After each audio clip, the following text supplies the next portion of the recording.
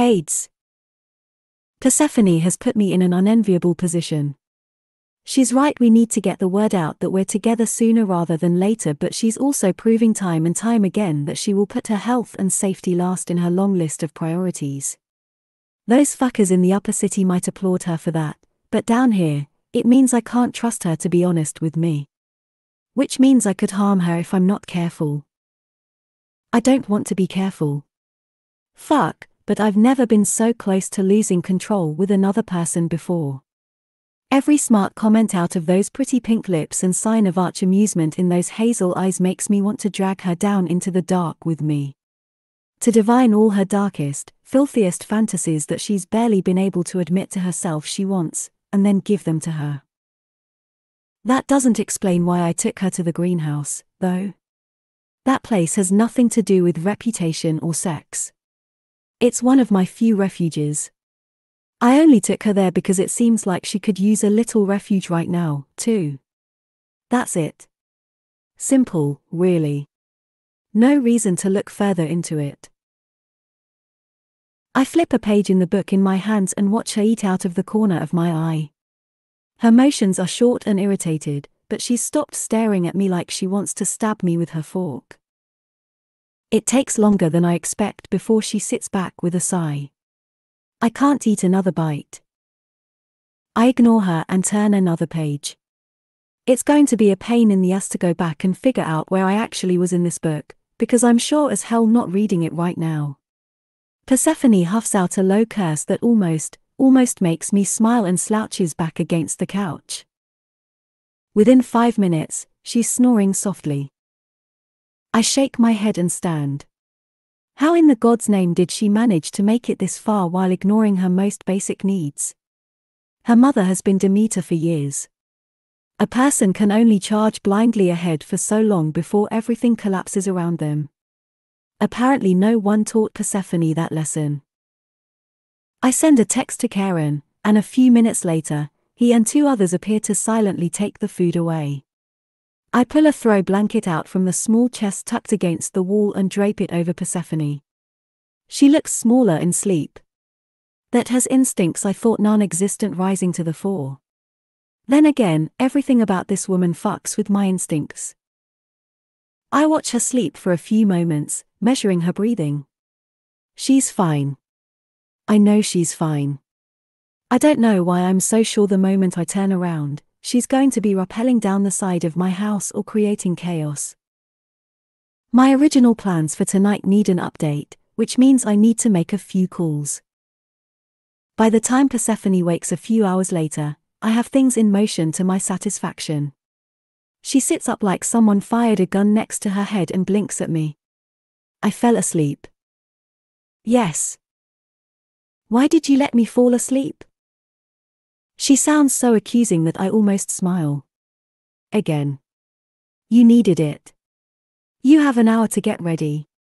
Juliet already sent over a few things for tonight. They're on my bed. When she just stares at me, I make a shooing motion. You're so determined to convince me that you're fine. Unless you really aren't feeling up to this. I'm fine. She nearly gets tangled up in the blanket as she stands but manages to right herself before she takes a tumble. Persephone gives me a sharp look. I have my own room, you know. The longer she's here, the harder it is to remember that she's not really mine to protect. I've promised her safety, yes, but the mundane day-to-day things don't fall under that umbrella. Unless I want them to.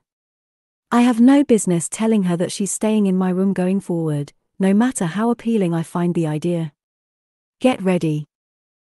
She frowns but finally moves into my bedroom. Persephone pauses just inside the door. If I take too long, are you going to kick down the door because you're sure I've collapsed?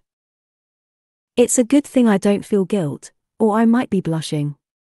You have a history of ignoring your body's needs. And that's in the last 48 hours alone. That's what I thought. She gives me a positively angelic smile. If I had hackles, they'd be raised seeing that.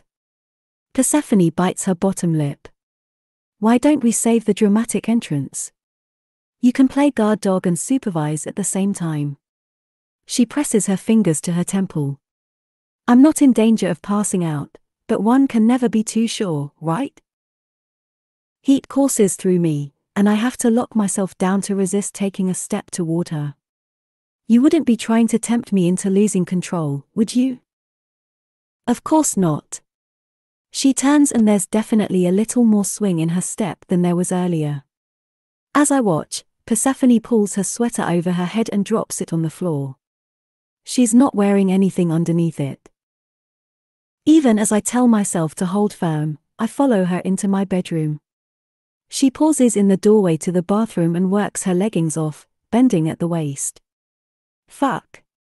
I am treated to the sight of her round ass and then she disappears into the bathroom. Following her in there is a mistake. She's attempting to top from the bottom again, and if I let her direct this, I'm having a hard time remembering why I need to keep control. She might light the spark that turns us into an inferno, but I'm too dominant to let her drive things for long. I'm also self-aware enough to realize when I'm making excuses. That knowledge isn't enough to keep me from following her into the bathroom. Persephone meanders into the walk-in shower as if she isn't temptation personified. I like that she's not the least bit self-conscious about being naked in front of me. That she's fearless enough to grab the tiger by the tail. Fuck, I kind of like her. Persephone. She stops and glances over her shoulder at me. Yes, sir?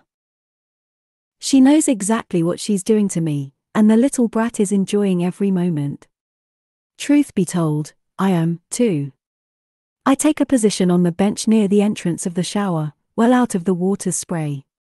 Come here. Her smile is nothing less than radiant. She waltzes back to me and stops right before her knees touch mine. She's a golden goddess with long, blonde hair, her body a temptation I have no intention of ignoring. Yes, sir? Your mouth is being obedient, but your actions aren't. She does that adorable lip-biting thing again, her eyes dancing. I suppose that means you want to reward my mouth. That surprises a laugh out of me. It feels as rusty as it sounds, but I like the way her lips curve in response. It's not her beaming sunshine smile. No, this expression is genuine amusement. I snort. I'm not remotely surprised you jumped to that conclusion.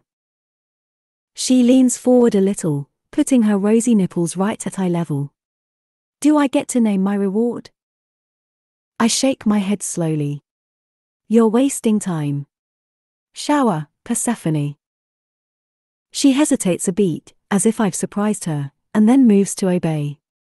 Within a few seconds, hot steam is curling around me. She steps beneath the spray and runs her hands over her body slowly. Teasing me. Teasing herself. I don't know which is her main goal, but it doesn't matter. My cock is so hard, I can barely think straight enough to remember why I can't touch her. Not yet. If I start, I won't be able to stop. Last night was my limit. If she wasn't practically begging for my cock, I might have a better chance of resisting, but Persephone wants this even more than I do, which is something I didn't think possible 24 hours ago. Now? I don't trust us together. If I drag this woman to my bed, we won't surface for days, weeks even. It might result in a whole hell of a lot of pleasure, but it won't do a damn thing to strike at the heart of Zeus. What the rest of Olympus doesn't know won't hurt him. Which is the problem. Persephone plucks her nipples and skates her hands down her stomach. I'm already shaking my head. No. No? You heard what I said. She props her hands on her hips. You want me? Yes. Then take me. Yeah, it's official. I like her. I bite back a grin. I will. When I'm ready. I push slowly to my feet. You seem to have things well in hand. Don't take too long. Whether you're ready or not, we leave in. I check my watch. 40 minutes. So you'd better hurry. Her curses follow me into the bedroom. It's only then that I allow myself to grin. I didn't expect to tango with her, let alone to enjoy it so much. I head back into the study and sit down to wait. 38 minutes later, Persephone sweeps into the room. Tell me the truth, Hades. You have a Princess Leia fetish, don't you? I stare at her. Speechless. I'm fucking speechless. She's twisted her hair up into a style that looks almost like a crown, and she's wearing the clothing I set out for her. It's a bra and panty set that would be mundane if not for the silk straps that crisscross around her breasts and waist and hips. I can admit that skirt is strikingly similar to Leia's bikini costume, with a long, sheer panel in the back and a narrow one in the front. She looks like a present I can't wait to unwrap. I make a spinning motion with my finger. Persephone huffs but obeys, turning slowly. Both the bra and panties are technically full coverage, but they are lace and give a tantalizing peekaboo to both nipples and pussy. I want her on my mouth, and I want it now. By the time she faces me again, I have myself under control. Mostly. I stand and hold out my hand. I have something special planned tonight. I should hope so. It took me a full 20 minutes to get into this thing. She tugs on one of the straps and winces. Each step she takes toward me puts her legs on display. She's magnificent. I cast a look at her feet, and she quickly cuts in before I can say anything. I have small bandages on. I didn't need the large ones. It's tempting to check, but the fiery look in her eyes says she's just waiting for me to try so she can tear me a new one. I'm not willing to say I've been overly careful with her, not when apparently I have to be careful for both of us, but I plan to keep a close eye on her tonight. The thought makes me smile. Let's go. We walk out of the room together to find Karen waiting. He flicks a glance over Persephone but keeps his attention on me. We're ready. I don't entertain as often as I used to. There are other locations around the lower city that cater to the rich and kinky who are looking to get their rocks off playing on the dark side. My home isn't open to just anyone, it's strictly invite only. There was a time in my early 20s where I didn't give a fuck who showed up, my recklessness giving my parties nearly legendary status, which only added to the myth of Hades. That was a long time ago. Now, I pick and choose who walks through those doors. Tonight, I've loosened the reins a bit, have picked a select few names off the long waiting list. Karen and my other people will ensure the new invitees stay in the appropriate places and don't get any funny ideas about snooping. 2 people at the door? Yes, Hades. More at the other entrances. He doesn't roll his eyes, but he looks like he wants to. We went over the entire plan earlier. I've followed it to your specifications. We're all good. No one will end up where you don't want them. It doesn't feel like enough, but it will have to do. Good. We make our way down to the door I showed Persephone yesterday. It's so glossy, it's almost a mirror as we approach, and the reflection of me in my suit and her in that outfit. Persephone is a pretty present, a pretty captive, and I'm the scary fucker who will cut down anyone who tries to take her from me. I give myself a mental shake. No use thinking like that. She might be mine for the duration, but she's not really mine. She's not for keeping. I can't afford to forget that, not even for a second. Karen takes up position next to the door. I adjust Persephone's hand against the bend in my arm. We're about to have an audience. It'll be real this time. She takes a deep breath. I'm ready. She's not, but that's part of what tonight is about. Easing her into it. Staking my claim, yes, but doing so in a way that doesn't throw her into the deep end to drown. I'm your anchor. Remember that. Her lips quirk like she wants to make a smartass response, but she finally nods. I can be obedient. I laugh. Fuck, that's 4 times in a 24-hour period. I ignore the surprised look Karen sends me and nod at the door. Let's go. Walking into the room is always a bit like walking into another world, but tonight the effect is more pronounced. The lights are all lowered, making the room appear larger than it really is. Persephone nailed it on the head yesterday. It really is the antithesis to Zeus's banquet hall. The silvery light cast onto the ceiling by the water gives the impression that we're somewhere below the surface of the world. A true underworld fantasy. The lights aren't fully lighting up the dais yet. That will be the signal that the show is about to begin. Right now, people are mingling on the couches and chairs. Some chatting, some already getting their own little parties started. The rules of the upper city don't apply here, and the people invited to cross the river tend to throw themselves into pleasure with a reckless abandon. I slow down, giving Persephone time to acclimate to the lower lighting. Giving our guests time to see us, to realize that things are finally getting started. Eyes turn our way, and a low murmur surges through the room when they realize who's on my arm. I guide Persephone to the dark throne situated against the wall in the center of the room. It's dramatic as fuck and absolutely ridiculous, but it serves its purpose. A king is only king if everyone around him acknowledges it. I might never set foot in the upper city again, but it advances my interests to remind every single person in this room who rules here. I have a reputation to uphold, after all. I sink into the chair and pull Persephone down to sit on my lap. She's so rigid, I might as well have a statue perched on my thighs. I raise a brow. You're going to be sore if you don't relax. Everyone is staring, she says out of the corner of her mouth. That's the point. She looks at her clasped hands, her jaw tight. I know that's the point, but knowing it and experiencing it are two very different things. This right here is why I changed my initial plans for the night. She's too fucking fearless. She rushes forward even when her mind and body are screaming at her to slow down. I sink back farther into the chair, taking her with me. At first, she resists, but when I give her a significant look, she allows me to arrange her so that she's leaning against my chest. The show's starting soon. And then she'll be too distracted to worry about everyone else in the room. What show?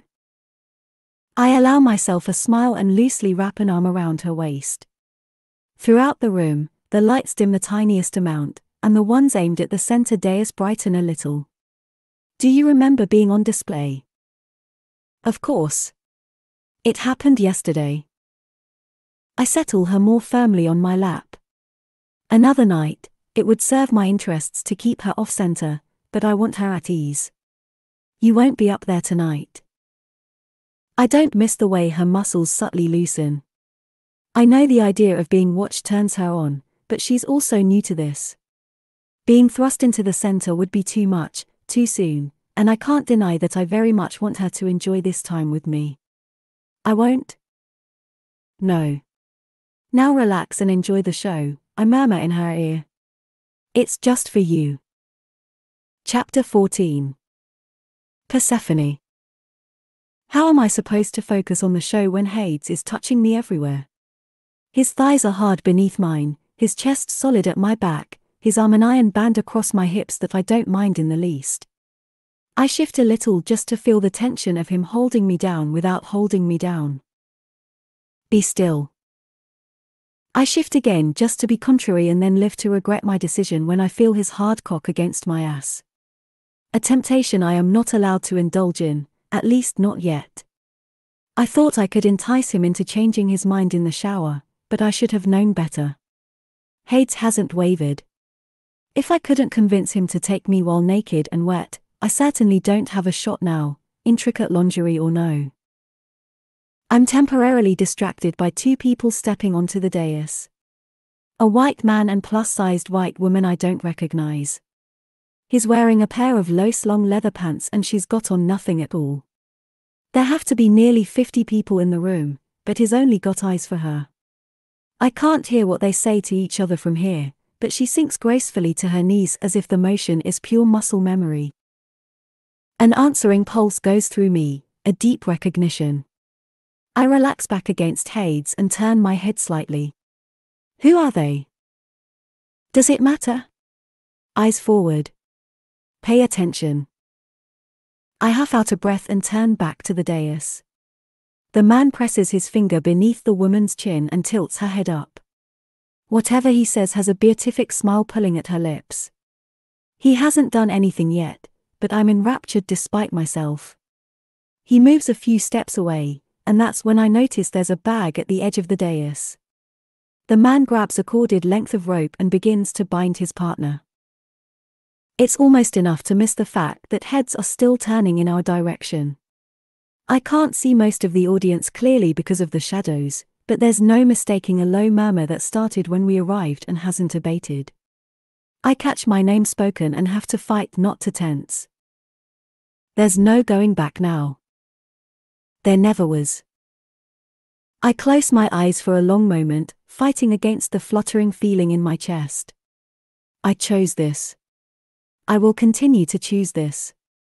And a small, forbidden part of me enjoys the attention, enjoys the shock I know some of these people are experiencing. I want to keep shocking them. I take a slow breath and refocus on the couple on the dais. He's halfway through binding his partner already.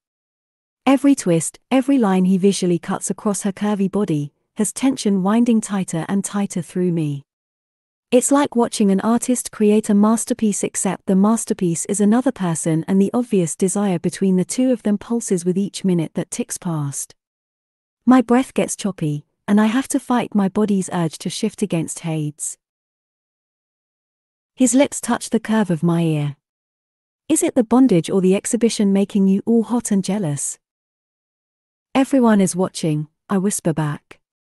We can see all of her. At least we can now that he's bound her legs wide and is working on a series of knots between her thighs. The flush spreading across her skin says that she's enjoying experiencing it even more than I'm enjoying watching. Hades shifts, moving to lightly drag his fingertips across my stomach. It takes me several seconds to realize he's tracing the straps crisscrossing my body and another few seconds to make the connection between what I'm clothed in and the scene playing out before us. His breath ghosts against my neck. I'm going to touch you now. You are touching me. I don't know why I'm arguing, acting as if I'm not holding my breath to keep from begging him to touch me more. Persephone. A tiny bit of censure mixed with amusement. Tell me you won't get off harder than you did last night if I finger you right here in front of everyone. Tell me and I'll stop. I can't say it without lying. I suddenly want him to take me onto that stage, to bend me over a chair or just throw me to the floor and fuck me right there with so many eyes on us. There are already eyes on us, even if they can't see us any clearer than I can see them. Will they notice Hades slipping his hand into my panties? Do I want them to? Yes. I carefully shift back and move my arms down to press against his hips. The new position leaves my body completely open to him. I swallow and strive for a nice, contrite tone instead of a demand. Please touch me, Hades. You are singularly motivated with your pleasure on the line. He chuckles against my shoulder. Despite my damn near begging, he doesn't pick up his pace. He drags his middle finger along the strap spanning my waist. Half the eyes in this place are on you, Persephone.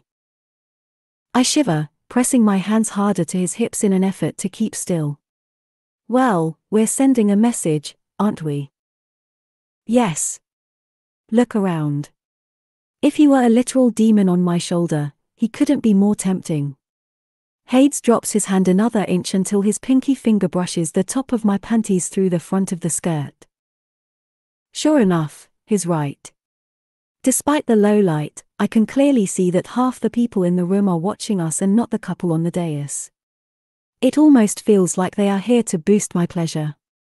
Didn't I imagine eyes on me when Hades had me strip yesterday?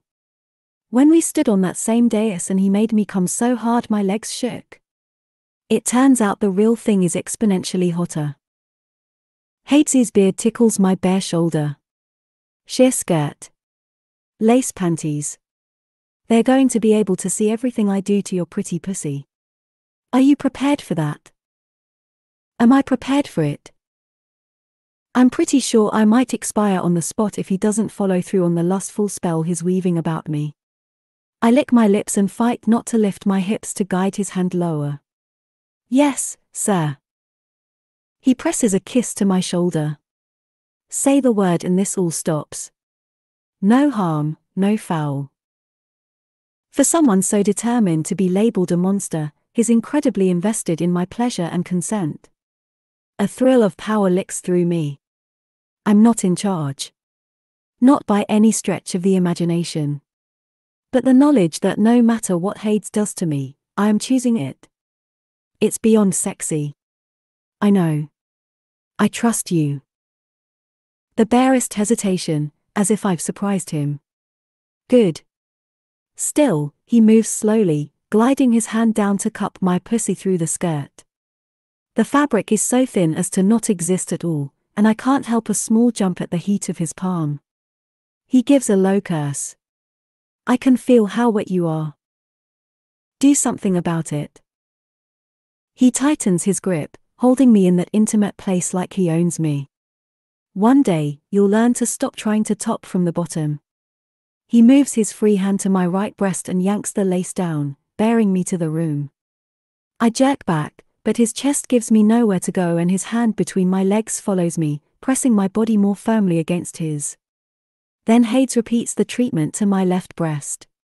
I'm still covered in the silk straps, but my nipples are bare and on display. He makes a low sking sound. Just for that defiance, I'm going to make you come, loud and messy, right here in front of them. It doesn't even occur to me to cover my breasts.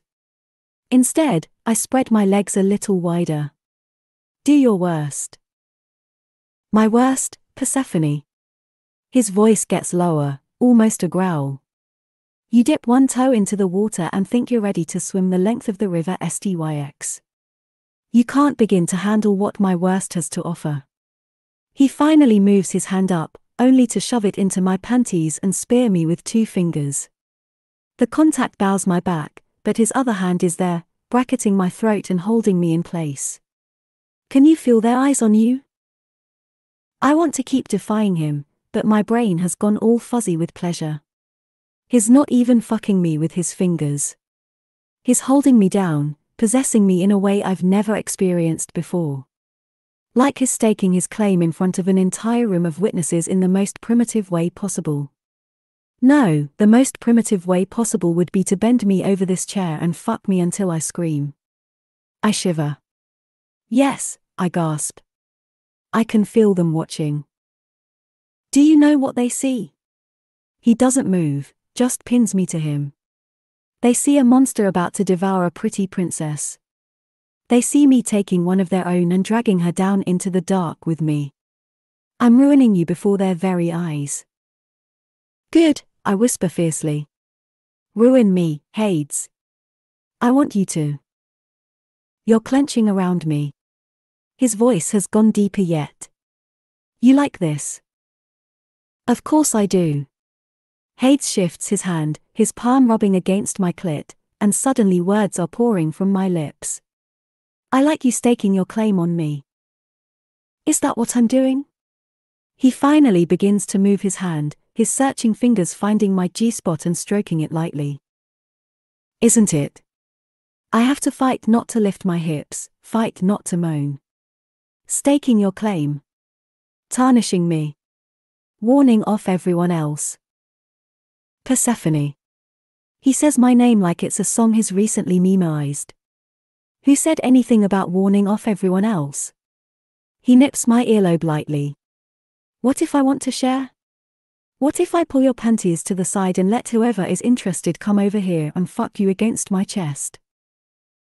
My entire body clenches, but I'm too dazed to decide if it's in protest or desire. You do that.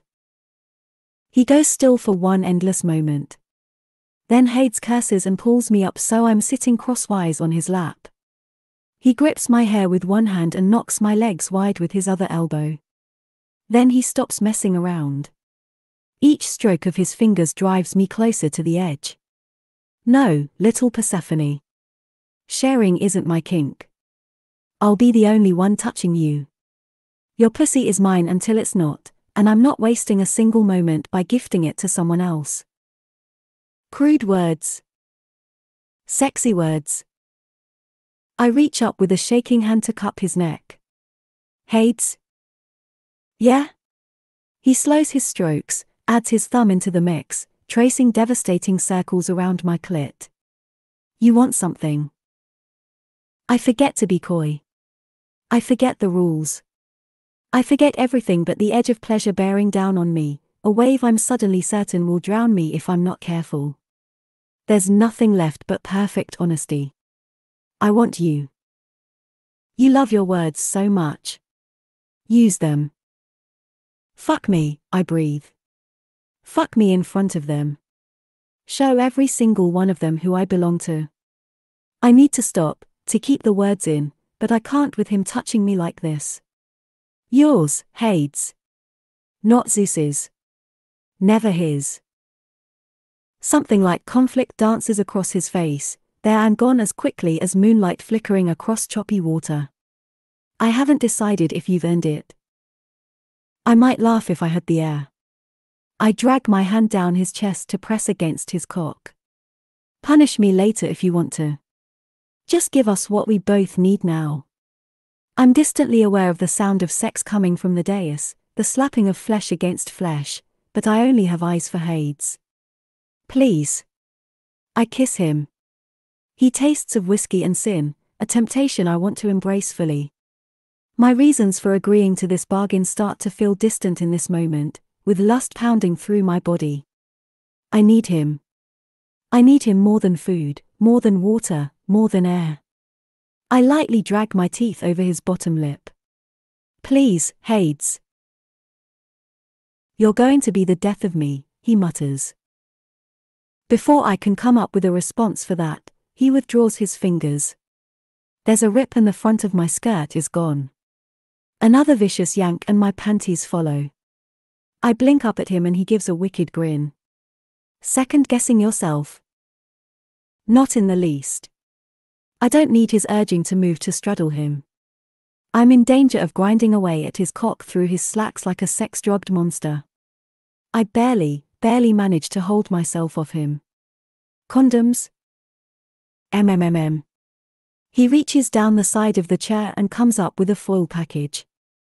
I expect. I'm not sure. I should know better than to try to anticipate Hades at this point. He presses the condom into my hand and nudges me back enough for him to undo his slacks. I rip open the condom as he draws his cock out. I lick my lips. Promise me that soon I get to have you naked. No. I glare, but it feels half-hearted at best. I'm too eager for him. It takes less than no time to roll the condom over his hard length. He grabs my hip with one hand, holding me in place until I look at him. What? No going back if you do this. If you ride my cock with them watching, they'll really believe you're mine. The words feel serious, full of layers I can't delve into with my body practically weeping with need for him. Tomorrow. I'll figure it all out tomorrow. Yes, you've said that. I'm suddenly afraid that he's going to change his mind. I suspect there will be an orgasm for me either way, but I want his cock inside me too much to play fair. I lean down until my lips brush the shell of his ear. Take what's yours, Hades. I want you to. You aren't a princess. You're a fucking siren. He yanks me forward and then he's inside me. I can barely breathe as he drags me down his cock, filling me almost uncomfortably full. Oh, gods. They have nothing to do with it. He looks furious and turned on and yet is still nowhere near as rough as I suddenly need him to be. This is what you wanted, little siren. My cock inside you. Just like that, he releases me and drapes his arms over the chair, looking every inch the indulgent king. Ride me, Persephone. Use me to make yourself come. Shock stills me. Having sex in front of a room full of people is one thing when he's right there with me, but he's forcibly putting distance between us even if he hasn't moved an inch. Suddenly, I'm the one on display, rather than us being on display. I like it. Not a single person can watch this scene and think that I'm anything but an enthusiastic participant. Hades has to know that, has to know how much that will matter. Fucking him here, like this, is as good as screaming to all of Olympus that I truly am his. I slide my hands up his chest, wishing I was feeling skin instead of his shirt. Another time. And there will be other times. I grip his shoulders and begin to move. No matter how frantic my pulse beats through me, I want this to last. Because it's a show, yes, but more importantly, because it's our first time. I don't want this to end too soon. I ride him slowly, working myself up and down his cock, winding my pleasure higher and higher. It's not enough and yet is too much at the same time. More. I need more. Endlessly more. As much as I want to close the distance and kiss Hades again, the way he's watching me is too intoxicating. His gaze travels over my body in a sweep I can almost feel against my skin. Drinking in the sight of me fucking him even as his hands clench the arms of the chair. He might have the cold mask in place, but is fighting not to touch me. I hold his gaze and lean back, bracing my hands on his thighs and arching my back, putting my breasts on display. A distant part of me is aware that I'm putting on a show for more than him, but right now, he's the only one I care about. See something you like? A Maudi brat. My orgasm dances closer. I feel like Hades and I are playing a game of chicken, barreling toward each other to see who will bend first. I've always bent in the past. With my family, with the 13, with everything. Bend so they don't break me, keeping my eyes on the horizon. I won't do it now. I refuse. I bite my bottom lip and slow down further, circling my hips in tiny, agonizingly good rotations. Hades. MMMM. My breathing hitches and he watches my breasts rise and fall with the move. It takes me 2 tries to find the words. You have a threat to follow through on. Do I? He arches that damn eyebrow. Feel free to remind me. You said you'd make me come, loud and messy, right in front of everyone. I can't quite dredge up my normal sunshine smile. That you'd take me in a way that shows everyone here that I'm yours. His body tenses beneath me. I did, didn't I? He has me up and off his cock before I register his movement. I don't get a chance to protest before Hades turns me around and guides me down onto him again. With my legs on either side of his thighs, I'm facing the room and spread wide open. His hand is at my throat again, thumb stroking the sensitive skin as his voice growls in my ear. Would hate for them to miss the rest of the show. On the dais, the man has the woman face down on the ground, tied and helpless, as he fucks her from behind. The blissful expression on her pretty face is matched only by the look of utter concentration on his. It's sexy as hell. But most of the people I can make out are turned our way. They are watching me fucking Hades, watching him touch me as he drives my pleasure higher. Hades skates his hand down my stomach and lightly circles my clit. Don't stop. Take what you need. My exhale comes out almost like a sob. It's a little harder to ride him like this, but I make do. Every move has his fingers sliding against my clit, but is forcing me to do all the work. In this position, there's no ignoring how many people are watching us. The attention only makes me hotter, more desperate. Hades, please. Don't beg me for it. Take it. I'm having an out-of-body experience and yet I'm suddenly sure I can feel every single nerve ending individually. His strength at my back, his arms anchoring me in place as I fuck him, the attention of so many people. It's all creating an experience unlike any I've had before.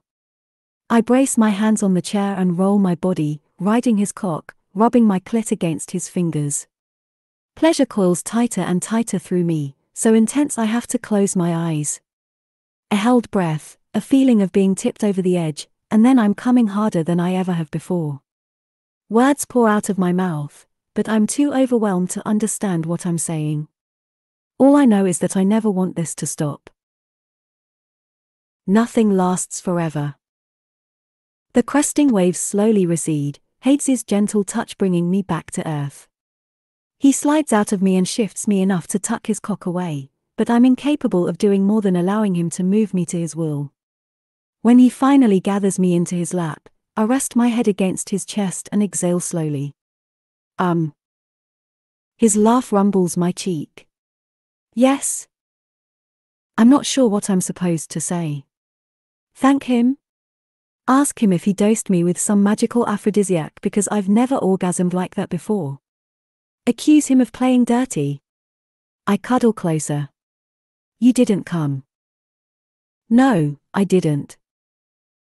Something like insecurity wins through me, dampening the deliciously weightless feeling in my bones. Why not? He strokes a hand down my spine. Because I'm nowhere near done with you yet. Chapter 15. Hades. There's nothing I want more than to carry Persephone up to my room and finish what we've started. Even though I should know better by now, she surprised me again. I want to keep learning her, to find every single fantasy she has so I can make her come over and over again. Unfortunately, the night is far from over. We've had our fun. Now it's time for politics. I can't help pressing a kiss to her temple. The show's almost over. At least one of them already is. She nuzzles my chest like a cat seeking pets. It makes my heart give an uncomfortable thud. She's closed her eyes and cuddled into me like I'm her favorite blanket. It's cute. Persephone. I put just enough bite into my tone to get her to look at me. We have to play court, at least for a little while. That's what tonight is all about. Except it was all too easy to forget that once I got inside her. The room faded away until all I could see was her. Her brows draw together and she sighs. I knew it was too much to ask to just keep fucking until dawn. I have to fight down a smile.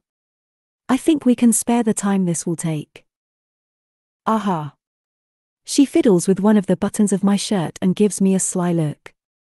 I don't suppose you'll make it up to me later. You're impossible. You're the only one who seems to bring out that side of me. I like that, in a perverse sort of way. Persephone might get under my skin like no one I've ever met, but I enjoy our bantering more than I have a right to. I enjoy a lot of things about Persephone. I'm saved from having to come up with a response by the lights coming up a bit and a white man approaching.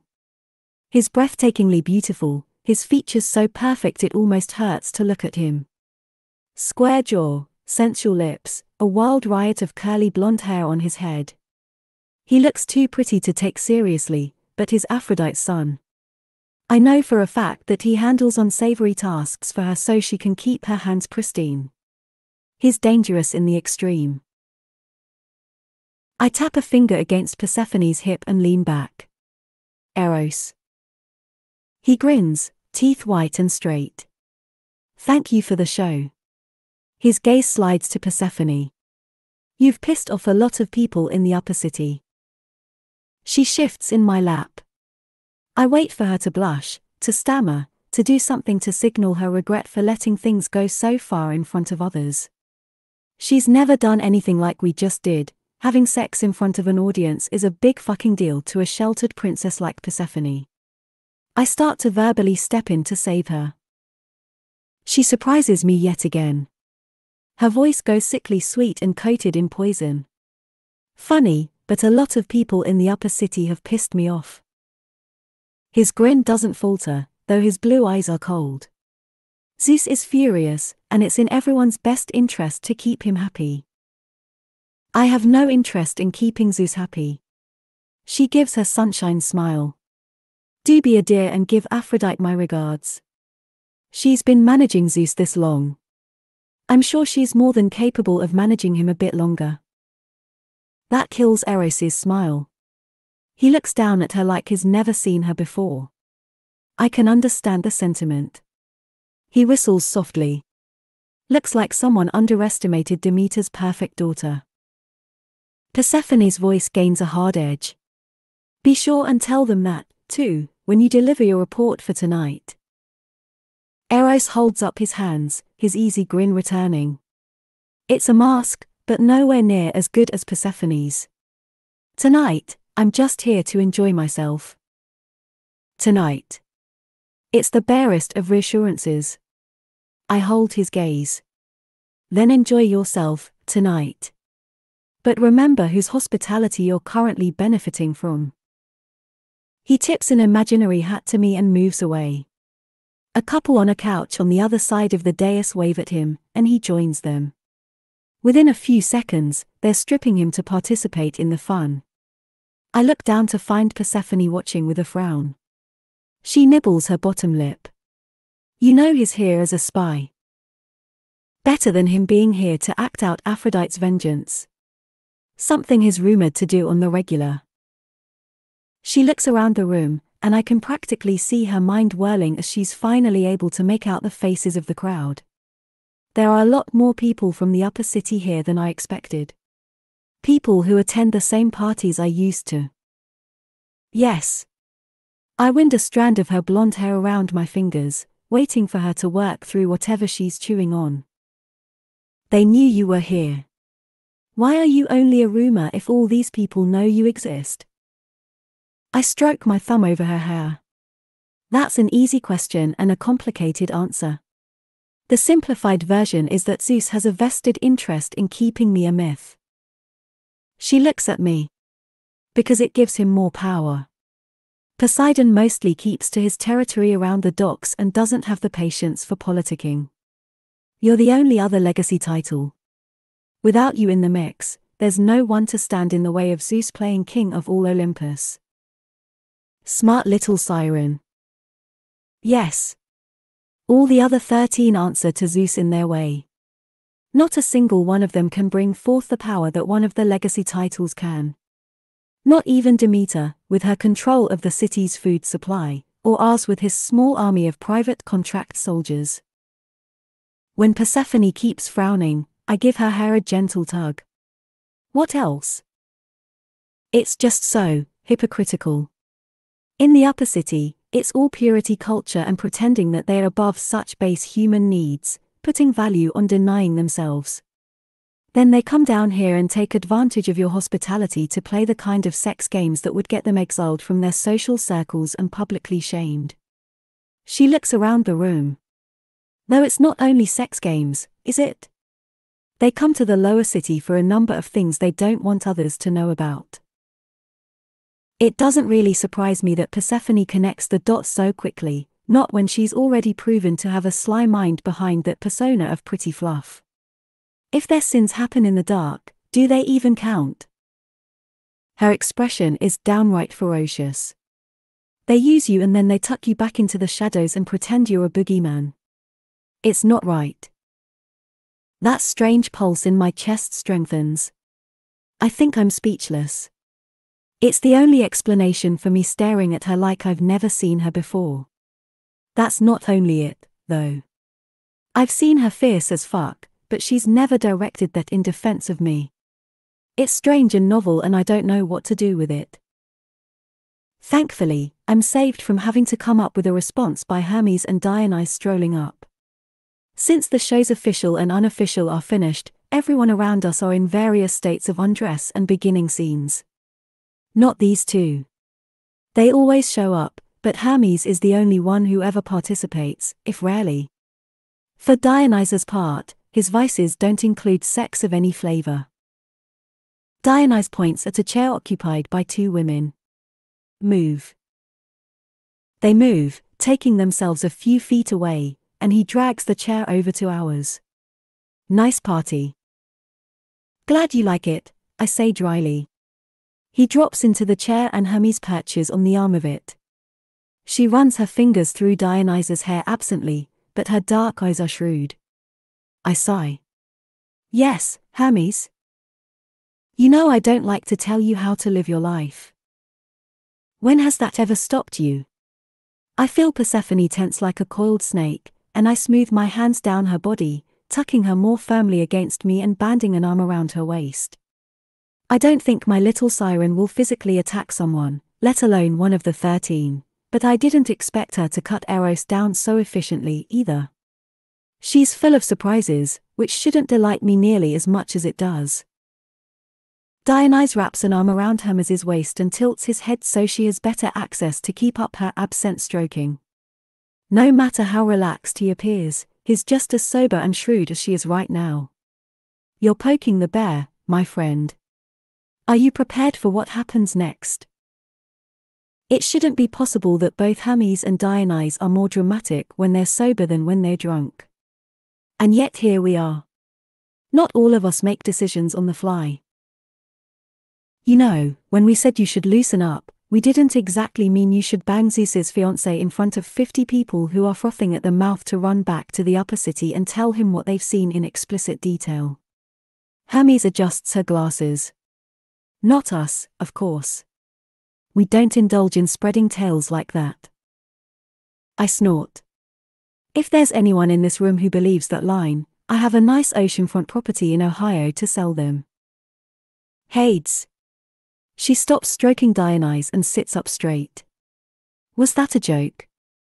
She points at Persephone. What have you done to him? 3 days and his cracking jokes. It's weird and unnatural, and you both need to stop this immediately. Persephone huffs out a breath. Maybe you'd know he has a dry sense of humor if you stopped talking long enough to let him get a word in edgewise. Hermes blinks slowly. And for another thing, if you're such good friends, maybe consider not running directly back to Zeus and tattling about everything you've seen here every time you visit. That kind of thing makes you a terrible friend, not a good one, no matter how many nights you end up drunkenly crashing at Hades' house. Hermes does another slow blink. Hades, I'm in love. Down, girl. That's another joke. She whoops and does a full body wiggle that forces Dionyse to move fast to keep her from toppling off the arm of the chair. Oh my gods, I love her.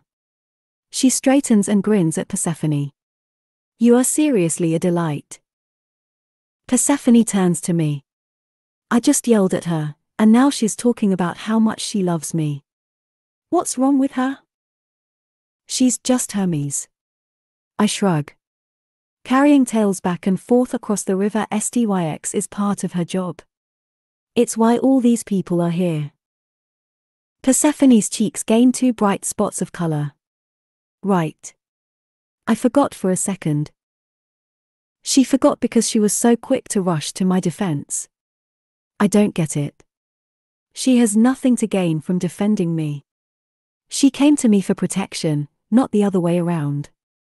Once again, Dionyse saves me from having to come up with a suitable response. He laughs. You should see how pissed Zeus is. He's playing it cool in public, but rumor has it that he destroyed an entire room when he found out where you'd gone. When he realizes that you're riding Hades' cock for everyone to see. He shakes his head. Nuclear doesn't begin to cover it. Persephone goes tense, and I don't have to see her face to know she's thinking about her sisters. She might have conflicted feelings about her mother, but from everything she's said and everything I've seen, the same cannot be said of the other Demetrius sisters. If there's one pressure point Zeus has available to him, it's them. Fuck. I should have thought of that sooner.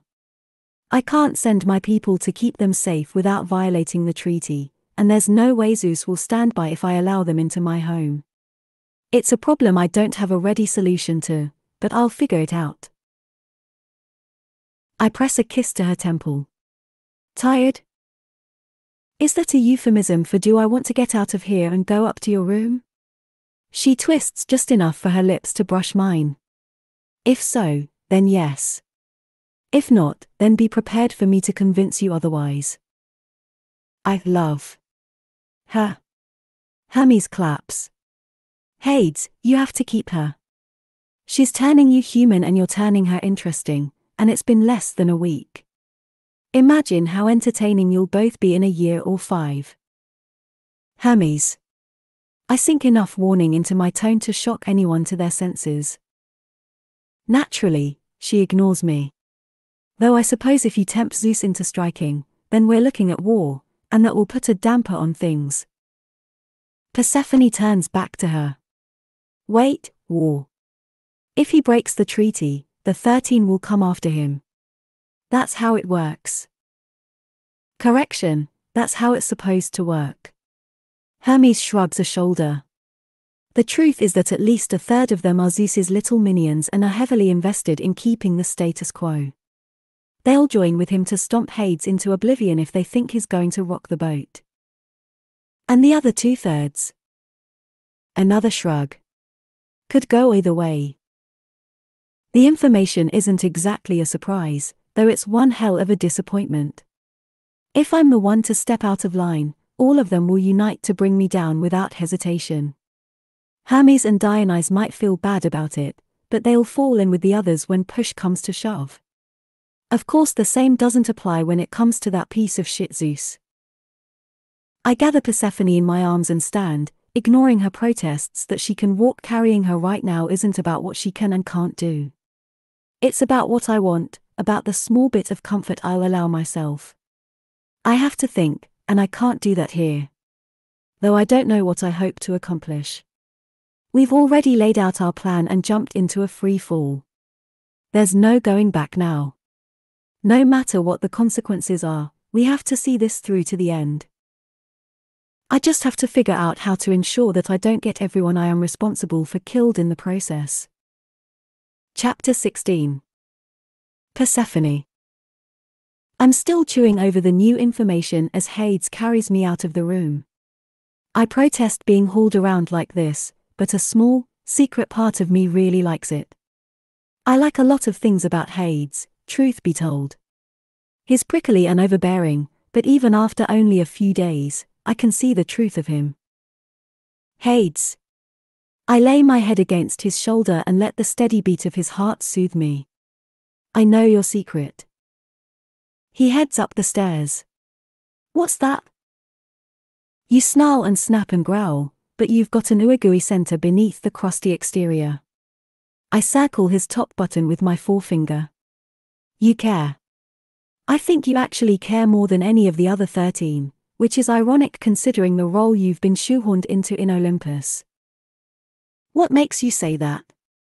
He's still not looking at me, but that's okay. It's actually easier to talk to him this way, without feeling like he can read my mind with a single intense look.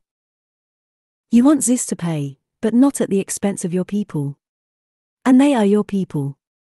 I've watched how you are with Georgie, and again with Juliet and Matthew.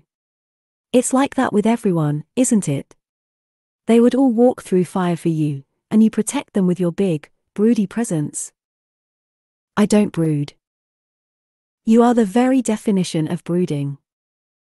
He snorts. Surely I don't care more than your mother. She's the one who ensures the entire city is fed and supplied with necessities. Yes, she is. Impossible to keep the bitterness out of my tone. She's very good at her job, but she isn't doing it out of the charity of her soul. She's chasing power and prestige. The feeling of enough is always over the next horizon. She was going to sell me to Zeus. She won't see it that way, but it's what that engagement was, a transaction. She loves me, but it's secondary to everything else.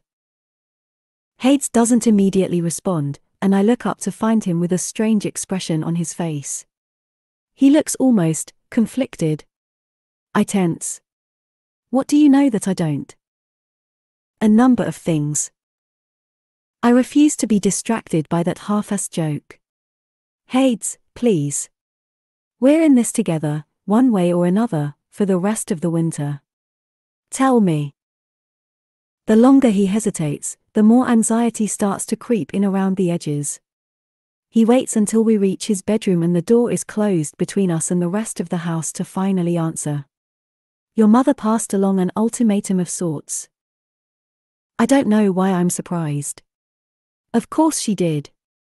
She's no more happy with me fleeing than Zeus is. All her careful plans wasted because of a disobedient daughter. She wouldn't be able to let that stand, not if she knows where I am. I wiggle until Hades carefully sets me on my feet. It doesn't leave me any steadier. Tell me, I repeat. If I don't return you, she'll cut off supplies to the lower city. I blink, waiting for the words to rearrange themselves into an order that makes sense. But there are thousands and thousands of people in the lower city. People who have nothing to do with you or me or the 13. Yes, he says simply. She's threatening to starve them. Yes. He doesn't look away, doesn't do anything but give me the honesty I demand. I wait, but he doesn't continue. Surely this is the end of it. Surely we can't move forward with this plan when so many people will be harmed. The barrier keeping Olympus separate from the rest of the world is too strong for people to leave for supplies, not to mention that part of Demeter's role is to negotiate favorable prices to ensure everyone has access to resources for well-balanced nutrition, regardless of their income. Without those supplies coming in, people will go hungry. I can't believe she'd do this, but my mother doesn't bluff. I take a slow breath. I have to go back. Do you want to go back? I give a helpless little laugh. The irony, if it can be called that, is that the one thing my mother and I have in common is the eye on the horizon thing. All I want is to be free of this place and figure out who I am if I'm not Demeter's middle daughter. If I don't have to play a particular role to survive, what kind of person might I turn into? Persephone. But I'm not listening. I guess that makes me as selfish as her, doesn't it? We both want what we want, and we don't care who else has to bear the cost. I shake my head. No. I won't do it. I won't let your people be hurt for my freedom. Persephone. Hades reclaims the space between us and gently but firmly takes my shoulders. Do you want to go back? I can't lie to him. No, but I don't see how that. He nods as if I've answered more than that single question. Then you won't. What? You just said. Do you think I'm naive enough to trust the 13 with my people's health and well-being? We were always one step away from pissing one of them off and causing a disruption like this. His lips quirk, though his eyes remain cold. My people won't starve. We have plenty of resources in the lower city. Things might get uncomfortable for a little while, but no one will be irreparably harmed. What? Where are you getting supplies from? Triton and I have an under-the-table arrangement. He's not surprised or angry or any of the emotions coursing through me right now. He's not even worried. The shocks just keep coming. You negotiated with Poseidon's right-hand man to get around the 13. How long has this been going on? Since I took over at 17. He holds my gaze. I know better than most that you can't afford to trust the goodwill of the 13. It was only a matter of time before one of them tried to use my people to hurt me. I look at him with new eyes. This man. Gods, he's even more complex than I suspected. A true leader. You knew this might happen when you agreed to help me. I knew it was a distinct possibility. He shifts his hands up to cup my face and drags his thumbs along my cheekbones. A long time ago, I promised myself that I wouldn't let those assholes in the upper city harm anything of mine ever again. There's little they can do, short of war, that will overly affect things here. What would it be like if Hades ruled Olympus instead of Zeus? I can barely wrap my mind around the very concept. Hades truly cares. I kiss him before I realize I'm going to do it. There's no plan, no ploy, nothing beyond the need to show him. I'm not even sure. Something I can't put into words. He goes still for half a breath, and then he shifts his hands to my hips and pulls me against him. He kisses me back with the same level of ferocity bubbling up in my chest. A feeling bordering on desperation, on something more intricate still. I pull away enough to say, I need you. He's already moving, backing me toward the bed. Hades looks down at my mostly bared body and growls. I want you naked. I hope you're prepared to wait. I'm not. He reaches into his jacket and comes up with a small knife. Don't move. I hold still. I hold my very breath as he slips the blade between my skin and the first strap. It's surprisingly warm, likely from being so close to his body. The strap gives easily beneath the sharp edge. And then another, and another, and another, until I'm standing before him completely naked. He snaps the blade closed and takes a step back, sweeping his gaze over me from my head to my feet and back again. Better. He stalks to the light switch and flicks it, ignoring my wordless protest. I want to see. Hades moves past me to the windows and shoves the heavy curtains open. My eyes adjust quickly enough and I realize I can see, at least a little. The lights from the city bathe the room in a low neon glow. Hades strips as he walks toward me. Jacket and shirt. Shoes and pants. He stops a few feet away and I can't help reaching for him. He might be giving me the view I crave, but I need something even more vital, his skin against mine. Except he catches my hand before I make contact with his chest and guides it up to his neck. He finishes closing the distance between us, bringing us chest to chest. I get the faint impression of rough scars against my skin, but Hades kisses me again and I forget anything else but getting him inside me as quickly as possible. He lifts me, and I wrap my legs around his waist. The new position has his cock nearly lined up perfectly where I need him, but he moves before I can lose my mind enough to take advantage. My need is an all-consuming thing that's been building since the moment I laid eyes on him. Having sex in front of the crowd was one thing, but it barely took the edge off. That was about reputation. This is about us. Hades walks us to the bed and climbs onto it. He takes my hands and guides them up to the headboard. Keep them here. Hades. I'm panting as if I've run a great distance. Please. I want to touch you. Keep your hands here, he repeats and gives my wrists a squeeze. He doesn't have to say it again. I'm already nodding. Anything to keep this going, to prevent this moment from ending. Okay. Hades shifts back to kneel between my spread thighs. His front is in shadow, but I have the feeling that he can see me in detail from the light through the windows. He cups my breasts, but he doesn't linger long before he slides down my body and presses an open-mouthed kiss to the sensitive spot just below my belly button. And then he's at my pussy. His breath shudders out against my clit as if he's just as affected by this moment as I am. Maybe more so. I'm going to have you, little siren. In every position, in every way. I don't know if he's talking to me or talking to himself, but I don't care. I grip the headboard hard and fight to stay still. Then take me. An echo of what I said to him on the throne, but it means something different now. I can't pretend I want this solely for the benefit of our mutual reputations. No, I just want him.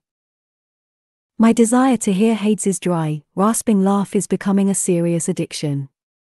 It's 1,000 times better when he's making the sound against my pussy. He drags his tongue over me. His growl is the only warning I get before he grabs my thighs and presses them up and out, holding me completely open. There is no savoring, no teasing, no tempting me. He goes after my pussy like he'll never get this chance again. Like he needs my orgasm more than he needs his next breath. Each exhale sobs out. I can't think, can't move, can't do anything but obey his order to hang on and take the pleasure he is rising with every movement of his tongue.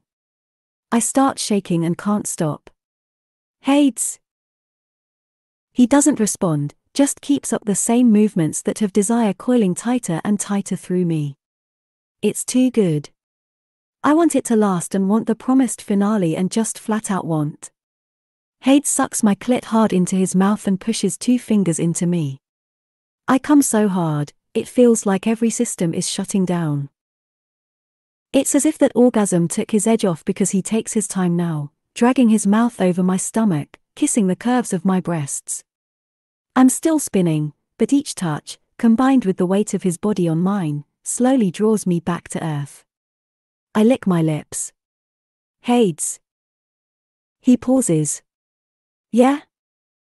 Can I touch you now? Please? His breath shudders out against my neck. You are touching me. That's not what I mean, and you know it. I don't release the headboard, won't break his command without permission.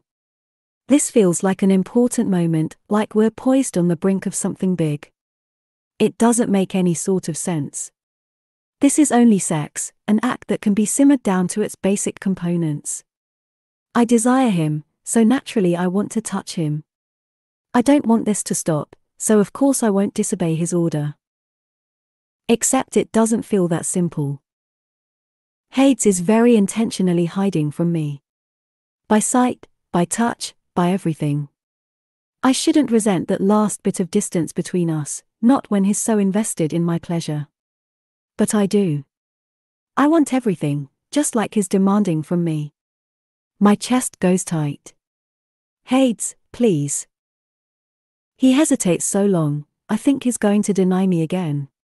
Finally, he curses and reaches over my head to take one of my hands and bring it down to press against his chest, and then repeats the motion with my other hand.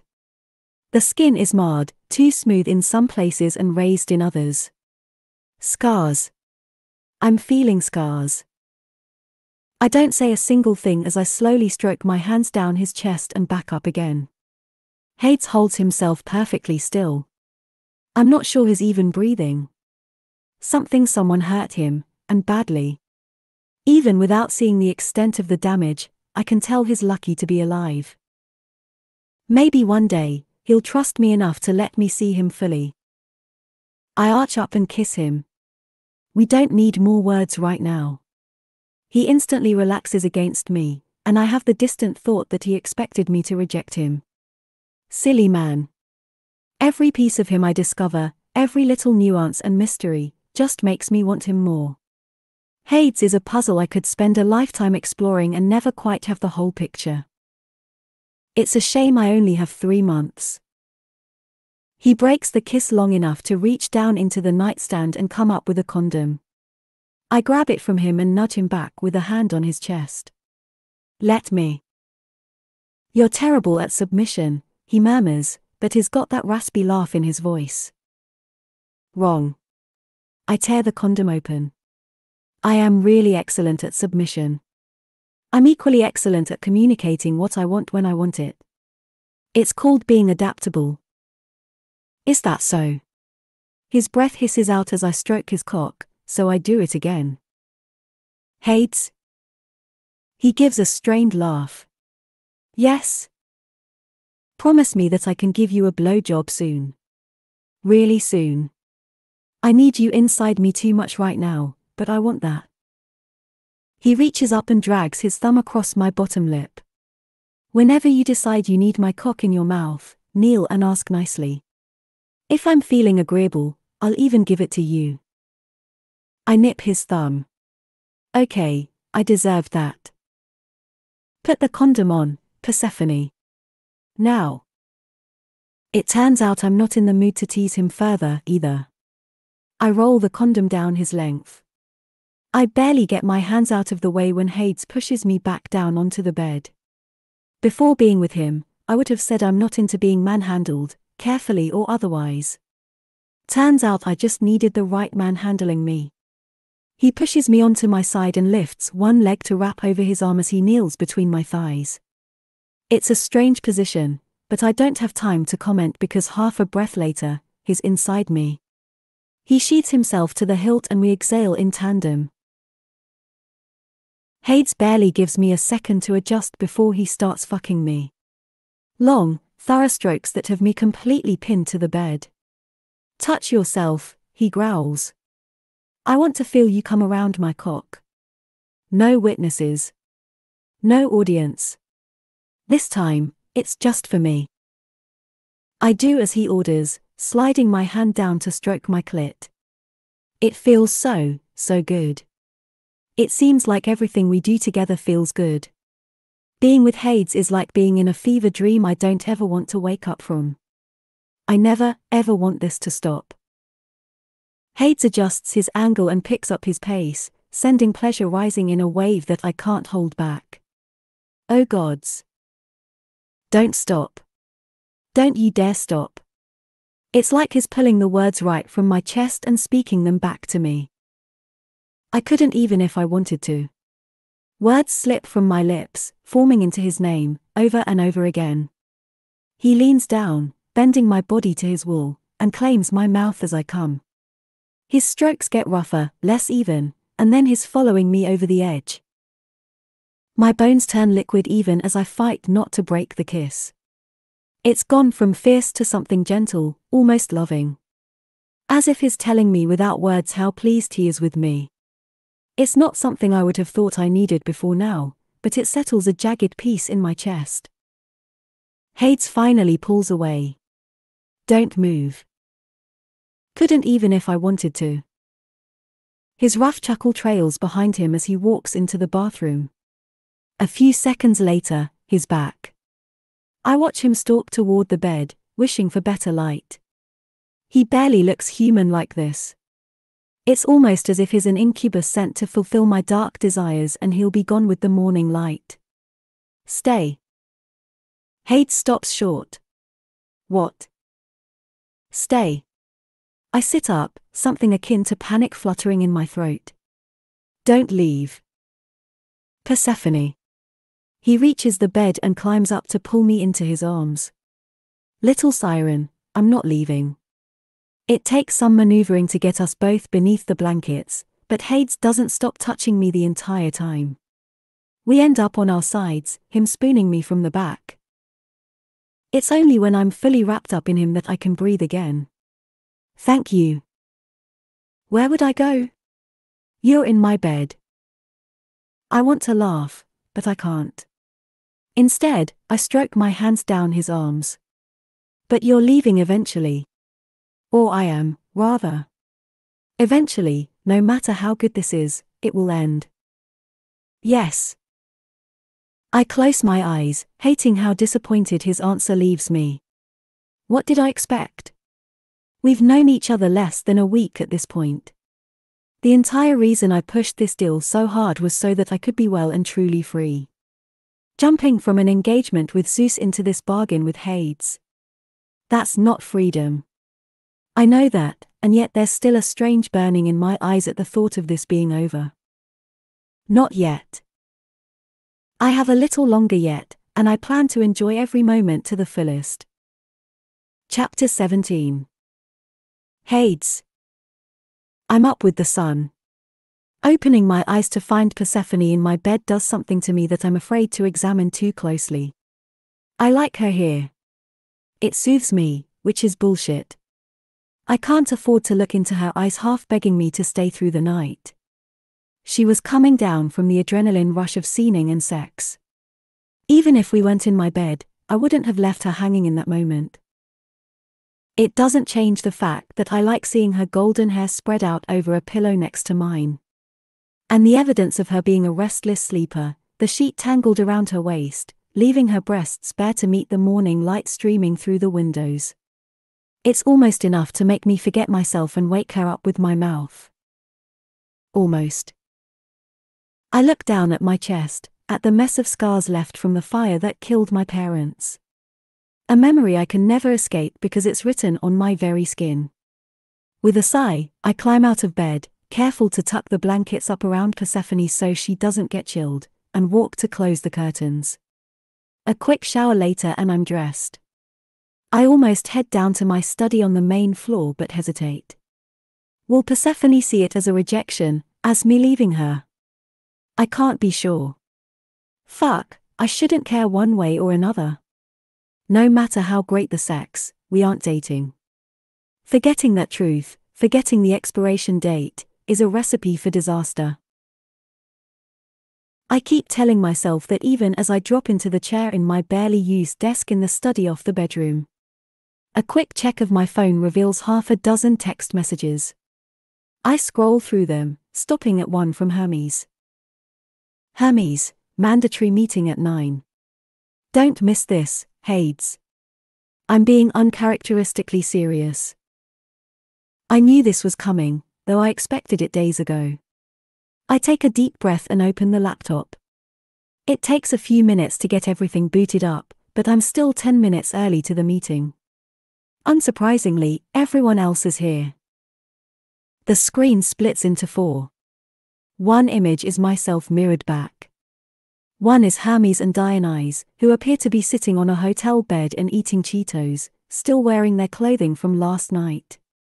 The third shows Poseidon, his big, burly shoulders consuming the frame. He's wearing a pissed-off expression under his red hair and beard, like he doesn't want to be here any more than I do. The remaining square contains the other 8 people who represent the remainder of the 13 seated around a boardroom table. Since Zeus is unmarried after the last hero died, we're one short.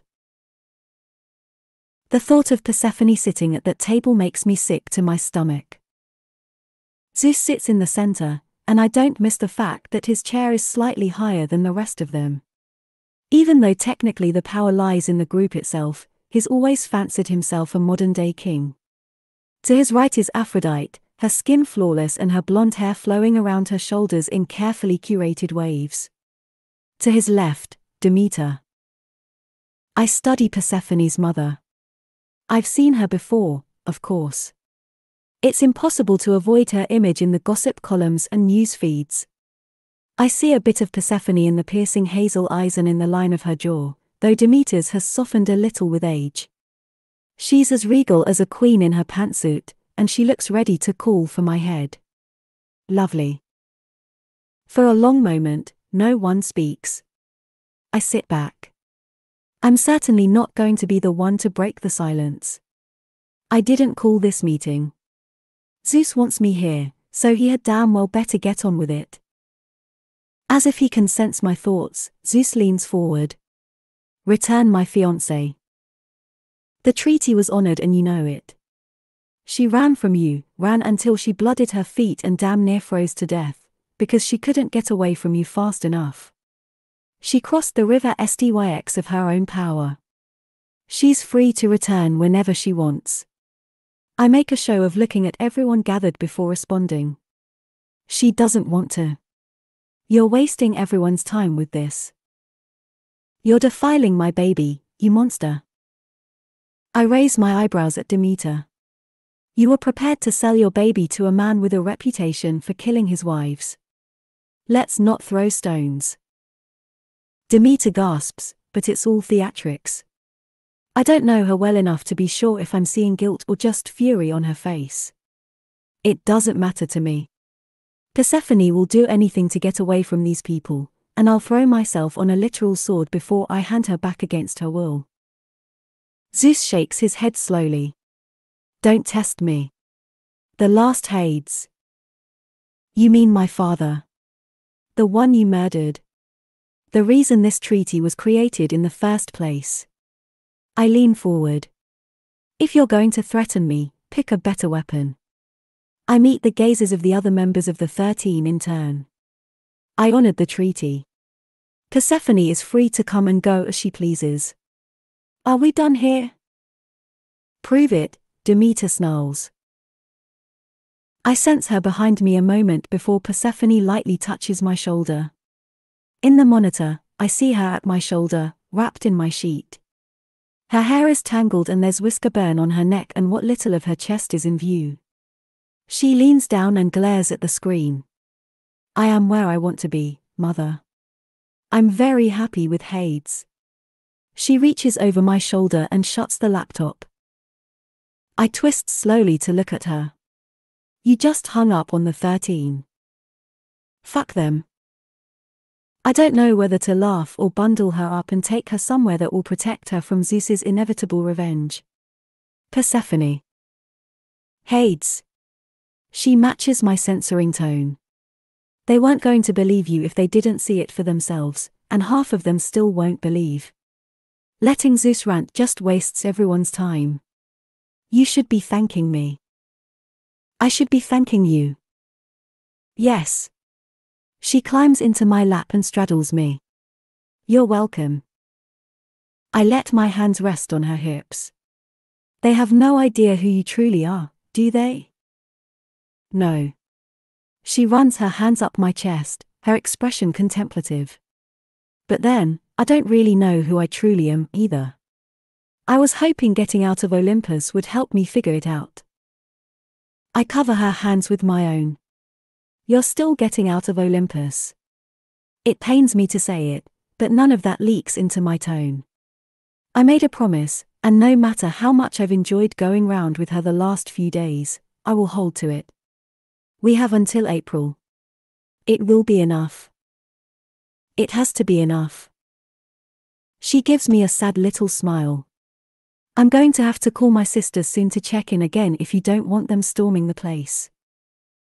I'll get you a phone today. I pause. One that isn't tapped. Thank you. She gives me a beautiful smile. I stare up at her in something akin to shock. I've seen Persephone cunning and sunshiny and angry. I've never seen her like this. Is this happiness? I'm afraid to ask, only to find it's just another version of her usual mask. Persephone presses a quick kiss to my lips and then slides off my lap and down to the floor to kneel between my thighs. She gives me an expectant look, and I put aside my tangled feelings to focus on the here and now. Want something, little siren? She runs her hands over my thighs and bites her bottom lip. You promised if I hit my knees and asked nicely, I could have your cock. She reaches for the front of my slacks. I would very, very much like your cock, Hades. Please. I catch her hands. You know you don't have to do this. Yes, I'm aware. She gives me an imperious look, as if she's indulging me. Telling me I don't have to do anything I don't want to do is ridiculous, because I want to do everything with you. Absolutely everything. She's just talking about sex, but my heart still gives a dull thump in response as if waking from a long sleep. Rusty and unused but still alive. I release her and press my shaking hands to the arms of my chair. Then don't let me stop you. I'm so glad you're seeing things my way. She opens my slacks and draws my cock out. Persephone licks her lips. Oh, Hades. I kind of wish I had any artistic ability at all, because I would love to paint you. I'm still processing that strange statement when she leans down and takes my cock into her mouth. I don't know what I'm expecting. I should realize by now that Persephone is never quite what I think she'll be. She sucks me down as if she wants to taste and luxuriate in every inch. A warm, wet slide that has every muscle in my body going tense. I fight to hold still, to let her have this moment as she finishes her exploration and looks up. Her eyes have gone dark and the color is high in her cheeks. Hades? Yeah? She kneads my thighs with her fingertips. Stop being so freaking nice to me and tell me what you want. Shock has me answering honestly. I want to fuck your mouth until you cry. She gives me a beautiful smile. There. Was that so hard? Persephone inches back. You play the big, bad wolf, but you've been so careful with me since we met. You don't have to be. I promise I can take everything you give me. She lets the sheet fall to the floor around her. The woman says she wants to paint me, but she's the artwork, the very picture of the siren I've named her. I'm starting to think I would gladly drown for this woman. I push slowly to my feet and smooth back her hair. Fuck, she's so beautiful, she steals my breath. I want her more than I've wanted anything else in my life, a fact I'm not prepared to look too closely at. I twist her hair around one fist and give it a tug. If it's too much, slap my thigh. It won't be too much. I tap her bottom lip with my thumb. Open. Persephone is all wicked pleasure as I ease my cock into her mouth.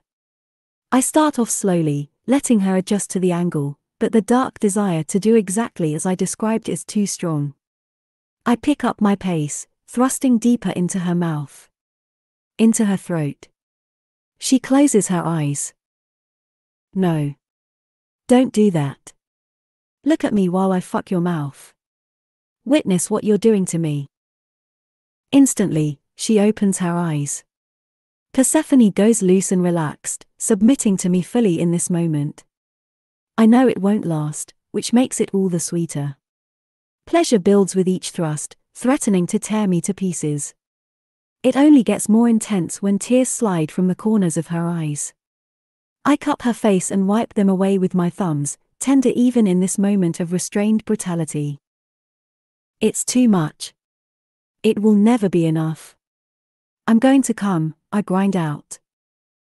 She runs her hands up my thighs and gives me a squeeze. An assent. It's all the permission I need to let go. I try to keep my eyes open, try to savor every moment of this gift she's giving me as I drive into her willing mouth and orgasm. Persephone drinks me down, holding my gaze. She looks at me like she sees me. Like she's loving this just as much as I am. I've never felt so fucking owned in my life. I don't know what to do with it, how to process it. I force myself to release her, and she gives my cock one last lazy suck before leaning back and licking her lips. Tear tracks mark her cheeks and she grins, looking particularly pleased with herself. It's a contrast I don't know what to do with, so I yank her to her feet and kiss her, hard and thorough. You're a gift. She laughs against my mouth. I know. I back her toward the door to my bedroom. I have things to do today. Do you? Persephone laces her arms behind my neck and beams at me, totally unrepentant. I guess you should do them. I catch the backs of her thighs and lift her to topple back onto the bed. In a little bit. I kneel at the side of the bed and push her legs apart. Her pussy is pretty and pink and oh so wet. I part her lips with my thumbs and exhale against her clit. You liked it when I fucked your mouth. I really, really did. She lifts her head enough to look down her body at me. I told you that I can handle anything you can give.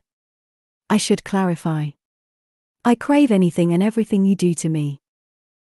Sweet fuck, the trust she places in me. I'm still not sure I deserve it. I hold her gaze and circle her clit with the tip of my tongue. I suppose business can wait a little longer. Her smile in response is reward enough, but I have her practically vibrating with the need to ride my face. Actually, that's a fantastic fucking idea. I slide her up the bed and crawl onto the mattress. Come here. Persephone is already obeying, following my lead to climb up to straddle my chest. I slide down and then there she is, right where I want her. Don't hold back, little siren. You know you want to be wicked. She gives an experimental roll, and I reward it with a long lick.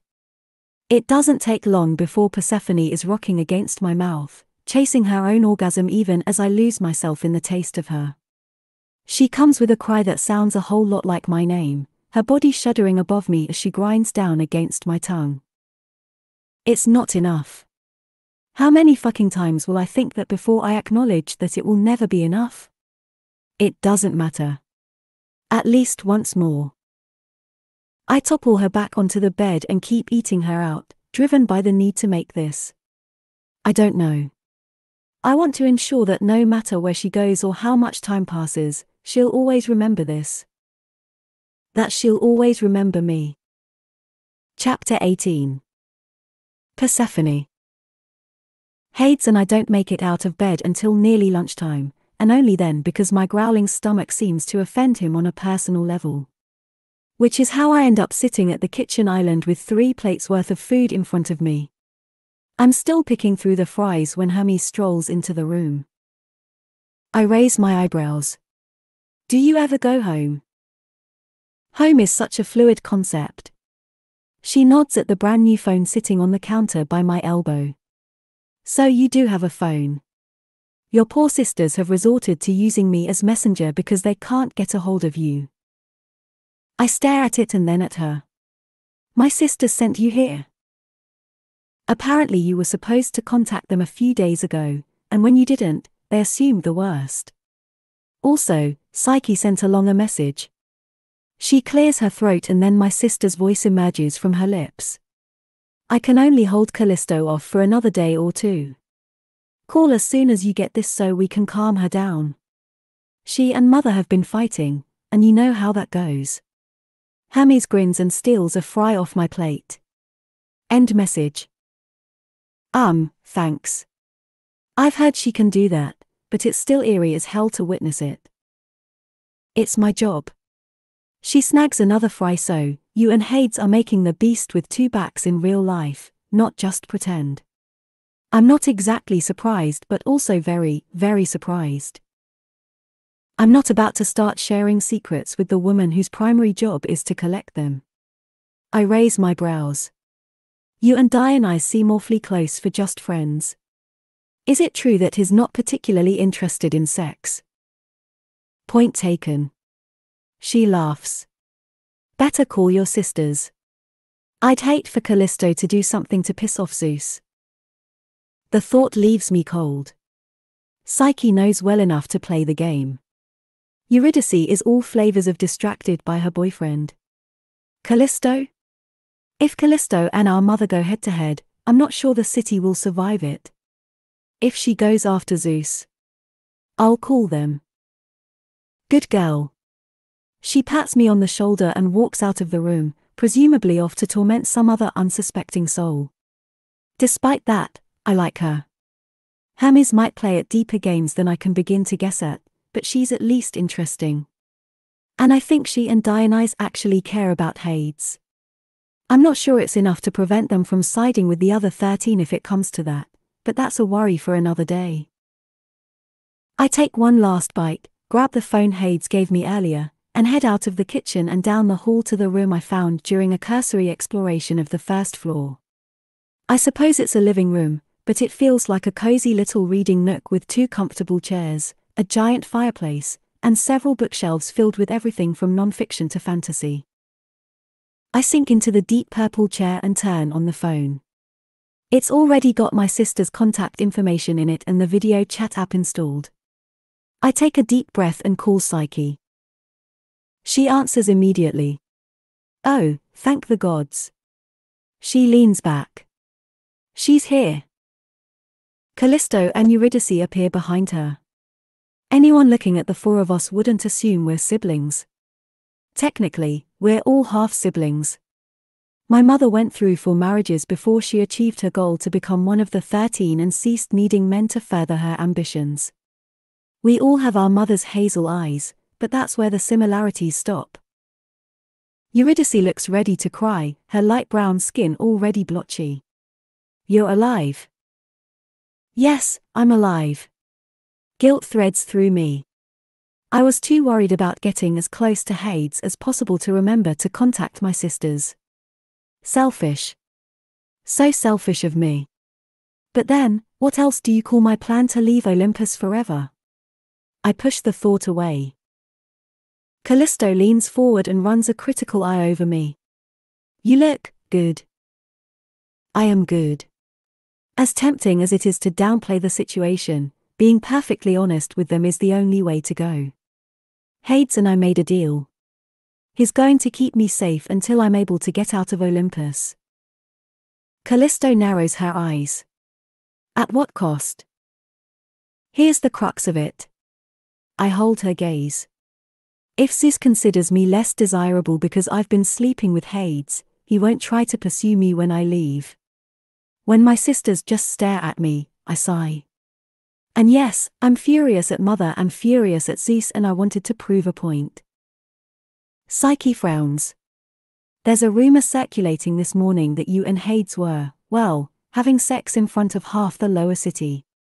I thought it was just people gossiping nonsense, but it's true. I can feel my face getting red. Our plan won't work if it's just pretend. It has to be real. It's Eurydice, my sweet and innocent sister, who speaks next, her voice low and furious. We're coming to get you right now. If he thinks he can force you. No one is forcing me to do anything. I hold up a hand. I have to get ahead of this. I should have known that trying to be vague would only incite every single one of their protective instincts. I'll tell you the full truth, but you have to stop reacting and listen. Psyche puts her hand on Eurydice's shoulder.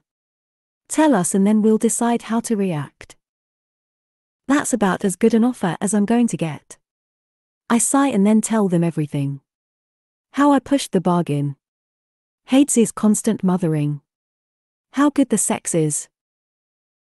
I leave out Hades' history with Zeus, the scars wrapping his body that no doubt came from the fire that killed his parents. The fire Zeus caused. I trust my sisters implicitly, but something in me rebels at sharing that story. It's not exactly a secret, but it feels like one, like a piece of knowledge that Hades and I share, that bonds us together further. And I hesitate, but in the end, who else can I talk to about this? I feel like I can breathe here. I don't have to pretend with Hades, don't have to be perfect and bright all the time. I feel like I'm finally starting to figure out who I am behind the mask. Eurydice has hearts in her eyes. Only you could manage to run away and fall into bed with a sexy man determined to do anything to protect you. You're truly God's blessed, Persephone. It didn't feel like it when they announced the engagement. Eurydice's happiness dims. No, I suppose it didn't. Psyche is looking at me like she's never seen me before. Are you sure it's not all an elaborate trap? You've developed those defenses for a reason. I bite down on my instinctive denial and force myself to think about it. No, it's not an elaborate trap. He hates Zeus just as much as I do. He has no reason to think breaking me would hurt anyone but me. He's not like that anyway. He's not like the rest of the 13 at all. That, I know for truth. I've survived moving through Olympus's circle of power and influence this long by trusting my instincts and lying through my teeth. I don't have to lie with Hades. More, my instincts mark him as safe. Are you sure? Because we all know you've had this fascination with the title Hades IV. Hades is not the problem. I don't want to tell them what I know about Mother, but they need to know. Mother threatened to cut off the entire supply line to the lower city until Hades returns me. We know. Callisto drags her hand through her long dark hair. She's been ranting about it ever since you left, working herself up into a frenzy. She's worried, Eurydice says. Callisto snorts. She's angry. You defied her and left her with pie on her face in front of the rest of the 13. She's going out of her mind trying to save face. And she's worried. Eurydice shoots our eldest sister a look. She's been cleaning. I sigh. Easy to paint my mother as the villain right alongside Zeus, but she does love us. She just doesn't let that love get in the way of her ambitions.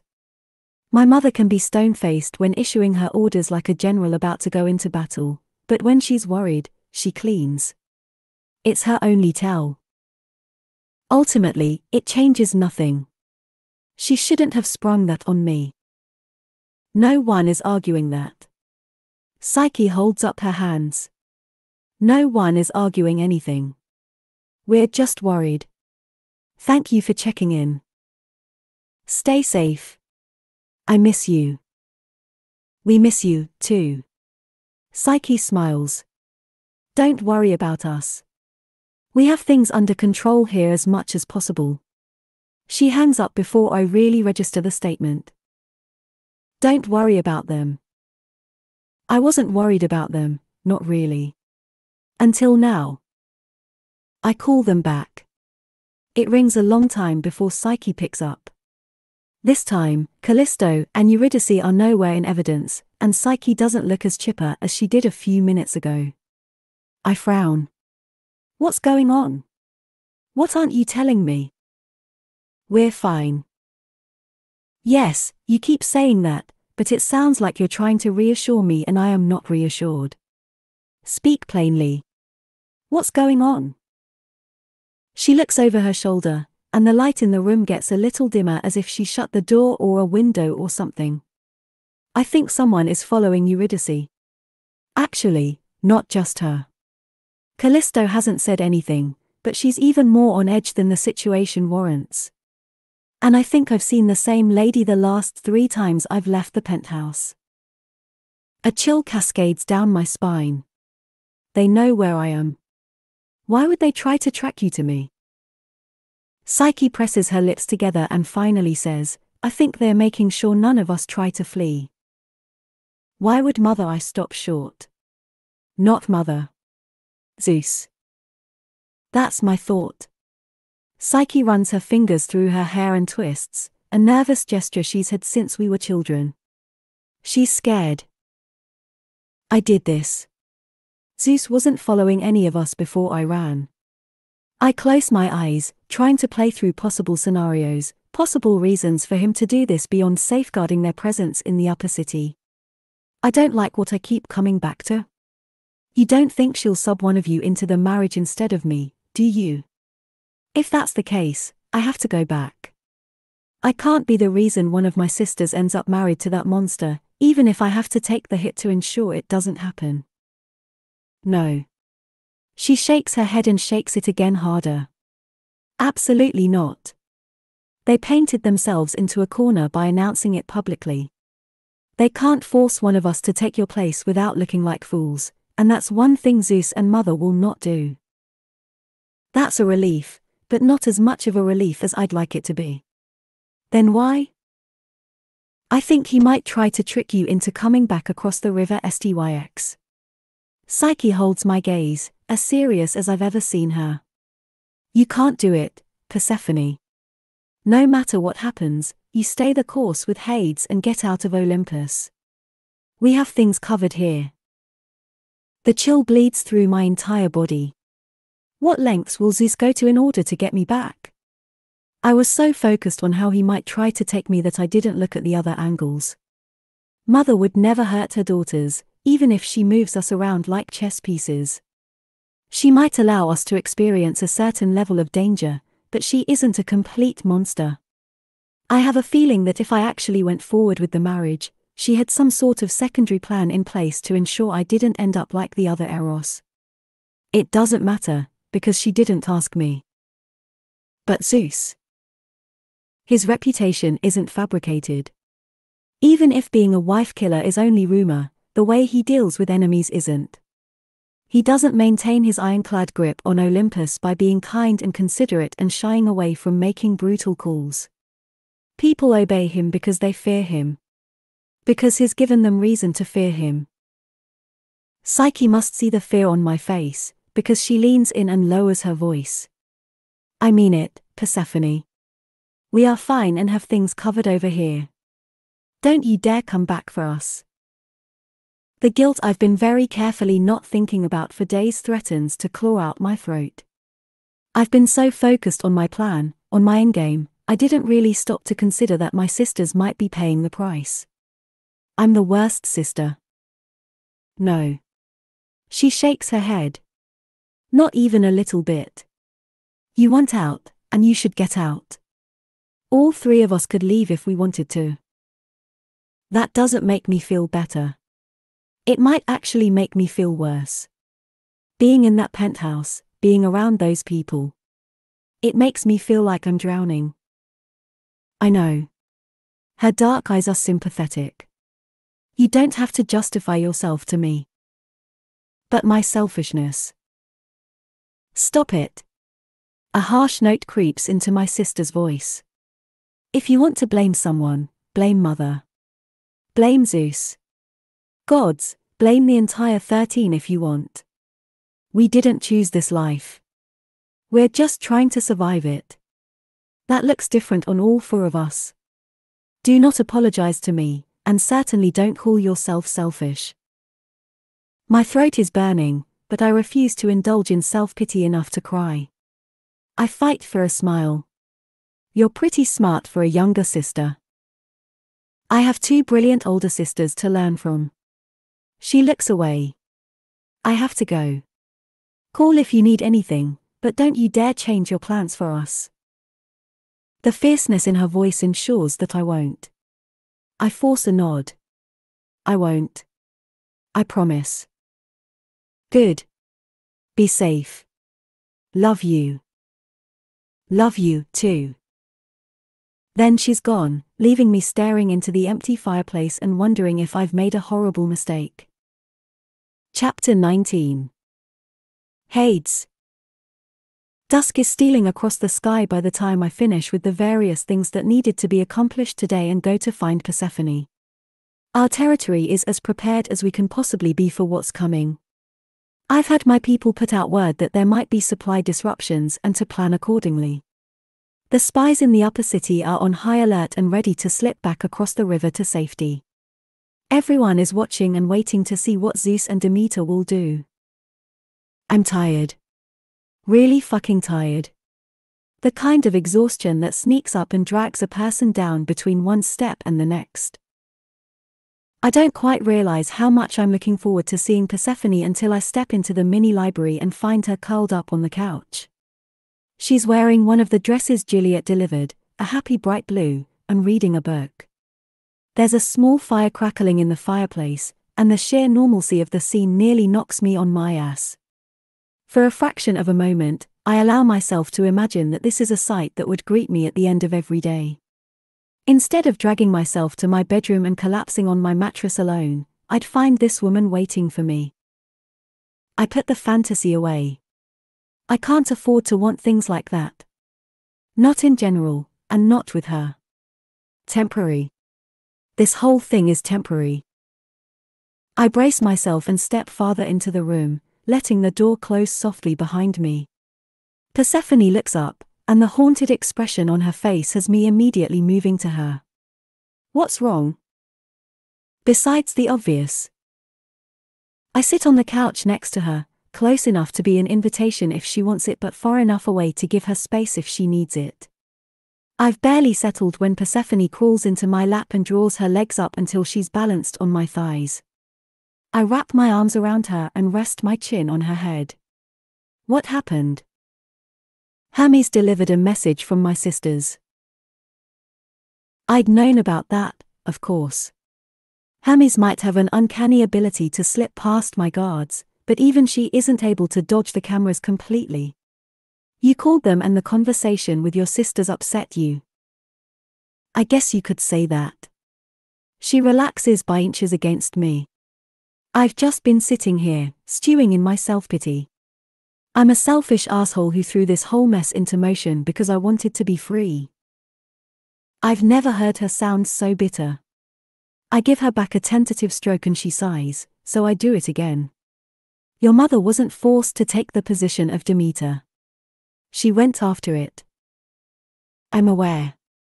She traces my buttons with a single finger. Like I said, it's self-pity, which is nearly unforgivable, but I'm worried about my sisters and afraid that I made the situation worse by taking off instead of just going along with my mother's plans. I'm not sure what I'm supposed to say to make her feel better. One of the side effects of being an only child and an orphan is that I don't have much in the way of social skills. I can intimidate and threaten and rule, but comfort is beyond my expertise. I pull her closer as if that's enough to gather all her scattered pieces together again. If your sisters are half as capable as you, they'll be more than fine. She gives a shuddering laugh. I think they might be more capable than me. At least Callisto and Psyche. Eurydice is still so young. We've kept her sheltered over the years, and now I'm wondering if that was a mistake. Because of Orpheus. He's not a bad guy, I guess. But he loves himself and his music more than he loves my sister. I'll never be okay with that. As she speaks, she relaxes, the last of the tension bleeding away. A distraction was all it took. Maybe I'm not nearly as bad at this comforting thing as I thought. I file away the information for later, even as I tell myself that it's worthless. The clock is already running out on us, for all that we have the rest of the winter. After that, it won't matter that I know how to comfort Persephone when she's upset. She'll be gone. It's tempting to use sex to distract her, but I don't know that it's what she needs right now. Would you like to get out of here for a little bit? The way she perks up confirms this was the right call. Persephone turns those big hazel eyes on me. Really? Yeah, really. I stifle the urge to tell her to dress in warmer clothing. We won't be going far, and the last thing I want right now is to push her too hard on anything, not when she's already feeling so fragile. I ease her off my lap and hold her hand while she stands. Let's go. Persephone beams at me. Is this another secret like the greenhouse? I still can't believe how intimate it feels to have shared that with her. Like she's seen a part of me that no one else gets to. Instead of turning away, she seems to understand what that place means to me. I shake my head slowly. No, this is something else. A little peek behind the curtain of the lower city. If anything, her eyes light up even more. Let's go. 15 minutes later, we're holding hands while walking down the street. Part of me wonders if I should take my hand back, but I don't fucking want to. I like the feeling of her palm against mine, our fingers linked together. I lead her east away from the house, setting a pace that won't tax her overmuch. No matter what else is true, Persephone hasn't fully recovered from the night that brought her to me. Or maybe I'm just looking for an excuse to take care of her. We walk in easy silence, but I can tell her thoughts are still occupied with her sisters. I have nothing to say that will actually comfort her on that note, so I set myself on providing an experience that will get her out of her head a bit. We're almost there. She finally looks at me. Are you going to tell me where there is? No. Such a tease. I squeeze her hand. Maybe I just like the look on your face when you first experience something. It's hard to tell in the shadows of the growing dark, but I think she blushes. You know, if you wanted to distract me, sex is always a good option. I'll keep that in mind. I turn us down a narrow alley. Persephone follows me without hesitation to the large metal door at the end. I glance at her. Nervous? No, she answers immediately. I'm with you, and we both know you won't let anything happen to me. I blink. You're that sure of me? She smiles, some of the worry in her eyes dissipating. Of course I am. You're the fearsome Hades. No one fucks with you, which means no one will fuck with me while I'm with you. She leans in, her breasts pressing against my arm. Right? Right, I say faintly. I can't even enjoy her teasing because I'm too busy reeling at her casual statement. I'm with you, and we both know you won't let anything happen to me. As if it's that simple. As if it's a truth. It is. I would commit unforgivable acts to keep Persephone safe. But somehow hearing her say it aloud makes it so much more real. She trusts me. I motion to the door simply for something to do. There's still enough light to study the columns if you like. I like.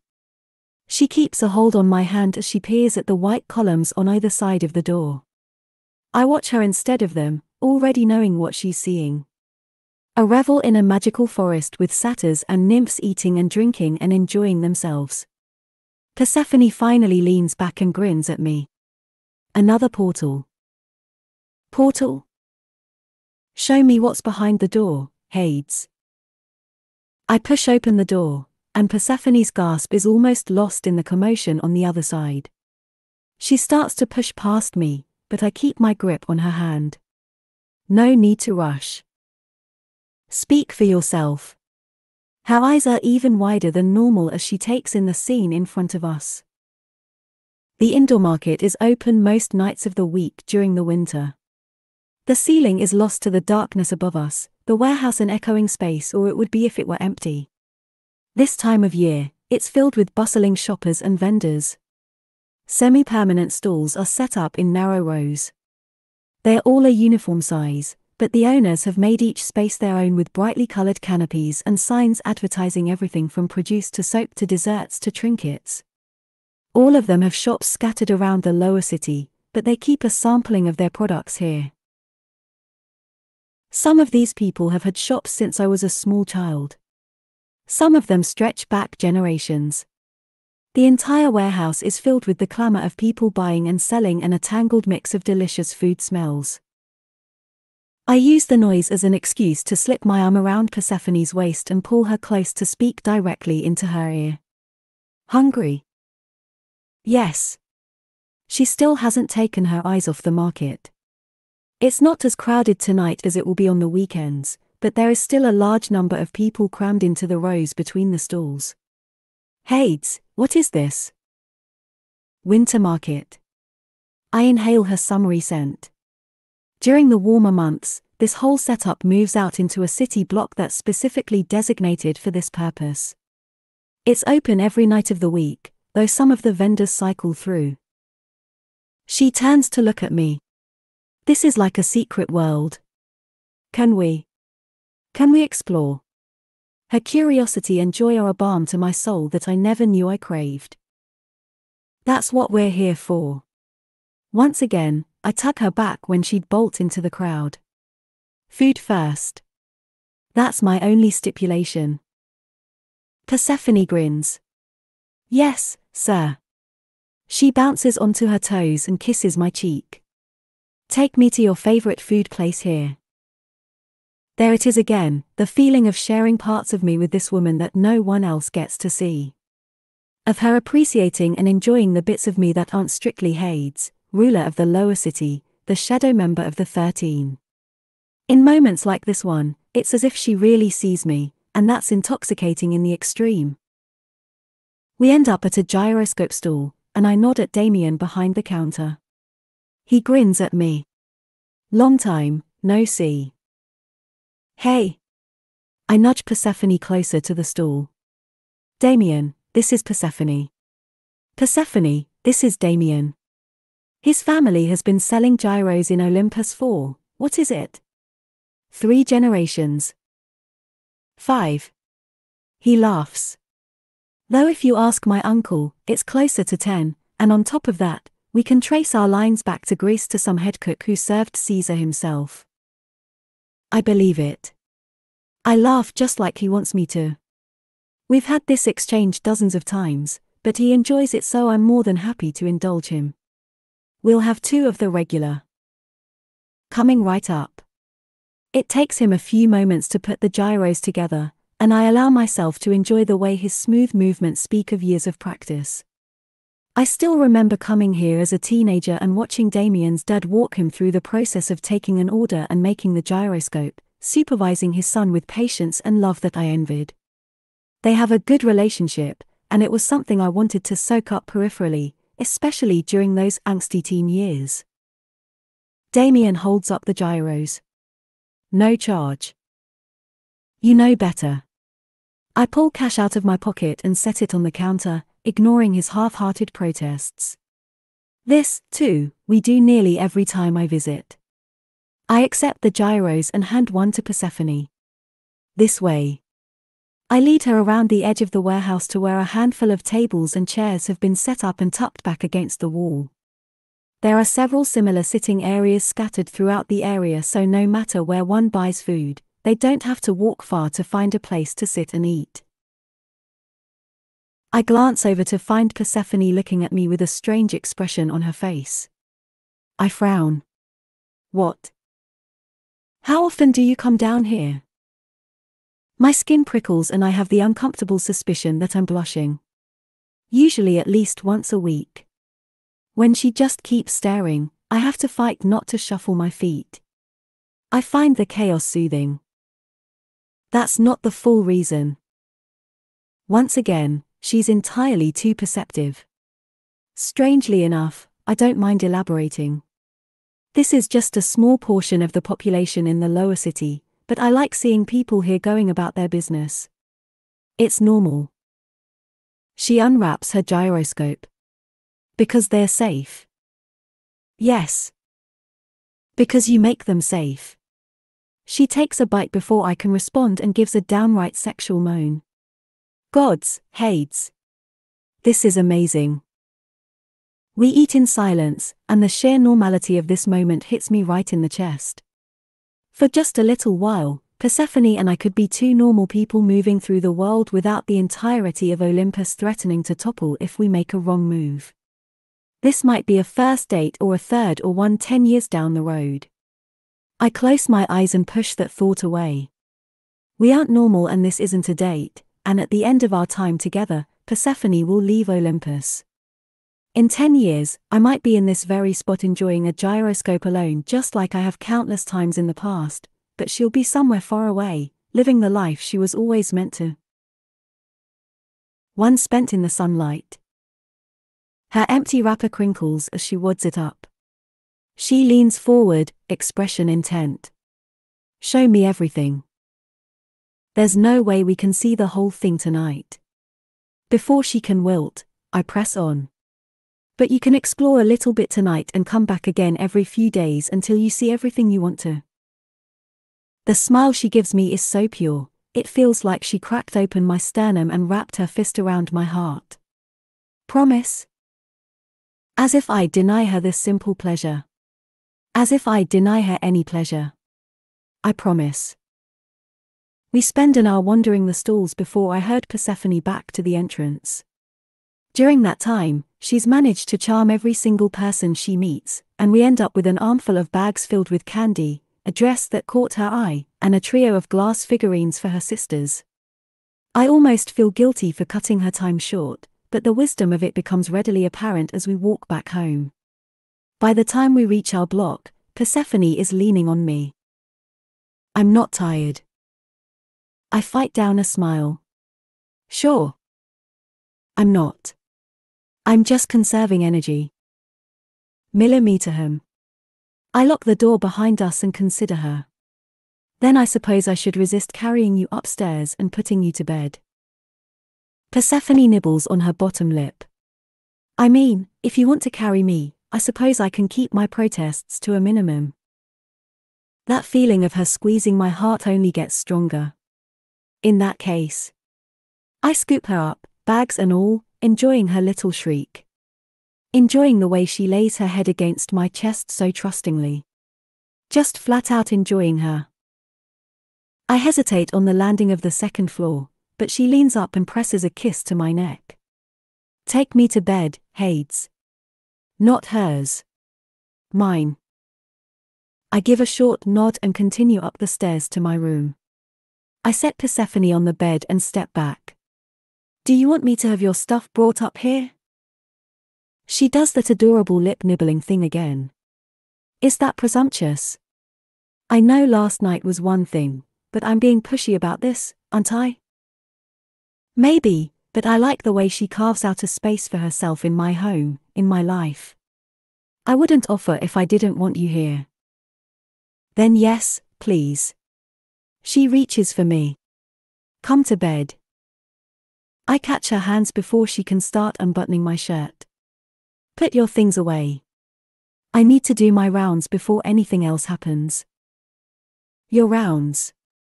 She stares up at me, seeing too much, just like she always seems to. I tense, waiting for her to question, to ask why I feel the need to check the locks when I have one of the best security systems money can buy and a staff of security people. Instead, she just nods. Do what you need to do. I'll be waiting. Even though I want to rush, I know I won't be able to sleep until I've checked all the entrances and exits on the ground floor properly. Especially now that Persephone is here, trusting me to keep her safe. By all rights, the knowledge should add weight to my shoulders, but it just feels strangely comfortable.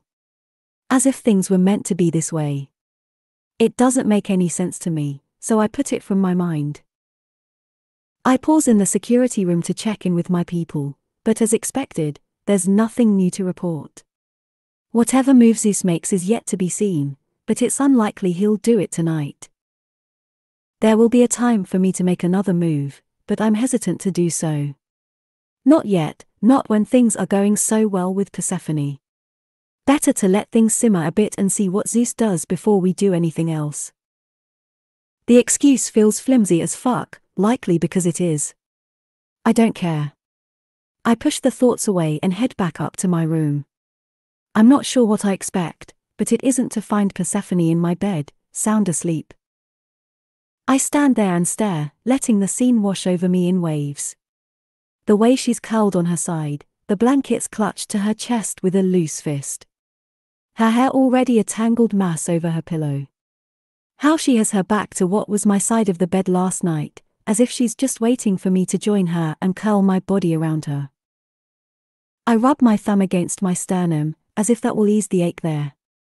It's tempting to join her in bed right now, but I make myself go to my closet, strip, and head into the bathroom to go through my nightly ritual. She's exactly where I left her when I return, and I shut off the lights and ease between the covers. Maybe I'm reading too much into this. She's fallen asleep, but she already said she's not a big cuddler. Just because she's here doesn't mean it's an invitation. Persephone reaches back and grabs my hand. She scoots back toward me as she tugs me closer, only stopping when we're sealed together from torso to thigh. She pulls my arm up to curl around her chest with the blanket and gives a sleepy sigh. Night, Hades. I blink into the darkness, no longer able to deny the fact that this woman has irreversibly changed my life. Good night, Persephone. Chapter 20. Persephone. A day passes, and then another, 1 week bleeding into the next. I spend my days alternately obsessing over when Mother and Zeus will make their move and sinking into the distraction that living with Hades offers. Each room is a new exploration, containing a secret to hold close to my heart. There are shelves tucked into every nook and cranny, all filled with books with spines weathered from many rereads. I conquer one room a day, drawing this journey out, feeling like I'm getting closer and closer to knowing the man who owns this place. Several times a week, we revisit the winter market and Hades lets me tug him along like a well-loved stuffed animal as I explore. He's also taken to showing me other hidden gems the lower city has to offer. I get to see dozens of the columns, each depicting a unique scene that relates to the business they bracket. I never get tired of the way his expression goes from guarded to a little awestruck when he realizes how much I value these experiences. I feel like it's allowing me to get to know this part of the city, yes, but also the man who rules it. And the nights?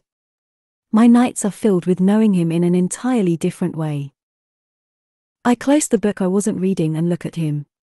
He's sitting on the other side of the couch with a stack of paperwork and a laptop.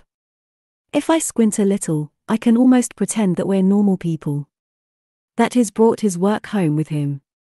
That I'm perfectly content to be a housewife or whatever label fits my current status. You're thinking rather hard over there, he says without looking up. I fiddle with the book. It's a very good book. A real puzzler. I don't sound remotely convincing. Persephone. The seriousness in his tone demands a response. A truthful response. The words bubble up before I can call them back. You haven't taken me back to your sex dungeon. It's not a sex dungeon. Hades, it's the very definition of a sex dungeon. At this, he finally sets his laptop aside and gives me his full attention. His brows draw together. We've been having a good time. Good time hardly begins to cover it. I enjoy exploring your house and the lower city. I enjoy exploring you. My cheeks heat, but I power on. But you said you wanted people to take us seriously, and how can they take us seriously if you're not treating me like they expect you to? I haven't wanted to share you with the voyeurs from the upper city. He says it so simply, as if he's not dropping a bomb. Hades tugs off the throw blanket I've curled up under and tosses it onto the floor. You're right, though. It's possible they haven't moved yet because we haven't forced them to. I go a little melty at the feeling of his hand closing around my ankle. It's always like this with him. I keep waiting for the intensity to fade, for ready access to each other to wear off the shine of having sex with each other. It hasn't happened yet. If anything, the last couple of weeks have made me want him more. I'm Pavlov's dog. He touches me, and I'm instantly aching for him. What were we talking about? I give myself a mental shake and try to focus. Are we trying to make them act? We're trying to hurt them. Or him, at least. Hades slides his hand up my calf to hook the back of my knee and tug me down the couch to him. We came straight up to his room after having dinner at a charming little restaurant down the street, so I'm still wearing one of the flirty dresses Juliet put together for me. From the heated way Hades rakes his gaze over me, he likes it even better when it's bunched around my upper thighs. Show me. I reach down with shaking hands and pull my dress up, just a little, just enough to give him a look beneath it. Hades raises his brows. Look at you, wearing panties like a good girl. Yes, well, sometimes I like the tease. I let the skirt fall to my waist and tug my panties to the side. It doesn't matter that Hades has seen and had his mouth over every inch of me. It feels wicked to do this, and riding the edge of that feeling is an addiction I'm not sure I'm ever going to shake. I can't think about that now, can't contemplate after. After the winter is over. After I've gained my freedom. After I walk out of Hades's life forever. He tugs me another few inches closer and leans down to settle between my spread thighs. A single look and I release my panties and prop myself up on my elbows. Hades presses an open-mouthed kiss to the silk. I whimper. Gods, that feels good. He seems to have no interest in moving my panties out of the way, working me through the fabric slowly, getting me all wet and slippery. It's only when I'm breathing hard and fighting not to lift my hips that he looks up. We'll have a party tomorrow. A party. Millimeter him. He finally nuzzles the panties to the side and gives my pussy a slow, thorough kiss. Tell me what you want. Describe it in detail. I have to bite back a moan. What? Now. I stare down at him. He wants me to describe what I want right now, while his tongue fucking me. Apparently so. I bite my bottom lip and try to focus through the waves of pleasure he's sending through my body. I've had a lot of time to get to know my tastes and Hades's tastes, but this feels like a completely different level. I don't want to tell him. I dig my fingers into his hair and lift my hips to give him better access. The next lick never comes. Despite my grip on him, Hades lifts himself easily away from me. His brows draw together as he searches my face. With all we've done in the last few weeks, what could you possibly want that has you hesitating now? I like being with you. I love what we do together. He frowns harder. Persephone, if I wasn't ready to give you whatever you need, I wouldn't have asked. I don't want to. I really don't want to. It's too wrong, too dirty, even for us. I know it's hypocritical in the extreme to call Hades out for holding back with me and then turn around and do the same to him, but it feels different. It is different. He moves while I'm still fighting with myself, sitting up and hauling me into his lap. My back to his chest, my legs spread to the outside of his thighs. Just like I was that night where he made me come and then I rode his cock in front of everyone. The same night that seeded the fantasy I'm afraid to put to voice. Hades slides his hand into my panties to palm my pussy and push 2 fingers into me. Then he stills, holding me in place in the most intimate way possible. You're tense, little siren. Is this bringing back memories? Of course not. Why would you say that? I speak too quickly, my voice too breathy to make my bravado the least bit convincing. He kisses my neck and moves up to my ear. Tell me. I don't want to. Do you think I'll judge you? It's not that. I whimper as he curls his fingers along my inner wall. Just like that, the truth spills from my lips. I don't want to do anything you don't want to do. He goes still for one long moment and then chuckles against my skin. I hit a nerve that night, didn't I? Another delicious curl of his fingertips. His voice rumbles in my ear. Say it. Tell me what fantasy you've had playing in the back of your mind since that party. My resistance crumbles. I close my eyes. I want to be the one on the dais. Not in the shadowy corner with you. Right out there in the spotlight while you fuck me in front of everyone. Where you claim me and make me yours where everyone can see. He keeps stroking my G-spot. Was that so hard? Yes. I grip his forearm, but even I can't say if I'm trying to push him away or keep him touching me. I know you don't like being exposed like that. MMMM.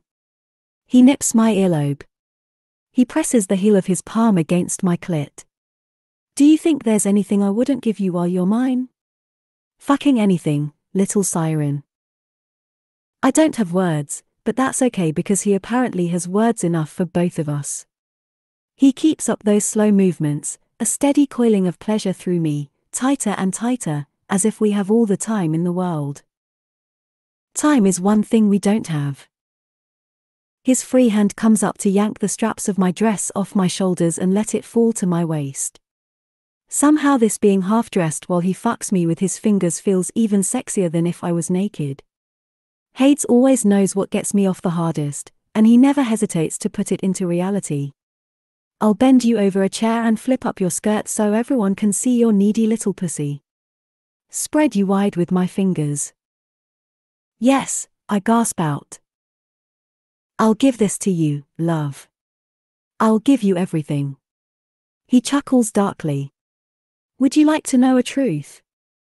Yes. I'll get off on playing out that fantasy, too. He pushes a third finger into me. If I want to strip you down and fuck you until you're begging for mercy, that's exactly what I'll do.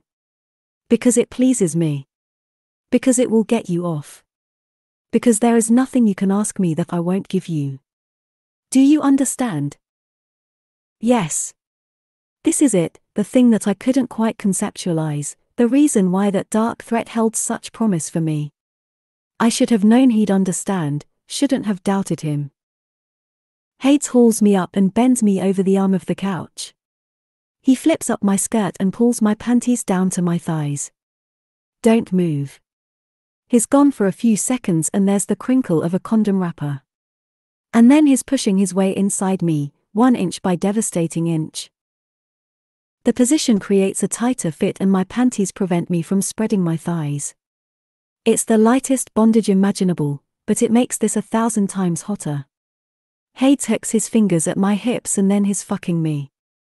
I scramble to get a good hold on the cushion, but my fingers slide across the leather, unable to find purchase.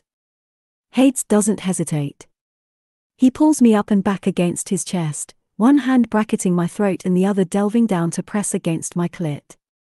Each stroke creates a delicious friction that has me soaring to new heights.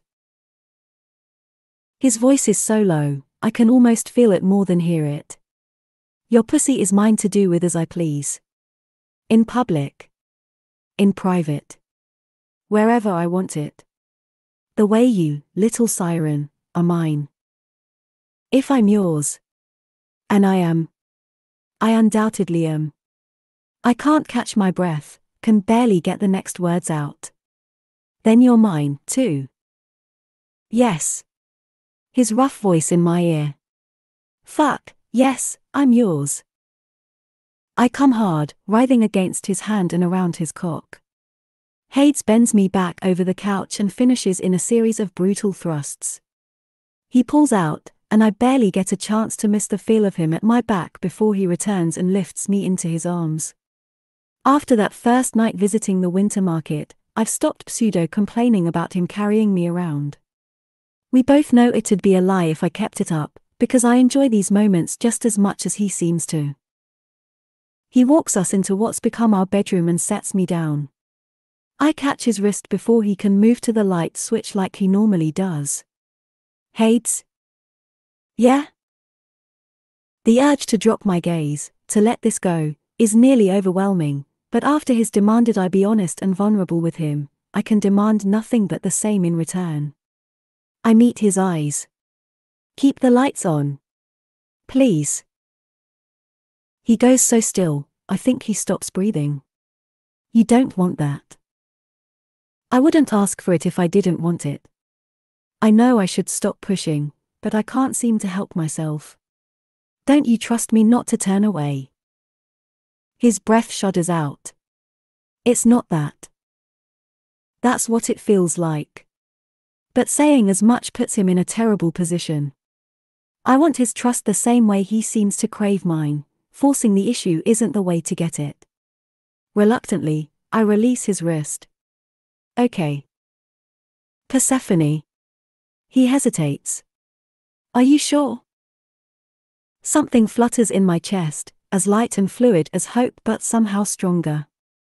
If you're comfortable with it, yes. Okay. His hands move to the buttons of his shirt and pause. Okay, he repeats. Slowly, oh so slowly, he begins to remove his clothing. Even as I tell myself not to stare, I can't help drinking in the sight of him. I've felt his scars, but they're borderline gruesome to see in the light. The sheer danger he must have been in, the pain he survived, leaves me breathless. The burns cover most of his torso and down his right hip. His legs have some smaller scars, but nothing on the same level as his chest and back. Zeus did this to him. That bastard would have killed a small child the same way he killed Hades' parents. The desire to wrap this man up and protect him makes my tone fierce. You're beautiful. Don't start lying to me now. I mean it. I lift my hands and press them carefully to his chest. I've touched him there dozens of times now, but this is the first time I've seen him fully. Part of me wonders what happened to him in the years since the fire that has caused him to hide so effectively, even during sex, and the protective desire swirling through me gets stronger. I can't heal this man's scars, not internal or external, but surely I can help in some small way. You're beautiful to me. The scars are part of that, part of you. They are a mark of everything you've survived, of how strong you are. That fucker tried to kill you as a child and you survived him. You're going to beat him, Hades. You will. He gives me a ghost of a smile. I don't want to beat him. I want him dead. Chapter 21. Hades. I wake up with Persephone in my arms. It's become my favorite part of the day, that first slide of awareness and the warmth of her. Despite what she said that first time, she's a cuddler, and it doesn't matter where we start out when we fall asleep, because she finds her way to me in the dark. Over and over again, every night we spend together in my bed. If I was a hopeful kind of man, I'd see this as a sign of something more. I know better. She likes what we do together. She even likes me at least a tolerable amount. But the only reason we're together right now is because we're on parallel paths to make Zeus pay. The second that's accomplished, this ends. Neither of us is full enough to believe the last few weeks are anything but the quiet before the storm. Everyone thinks Zeus is loud and brash, but is only that way to distract from what he's doing behind the scenes. For 3 weeks, he's been attending parties and acting as if nothing is wrong. Demeter hasn't publicly followed through on her threat, but the shipments into the lower city have decreased a marked amount. If we hadn't spent years preparing to be cut off, my people would be suffering right now. All for pride. I smooth Persephone's golden hair back from her face. If I was a better man. But I'm not. I've set myself on this path and I'll see it through to the end. I should be delighted that she wants to play out the fantasy I described to her that night. Maybe her fucking me isn't enough to force Zeus's hand, but every time she rides my cock in public, we get closer to that point. Every time the rumor mill swirls with what people have witnessed while visiting my playroom, her perceived value decreases in Zeus's eyes. A brilliant move, even if I'm not making it for brilliant reasons. She wants it. I want to give it to her. That's enough of a reason for me. Persephone stirs against me and opens those hazel eyes. She smiles. Morning. The dull thump in my chest that happens more and more around her gains teeth and claws. I can't help smiling in response, even as part of me wants to get the fuck out of this bed and start walking and not stop until I have myself under control. Just because I've never felt like this before doesn't mean I'm not aware of what's happening. I'm falling for Persephone. Maybe there'd be time to save myself if I backed out now, but I'm not so sure. Either way, it doesn't matter.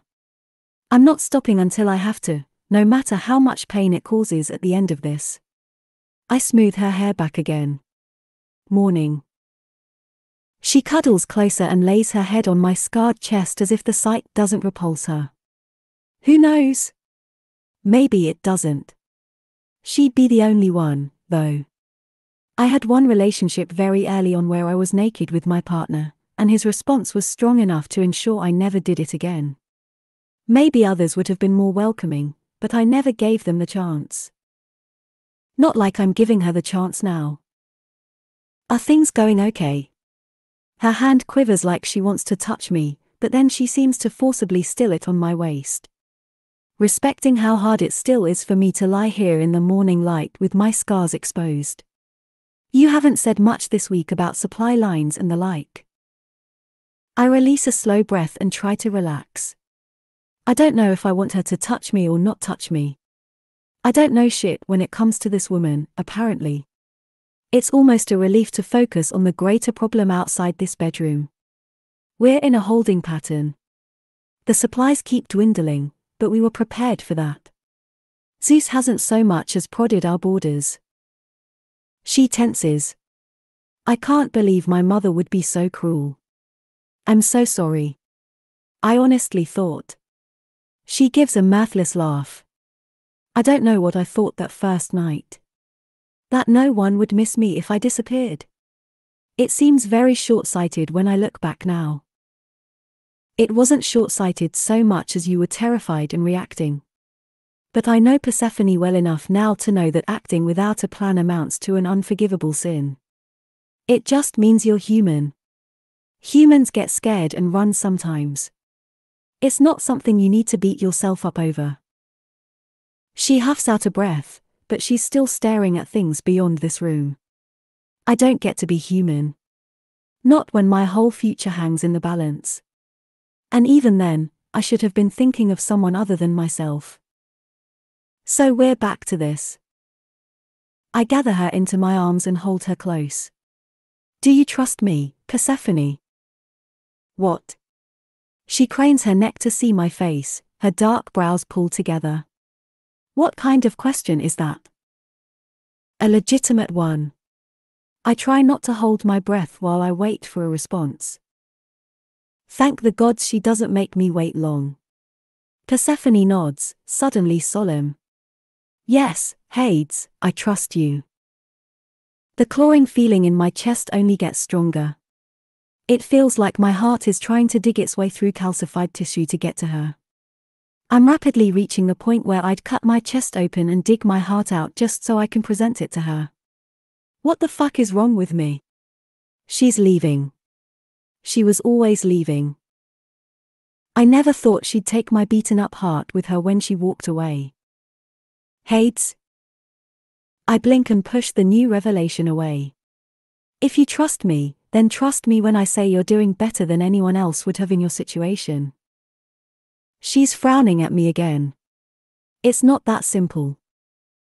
It's exactly that simple. You can't just decree it to be so and wipe all the doubt from my mind. I chuckle. I wouldn't even if I could. I like you when you're difficult. Persephone shifts, sliding a leg over my hips and moving up to straddle me. With her hair a mess and her body backlit by the faint morning sun sneaking through the curtains, she looks like some kind of spring goddess, all warm and earthy. She holds my gaze. Since we're on the subject of trust, I want to talk about protection. She holds perfectly still, as if she doesn't notice my cock hardening against her. As in, I would like to stop using it. My breath catches in my throat. You don't have to do that. I know, Hades. I don't have to do anything with you that I don't want to do. The easy way she says it makes me feel. She just flat out makes me feel. A-L-O-T. I gently set my hands on her hips. I'm tested regularly. She nods as if she expects no less, taking me at my word. The sheer trust she's putting in me is a little staggering. Persephone covers my hands with her own. I haven't been with anyone since my ex-girlfriend, and I was tested after that. I'm also on birth control and IUD. You don't have to do this, I repeat. I want to be inside her without a barrier more than I want almost anything right now, but I also don't want her to agree to something she's not 100% ready for. I really should know Persephone better by now. Hades. She doesn't move. Do you not want to? Because it's okay if you don't. I know there's some trust involved with the entire birth control subject, and if you're not comfortable with it, that's okay, too. I promise it is. For a moment, I just stare at her in shock. When was the last time someone took my comfort level into account? I don't know. I really have no fucking idea. When I was with partners in the past, I was the dominant one, the responsible party who designed the scenes and ran them. I like that role, like having others submit to me, but I didn't realize how tired I am until Persephone offers me the tiniest of considerations. She's frowning again. Oh gods, I crossed a line, didn't I? I'm sorry. Forget I said anything. I tighten my grip on her hips before she can move. Hold on. Give me a second. Take as long as you need. She says it so meekly, I almost laugh. I finally get a hold of myself. I think we're on the same page. I speak slowly, feeling my way. If you change your mind at any point, we'll go back to condoms. If you change your mind, too. She gives me a happy smile and grips my wrists, slowly bringing my hands up to palm her breasts. Never a better time to start than now. Can't argue that. She arches her brows. Really? You're not going to argue even a little bit? How disappointing.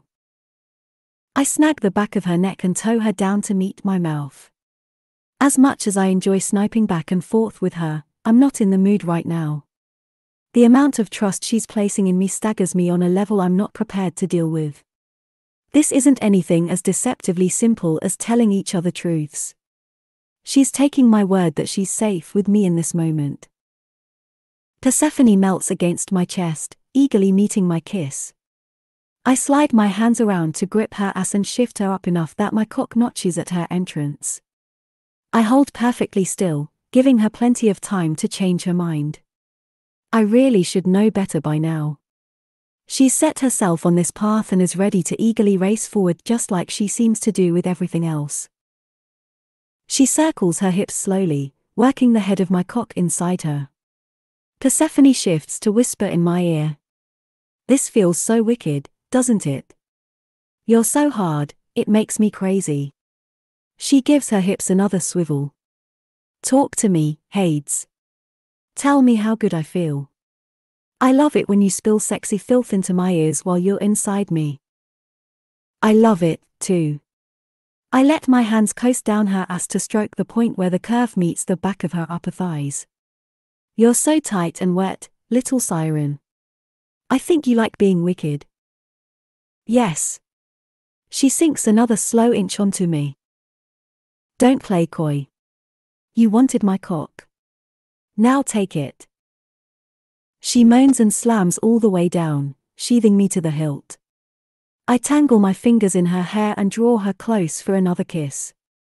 It's messy and fucking perfect. It gets even better when she starts moving, rolling her hips even as she fights not to break the kiss. I can already tell it won't be enough. I release her and nudge her back to press my hand to the center of her chest, urging her to sit up. Ride me. She obeys, arching her back and riding me in slow, decadent strokes. I watch my cock disappear into her pussy and have to fight not to come from the sight alone. The feel of her without a barrier between us, the sheer amount of trust she's placing in me, it's all too heady. I can't think. I feel like I'm having an out-of-body experience because the only thing I can do is hang on to her as she fucks me slowly and thoroughly. She's a golden goddess and I'm just a mortal who will never deserve her. Persephone grabs my wrists again, moving one hand to the apex of her thighs. Touch me. Please, Hades. Make me come. She moves the other to bracket her throat and leans into the contact. Don't stop. Sweet fuck. I tense my arm, letting her press her throat harder against the palm of my hand, letting her control the pressure, and trace slow circles around her clit with my thumb. Her eyes slide shut with pleasure, and then she's coming, her pussy clenching around my cock. It's too much. Another time, I'll go slower, last longer, but right now all I want is to follow her over the edge. I drive up into her, pleasure overwhelming me. Persephone catches my mouth, catches me, in a kiss that slows everything and settles me back into my body, cell by cell. I wrap my arms around her and hold her close. My heart feels bloody and raw and that should scare me, but it's somehow cathartic as fuck. I don't understand it, but I don't need to. I press a kiss to her forehead. Let's take a shower and get moving. Really? She stretches against me, an intoxicating sensation of her skin against mine. I thought maybe we could just play hooky and stay in bed. If we do that, we can't visit the greenhouse again today. She lifts her head so suddenly, she almost clocks me in the chin. The greenhouse. If I had any doubts about my plans for the day, the happiness written across her features would have banished them. Yes. She's up and off me before I have a chance to brace for it. Well then, what are you waiting for? Let's get moving. I watch her ass as she strides across the room and disappears through the door to the bathroom. A few seconds later, the water turns on and her voice floats out. Coming? I think we'll save time if we share a shower. The wicked lilt to her tone gives lie to the words. I find myself grinning as I climb out of bed and stalk toward the bathroom. Save time and water. Sounds like a plan. Chapter 22. Persephone. Hades and I spend a blissful hour in the greenhouse, and then we make a few stops as we head back toward the house so he can see and be seen. He doesn't explicitly say that's why we're wandering the aisles of a hardware shop after we did the same in a little market store, but I see the way people watch him. The careful way he notes empty shelves. I have no doubt that he's creating a mental list of gaps in the supply chain and looking for ways to plug those holes so his people don't suffer.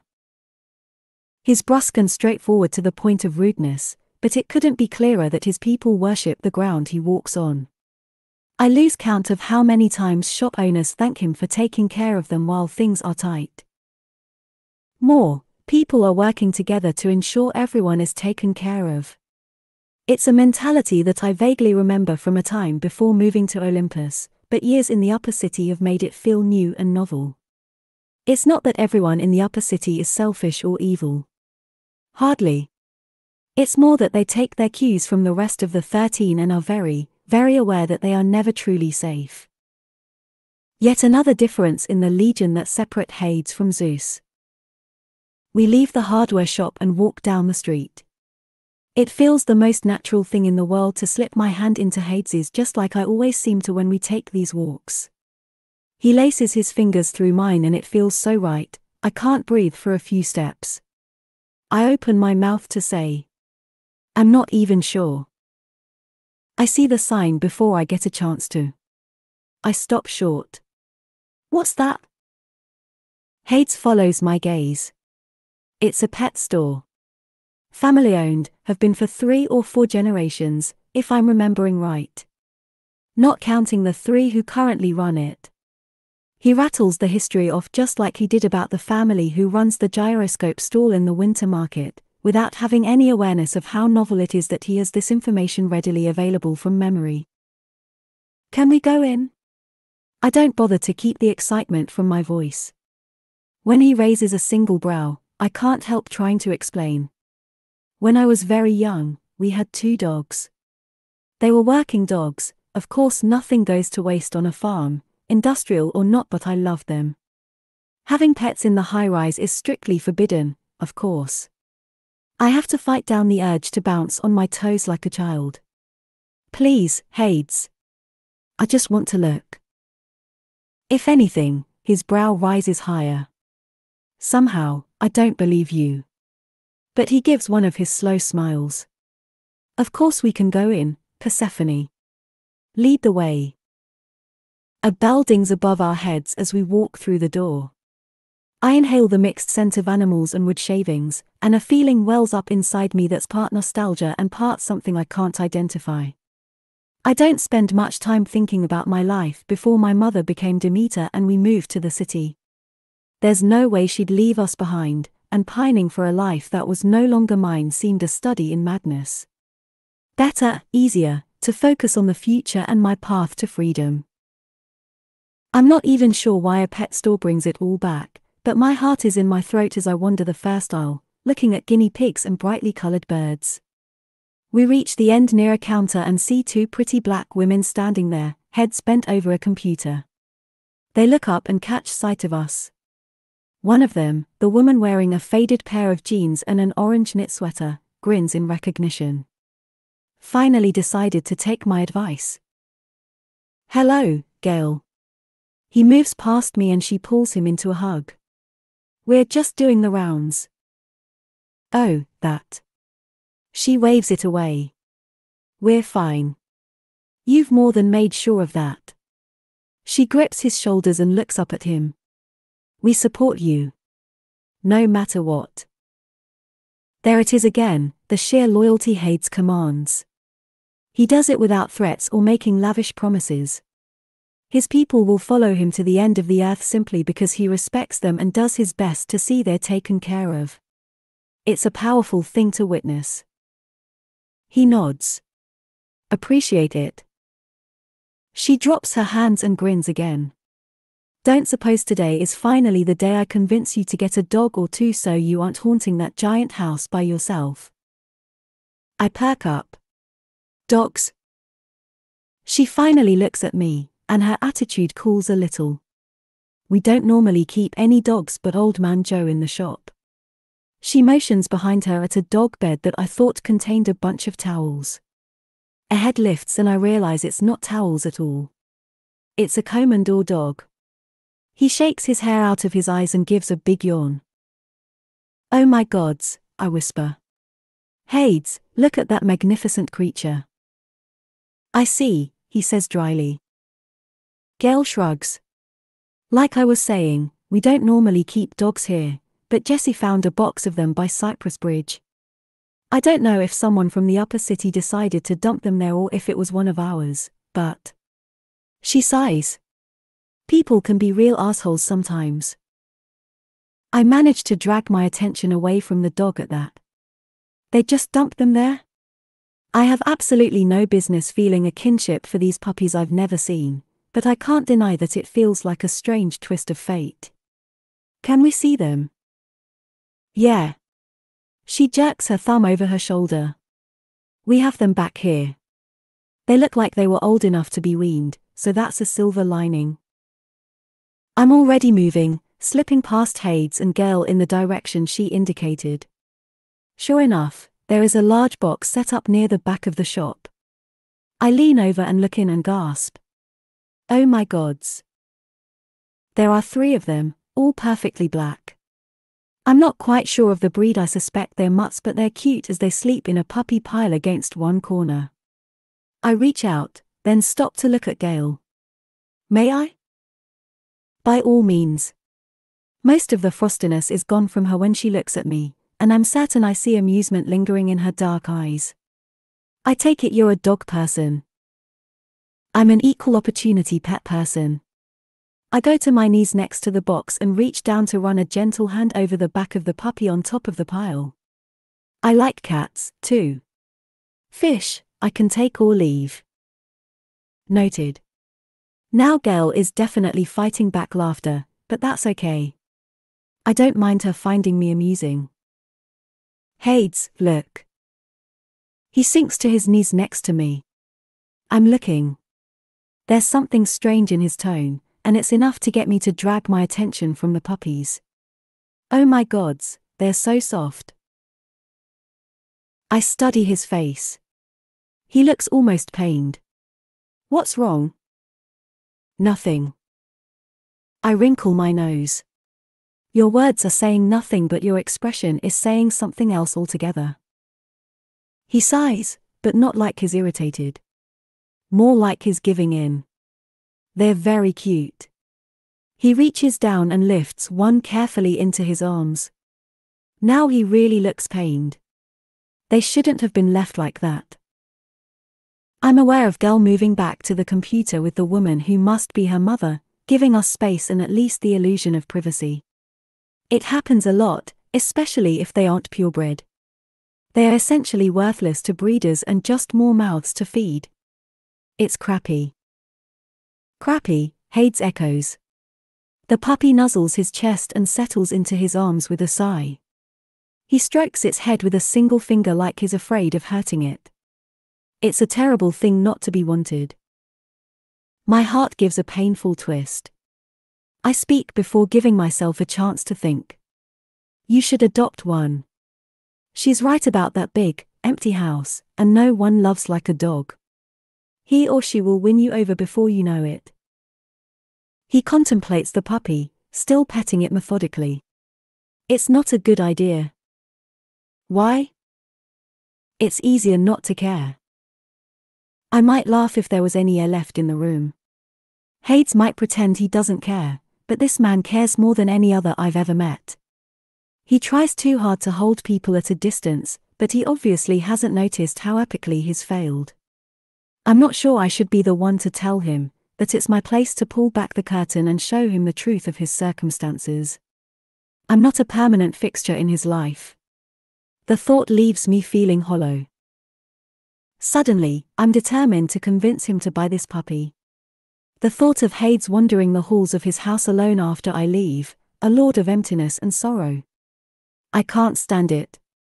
I can't let it happen. Hades, you should adopt the puppy. He finally looks at me.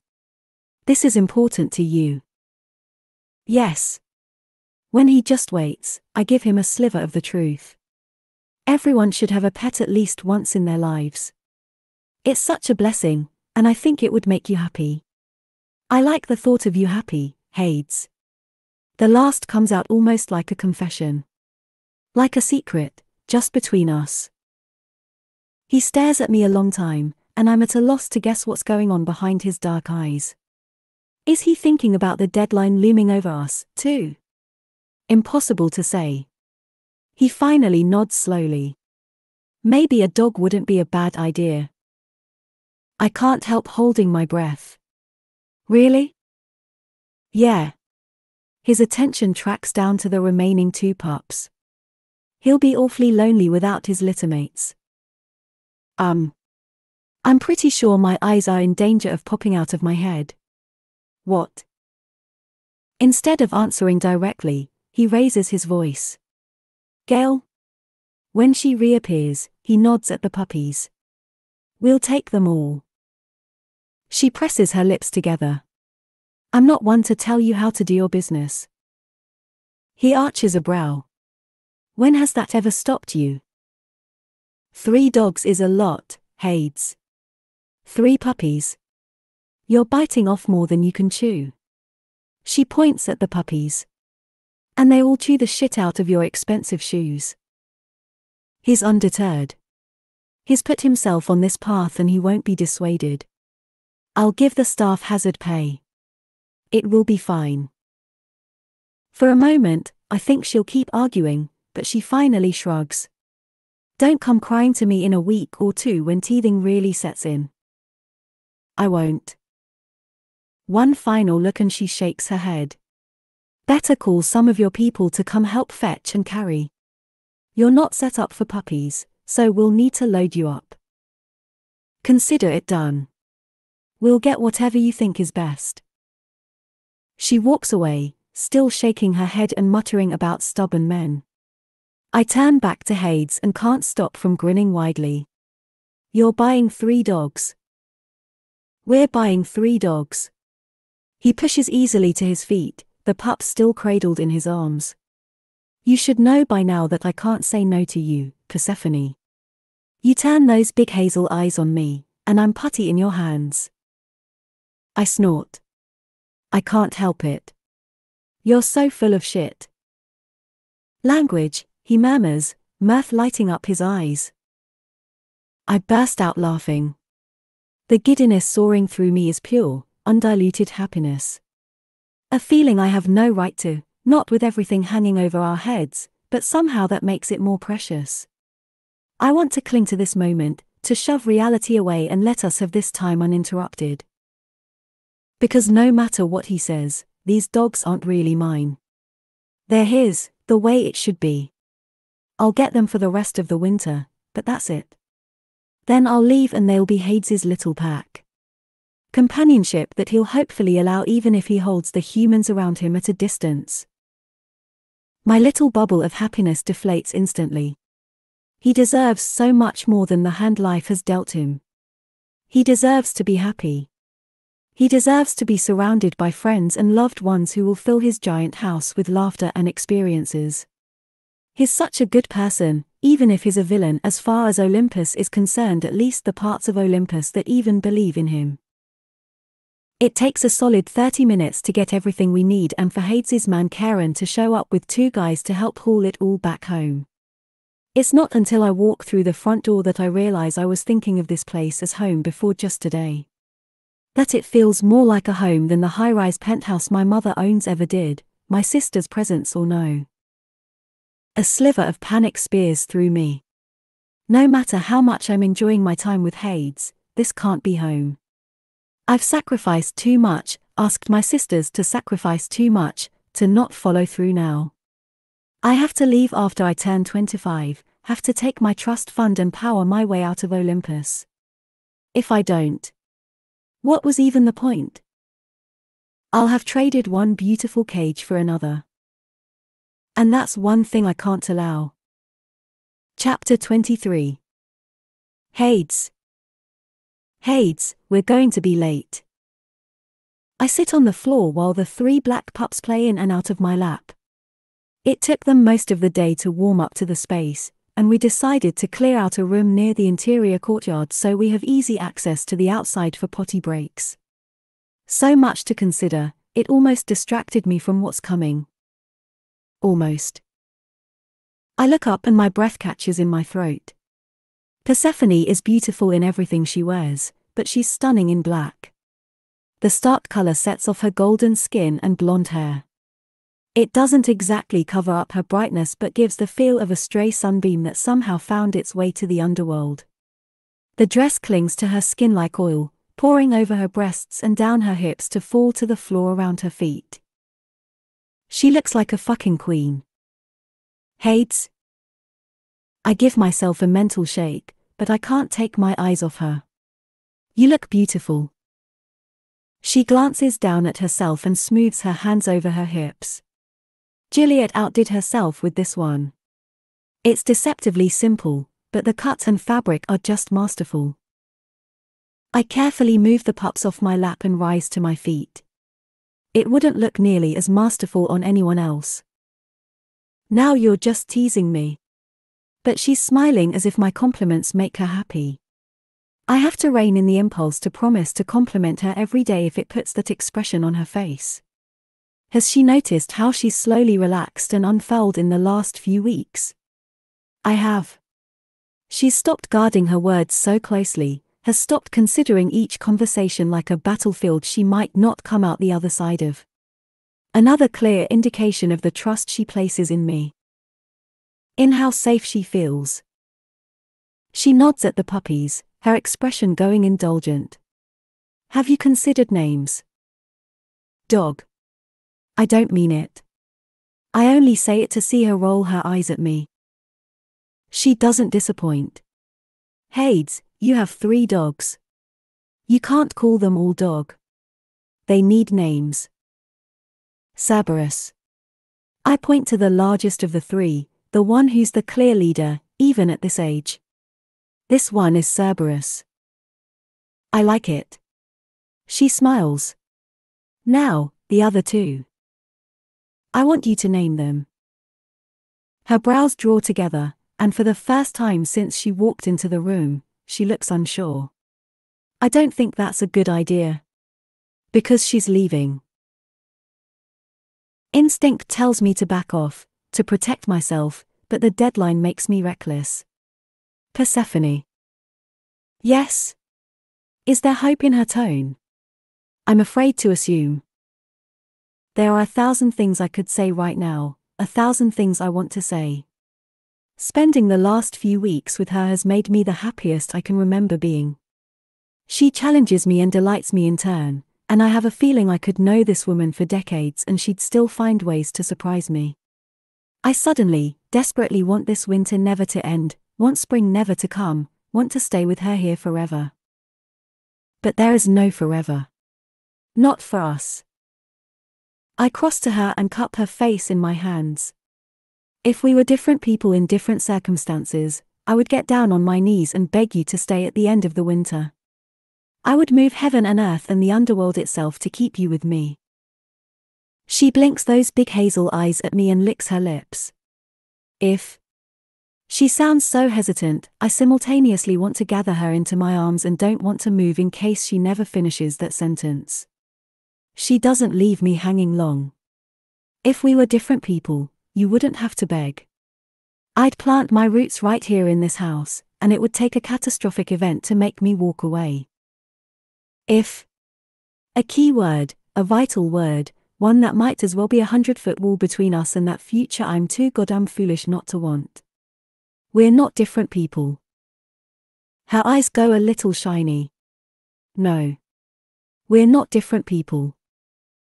My whole body goes heavy as the truth settles in my bones. I love this woman. I have to steel myself to keep from doing exactly what I said, from dropping to my knees and begging her to stay. It's not fair to her to pull a stunt like that. I don't want to be yet another jailer who she'll come to resent. Persephone wants freedom, and the only way she can obtain that is to leave Olympus. I can't be the reason she doesn't follow through on her plan. I refuse to be. My voice is hoarse when I finally pull forth words. Not ones that will keep her with me. I might love her fuck, the very idea makes me lightheaded, but if I tell her, it will change things. It's a trap I won't spring. Leave me a piece of you, little siren. Name the pups. She presses her lips together and finally nods. Okay. Persephone steps back, and I release her. I watch as she bends down to pet the pups now trying to climb up her legs. This one will be Charybdis. Charybdis. She ignores me. And this little one will be Scylla. I blink. Those names are something. They are, aren't they? She gives me a mischievous smile. They'll grow into them, I'm sure. Georgie bustles into the room, takes one look at us, and plants her hands on her hips. What are you still doing here? Naming puppies, Persephone says easily. Meet Cerberus, Charybdis, and Scylla. Georgie nods as if those names are completely normal and expected. Good strong names for good strong dogs. Now get out of here and let me play with them. She'd taken one look at us coming through the door earlier and declared the puppies the grandchildren she'll never have. I have a feeling I'm going to have to arm wrestle her to get time with them going forward, but we'll figure it out. I offer my arm to Persephone and she lays her hand on my forearm, as graceful and regal as the queen I named her earlier. As we walk through the halls toward the basement room, I allow myself to picture what it might be like if this didn't have an expiration date. If she ruled at my side, a dark queen to my king of the lower city. I wouldn't let her stay in the shadows indefinitely. I'd fight to give her every bit of sunlight and happiness I could find. It's not in the cards for us. I force my attention forward and stop us just short of the door. You know how this goes. If you change your mind or want things to stop, tell me and it all stops. She gives me a ghost of a smile. I know. For a second, she looks nervous, but she shuts it down almost immediately. I'm ready. It's okay if you're not. Persephone opens her mouth, seems to reconsider. I'm more nervous than I thought I'd be. We had sex in the shadows last time, and even if people were watching, it felt different. The fantasy feels so hot and present when I'm thinking about it, but knowing it will actually happen is a little intimidating. I study her expression. I can't tell if she's got the good kind of nervousness or if she's starting to regret asking for this. You don't have to do this. I know. The shorty seeps back into her tone. I know that I don't have to do anything I don't want to when I'm with you. Persephone takes a deep breath and squares her shoulders. Maybe we can play it by ear? That sounds like a plan. I don't know what I'm feeling right now. I'm not opposed to public sex in the spotlight. With the right parties involved and a clear set of expectations, it can be hot as hell. When Persephone finally confessed that it's what she wants, I was just as turned on as she was. I didn't feel quite so raw that night. I knew I cared about her, but love? I've gone 33 years without feeling it, so I'd half convinced myself that I'm not capable of the emotion. Trust this woman to make a liar out of me. I get us moving again and then we're through the door and into the room. Despite my sending out invites this morning, the space is packed. They might be here to play, but they really showed up to watch another spectacle with me and the society darling I stole from beneath Zeus's nose. If only that were the truth. Then I could keep her. I take her hand and begin to weave through the room. The only path to the throne takes us through several sets of chairs and couches. It was designed that way, letting them look at me like a tiger in a zoo. Close enough to touch, but they know better than to try. I see familiar faces as we move through the room. Eros is here again, a man under one arm and a woman under the other. He gives me an arrogant smile as we pass. For once, no one seems to have started the party without us. They're all waiting for the show. With each step, Persephone's stride becomes more stilted. I look back and find her hazel eyes glassy even though her sunshine smile is in place. Her mask. Fuck. My throne is empty, as always. I sink into it and pull Persephone into my lap. She's so tense, she's shaking, and that only further confirms what I suspect. I tuck her legs up and over my thighs, encompassing her as much as possible with my body. Take a slow breath, Persephone. I'm trying. She sounds like she's drowning. Not in desire. Not in anticipation. In fear. I capture her chin and guide her face up until she meets my gaze. I changed my mind. What? I have to play this carefully. She won't thank me for managing her, but I'm also not going to let her soldier on simply for the sake of doing it. There will be other nights, other opportunities. I'm not engaging in something that will harm her. I give her a long look. I'm not in the mood to fuck your pretty pussy on the dais tonight. Relief flares in her eyes and she gives a shy smile. I'm that transparent. I've learned to read you better than most. I lean in. Though I'm telling the truth. I'm not ready to put you on display on that level yet. I like that we stay in the shadows, but what we have is just for us. Forgive me. Always. She relaxes against me and presses a quick kiss to the corner of my mouth. It sounds so hot in theory, but now that I'm here. If you decide you're never ready to take it out of fantasy, that's okay. She leans back. But it's something you want. Eventually. I take her hand and play my thumb over her knuckles. It appeals to me, yes. Part of that appeal, however, is your enjoyment. If you're not turned on by it, then it's a moot point. MMMM. She watches our hands. Maybe we can start tonight with something in the shadows, in this throne. Then build up from there next time. If you like, I say carefully. I don't comment that we would need a whole lot longer than 6 weeks to work through all the dirty things she's got pinging around in that impressive brain of hers. It wouldn't be playing fair, and I don't want to hurt her, even in passing. But not tonight. Not tonight, I confirm. Okay.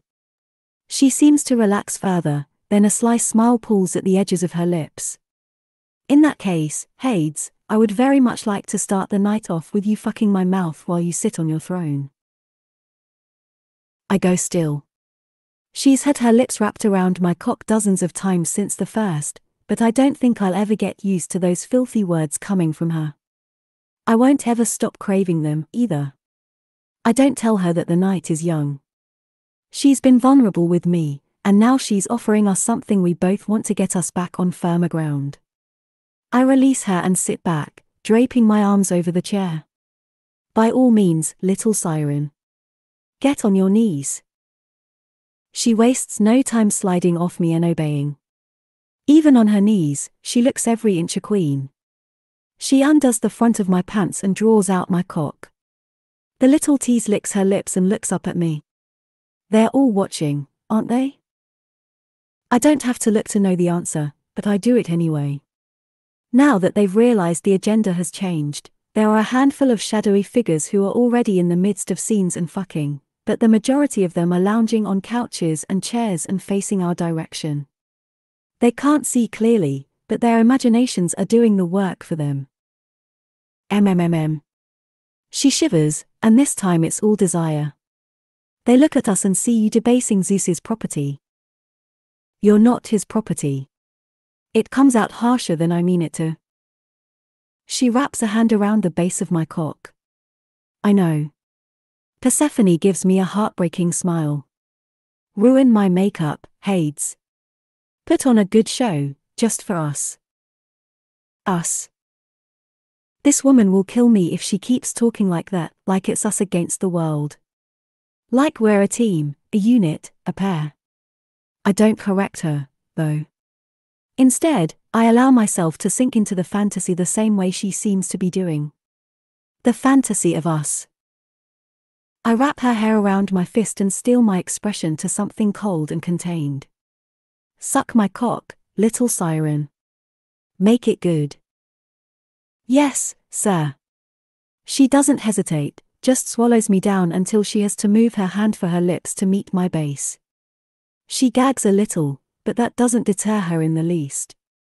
I'm not doing anything but holding on as Persephone picks up a rhythm easily enough, practically choking on my cock with every downstroke. But it looks like I am. As tears smudge her mascara and she leaves lipstick around my base and smears around the edges of her lips, it seems like I'm forcing her. Even without looking, I can feel the sexual tension in the room heightening.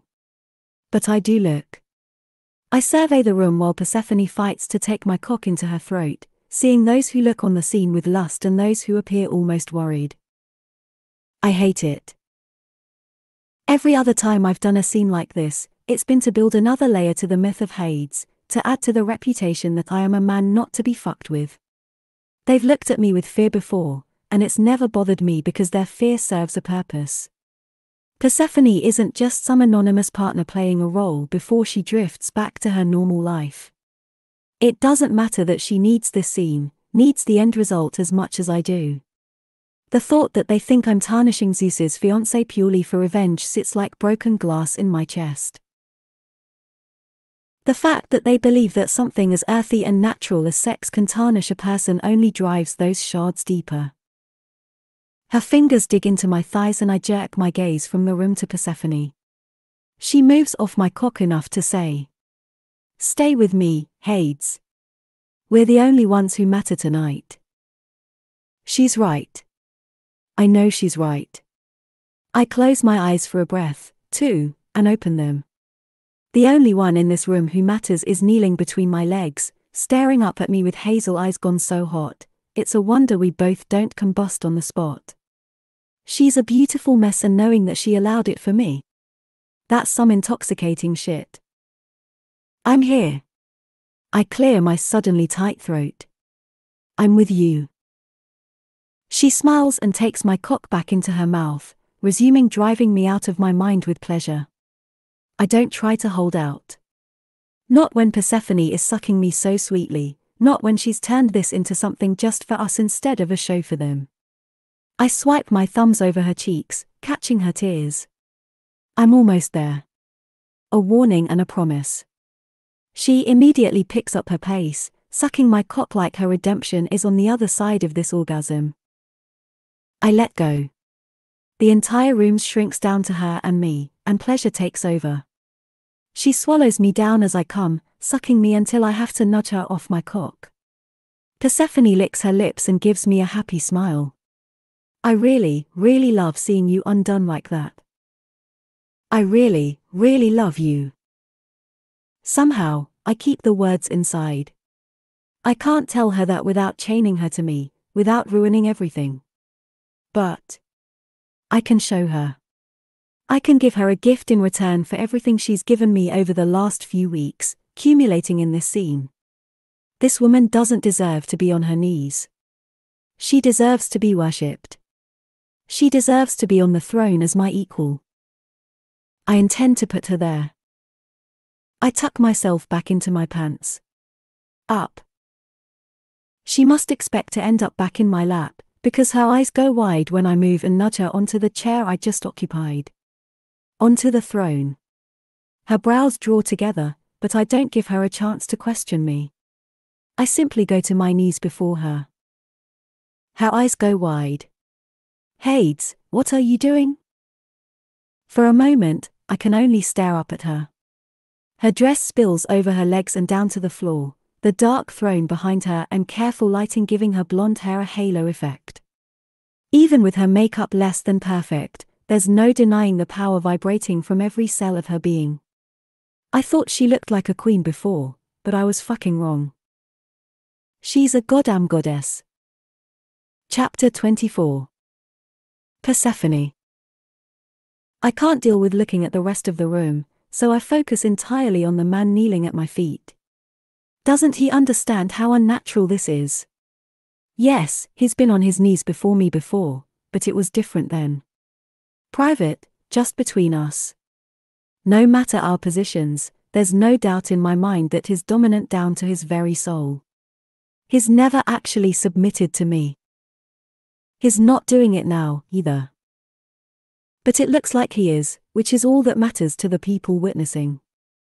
They are watching Hades of the 13 kneel at the feet of a woman sitting in his throne. I thought we were marking me as his and his alone, but this doesn't fit that plan. What are you doing? I whisper. Paying tribute. The words don't make sense, but he doesn't give me time to comprehend. He catches the hem of my dress and strokes his hands up my legs, taking the fabric with him. Bearing my calves and knees and thighs and finally bunching my dress around my hips. It's so different from the last time we were in this room. I wasn't worried about modesty then, was so out of my mind with desire that I didn't care who saw what we did in the shadows, but Hades' position makes this act feel secret. Like it's just for us. He looks at me like he's never seen me before, like I'm the powerful one in this equation and he truly is paying tribute to someone above his station. It doesn't make sense, but my confusion does nothing to dampen my desire. Especially when he skates his thumbs up my inner thighs and urges me to spread for him. His attention narrows on my pussy. You love sucking my cock. Guilty. But you knew that already. We're both speaking softly, barely above a whisper. It lends an extra layer of intimacy to this moment despite the eyes on us. Hades. I don't know what to say. I don't know what I'm supposed to say. What are we doing? He answers with his mouth, but not with words. Hades lowers his head and kisses my pussy. A long, lingering caress that drives all the questions from my mind. They all hold. Right now, the only rule is pleasure and his dealing it out in spades. He guides one of my legs up and over the arm of the chair, spreading me wide for him. Each lick and kiss is like his memoizing me. He's not intent on my orgasm, that much is clear even as desire sings through my blood. He might be going down on me, but Hades does it like it's purely for his pleasure. Somehow, that makes the entire experience that much hotter. And then I look up. It's no exaggeration to say that every eye in the room is on us. People have stopped doing whatever they were up to before Hades and I started our own little show. Their lust drips over me, driving my own higher. Power and need twine through me as I meet one set of eyes after another, as I see jealousy and want there. Some of them want to be me. Some of them want to be the one kneeling at my feet. Denying them feels like nothing else I've ever experienced before. We were right to stick to the shadows, to not put ourselves on display in the light. This is so much better, spinning a fantasy of forbidden fruit that everyone in the room is able to see but not touch. Everyone except for Hades. He sucks my clit into his mouth, working it with his tongue. It's so shocking after his light touches and teasing licks that it bows my back and draws a cry from my lips. The tension in the room ratchets up several notches, but I'm not looking at our audience any longer. No, only Hades holds my attention. I run my fingers through his hair and dig in, holding him to me. He growls against my skin, and it feels so wicked, I can barely stand it. Make me come, I whisper.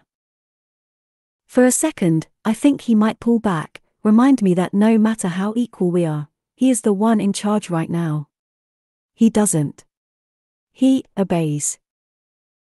Hades wedges a finger and then two inside me, twisting his wrist as he searches for the spot that will turn all my joints liquid even as he traces my clit in steady circles with the tip of his tongue.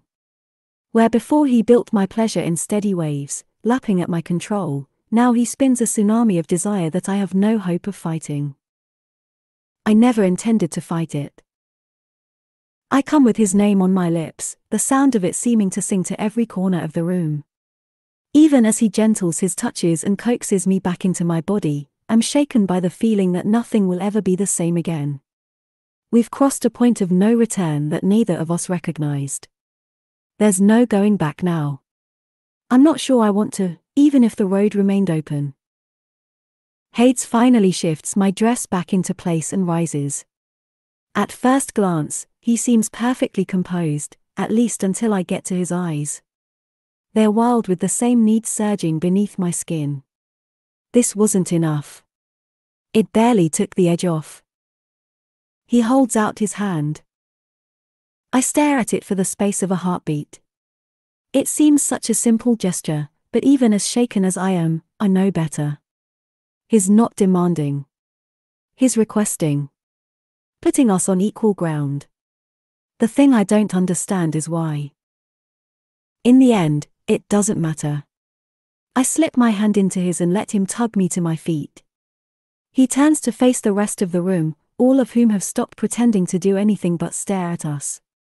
It feels strange, but not necessarily in a bad way. They're waiting on our whim, and they'll wait as long as we demand. Is this what power feels like? Hades seems to stare down each and every person present. Be sure, when you go running back to your high-rises and glamorous lives in the upper city, that you're telling the full truth of what happened here tonight. She's mine. His hand tightens ever so briefly around mine. And I'm hers. This wasn't part of the plan. I'm not exactly sure there was a plan going into tonight, not after I got cold feet. But Hades isn't declaring me his the same way he has been since the beginning of this, the way designed to provoke Zeus. He's declaring it mutual. It's something we spoke of privately, but doing it like this is something else altogether. I don't know what it means.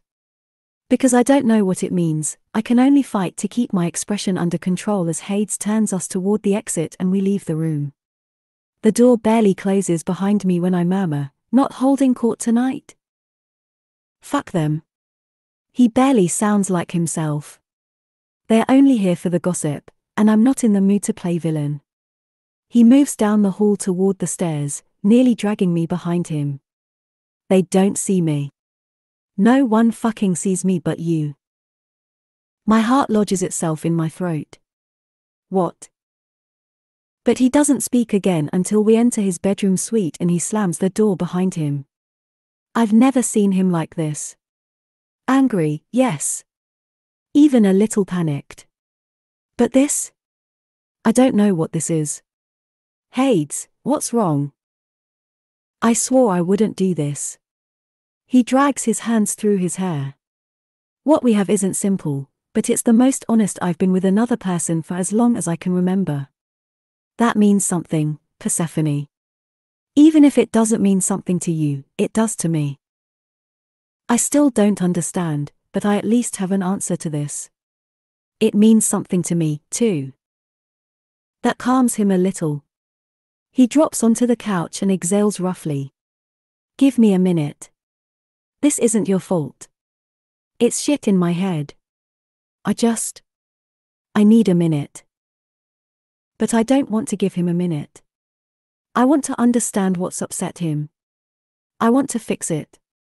He's given me so much over the last few weeks, more than I can begin to categorize. I can't stand by and let him hurt while I twiddle my thumbs. So I do the only thing I can think of.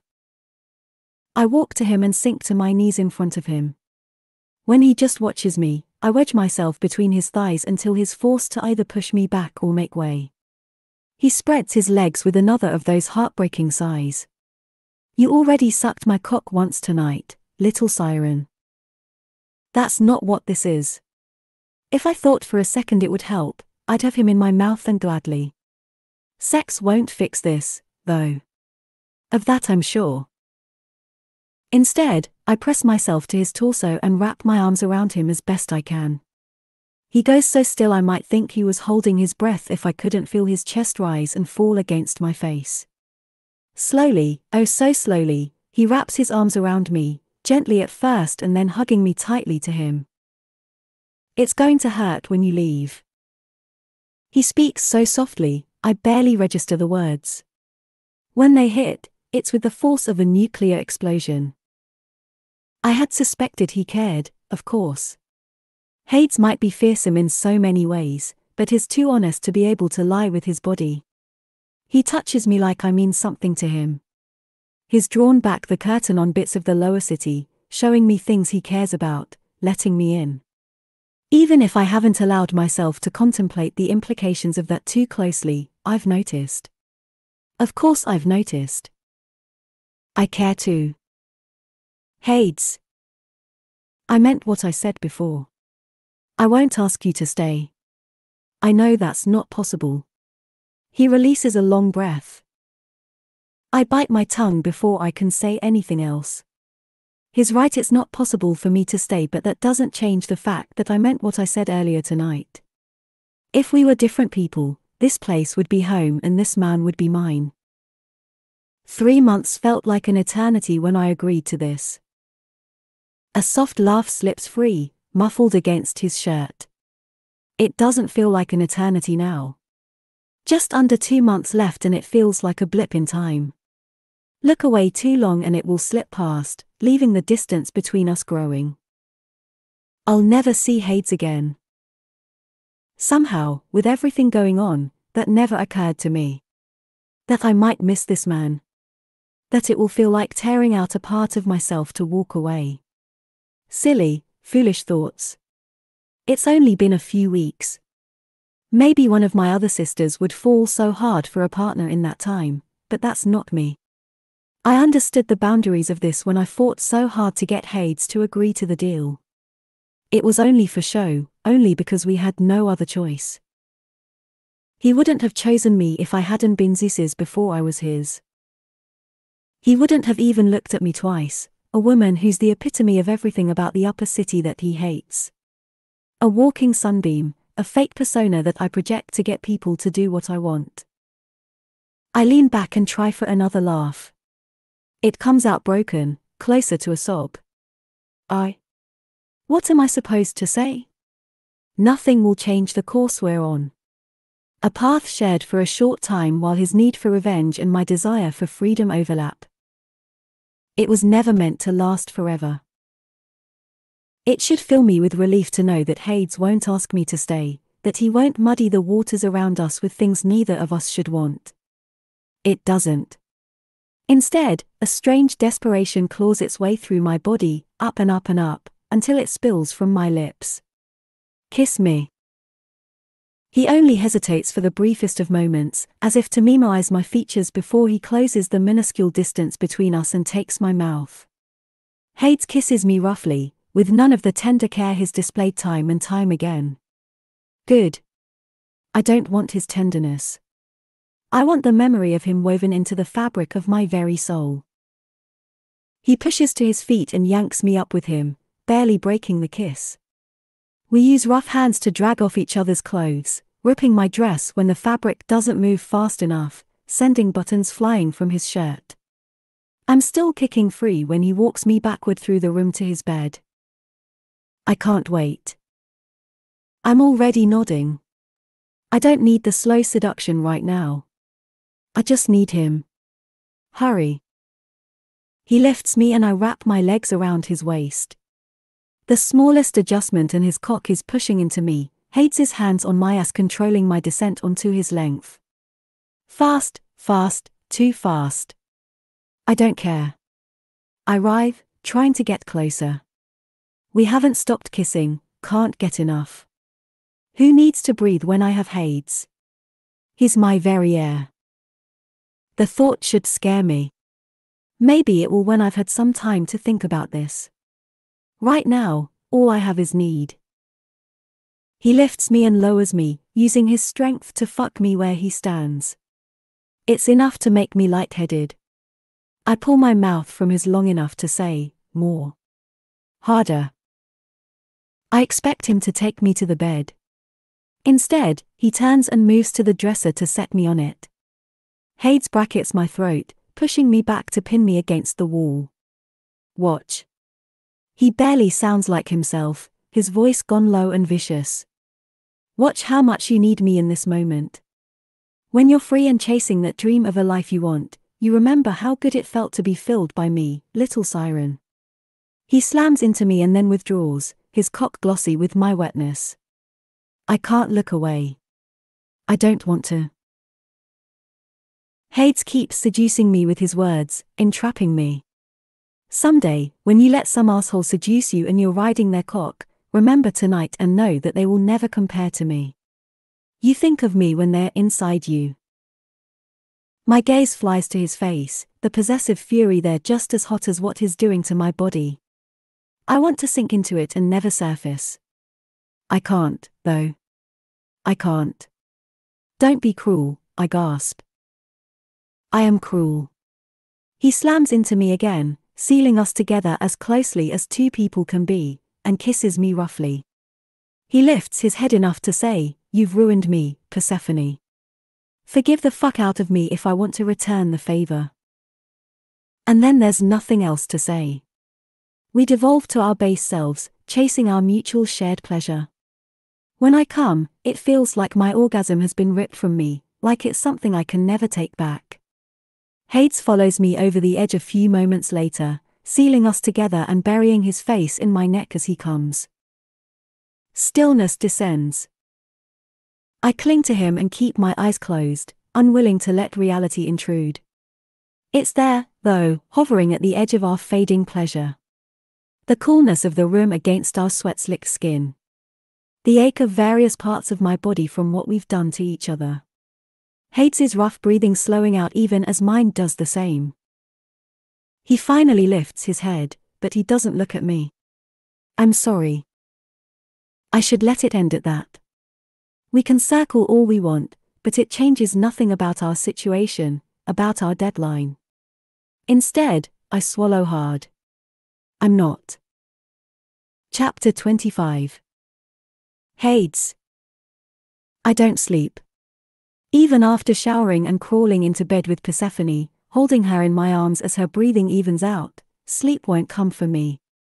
I can't shed the dread that's risen with every minute from the moment when I pulled out of her, my harsh words still ringing in my ears. I crossed a line, and her being right there with me doesn't change the fact that it's done. I don't want to let her go. An impossible scenario. I might as well try to lasso the moon as try to keep Persephone with me. Even if she was willing, the price is too high. Her mother will never acknowledge that her darling daughter might prefer the lower city, might prefer me to the sparkling poison Zeus's court has to offer. She'll continue to punish my people to try to force my hand. We can last a few years on our own, as long as we don't pull too hard on the supply lines I've set up with Triton, but the second Poseidon or Demeter realizes what's happening, that avenue will be closed to us. People who depend on me for safety will suffer. And Zeus?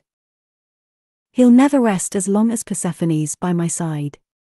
I'd thought he'd make his play by now, but that old bastard is craftier than I expected.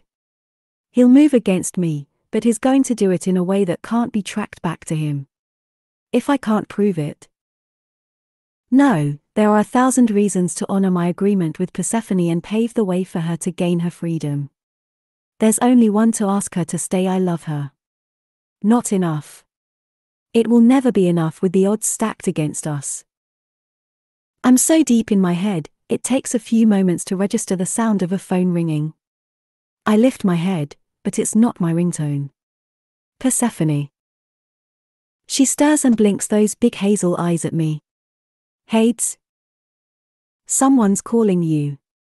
When she keeps trying to shake off sleep, I slip out of bed and snag her phone from the dresser. A quick glance at the screen shows Eurydice's name scrolling across. It's your youngest sister. That gets her moving. She sits up and shoves her hair back with one hand while reaching for the phone with the other. I expect her to take the call into the bathroom or the sitting room for some privacy, but she puts it on speaker. Eurydice? Persephone. Oh, thank the gods. No one else is answering. The panic in the woman's voice makes the small hairs on the back of my neck rise. What's going on? There's someone following me.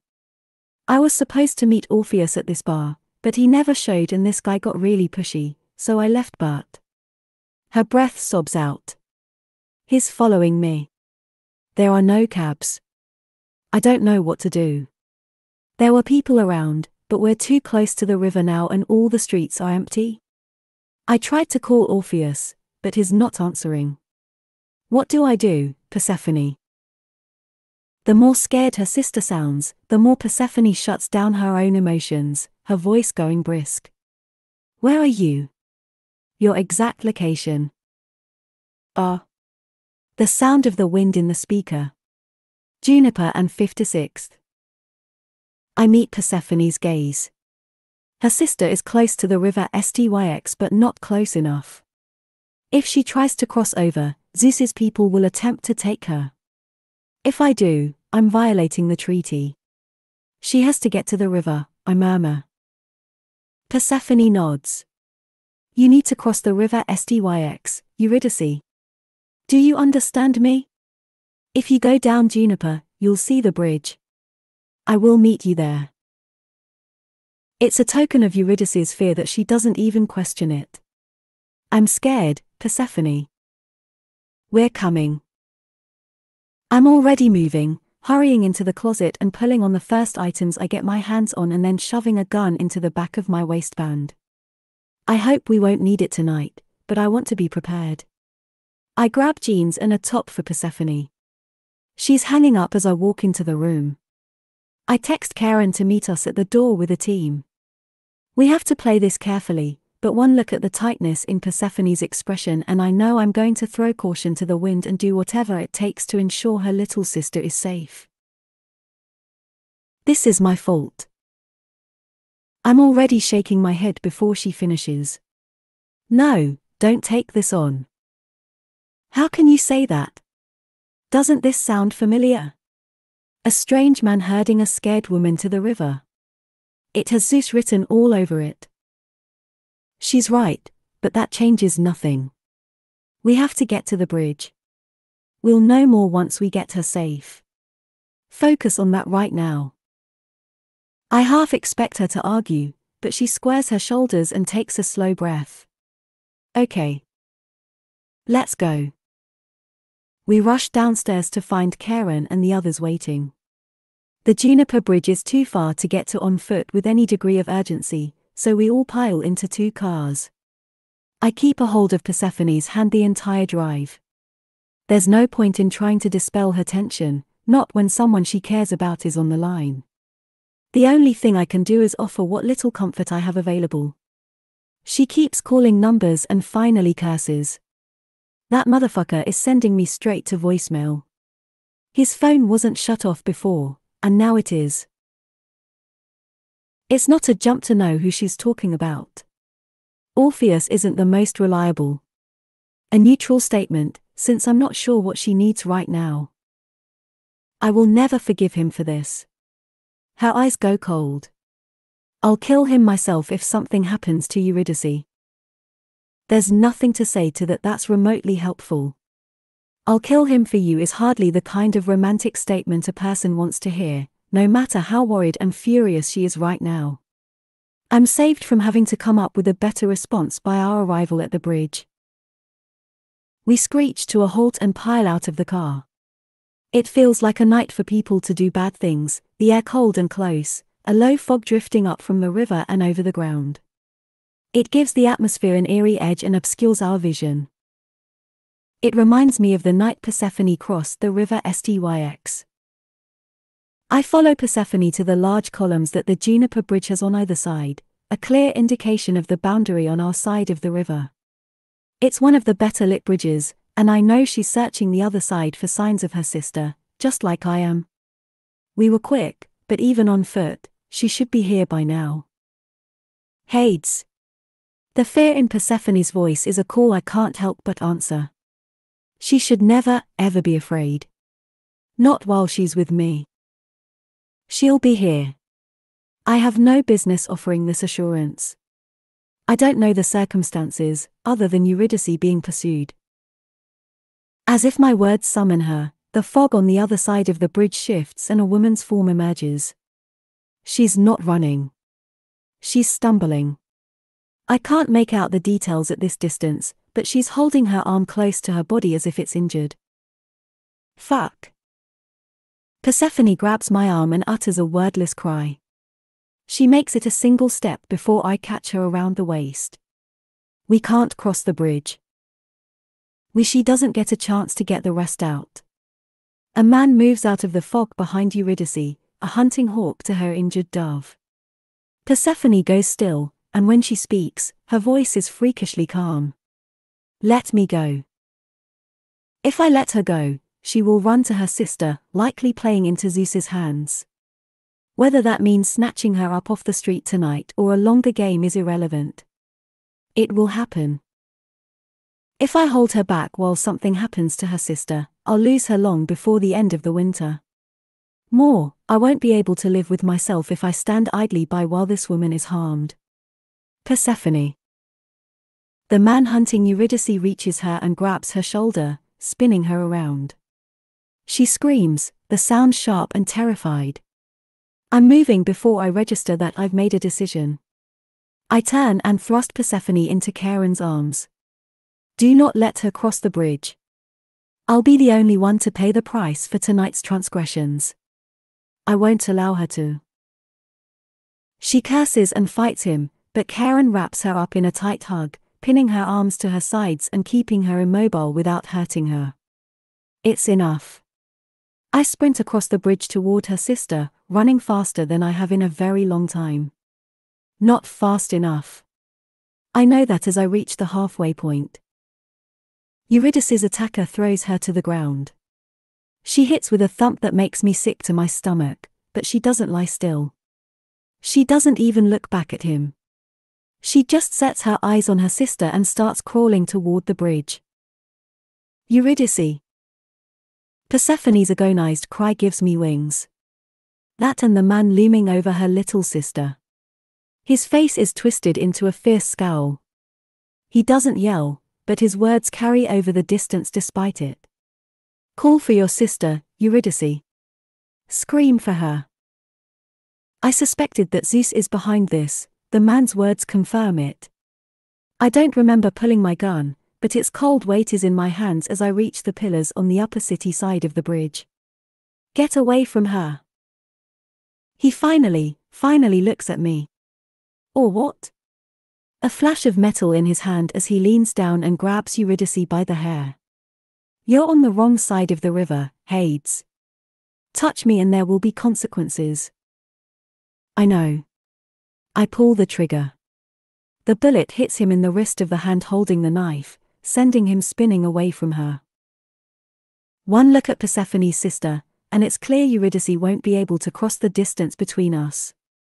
There's a scarily vacant look in her eyes that I recognize too well. I used to see it in the mirror when I was a child. She's gone somewhere internal, driven there by fear and violence. The street seems deserted, but I know better. Zeus has his people watching his side of the river, same as I have my people watching mine. If I step off this bridge, it's all over.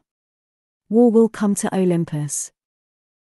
The man sits up, clutching his wrist to his chest, his expression ugly. Eurydice gives a broken kind of sob. Just like before, I don't remember making a decision to do this. One blink and I'm shoving him to the ground and hitting him in the face. Fuck, I'm not thinking at all. The only thing that matters is removing the threat. Each punch feeds something dark in me, as if I can hit this asshole hard enough that the monster in Dodona Tower will feel it. Another, and another, and another. Hades. Hades, stop. Persephone's scream stops me cold. My hands ache. There's blood everywhere. He's long since stopped moving, though his chest rises and falls. Alive. I twist to look across the bridge. Charon still has Persephone pinned to his chest, but they both look shocked. They both look horrified. What the fuck am I doing? I leverage myself off the man and crouch next to the sobbing woman. Eurydice. She flinches away from me. Don't touch me. Eurydice, your sister is waiting for you. I don't have time to be subtle. I grab her chin and move out of the way so she can see Persephone on the other side of the bridge. My bloody knuckles hardly give a reassuring image, but it's too late to take it back now. Can you walk? She blinks big dark eyes, her fist so large, it threatens to swallow us both whole. I don't know. I'm going to carry you. Don't fight me. I don't give her a chance to brace for it, simply hauling her into my arms and hurrying back across the bridge. I was on Zeus's territory a grand total of 2 minutes, but I'm not naive enough to think it won't count. Even if he didn't orchestrate this and all evidence suggests he did, he will take advantage of the opening I just gave him. I brace for Persephone's fear. She just saw me lose my shit and violently beat a man. She stares up at my face, looking at me as if she's never seen me before. Hades. We'll talk when we get back home. I maintain my hold on Eurydice and start for the car. Get in. Now. For once, Persephone doesn't argue. She slips into the back seat ahead of me and takes her sister's hand as I set Eurydice carefully beside her. Her hazel eyes are shining. Thank you, Hades, she says quietly. I know the cost. Take care of your sister. I'll meet you back at the house. I shut the door before she can argue and motion to Minth. Take them back. Lock the whole house down. No one in. No one out. And so fucking help you if Hermes slips past our perimeter tonight. Minth nods and hurries to the driver's side. I keep an eye on the car until it's out of sight and then turn to Charon. Trouble's coming. Charon's skin has taken on a waxen tone. You crossed the river. I didn't have a choice. He opens his mouth like he wants to argue but finally shakes his head. Doesn't matter, I guess. It's done. What do we do now? I try to stop reacting and think. Will Zeus go for a frontal strike, or will he try to twist my arm to get something he wants to avoid an all-out war? I don't know. I can't fucking think. All I can hear are the echoes of Persephone's cry. All I can see is the helpless look in her sister's eyes. And all I can feel is the pain across my knuckles from beating a man half to death. I press my fingers to my temples.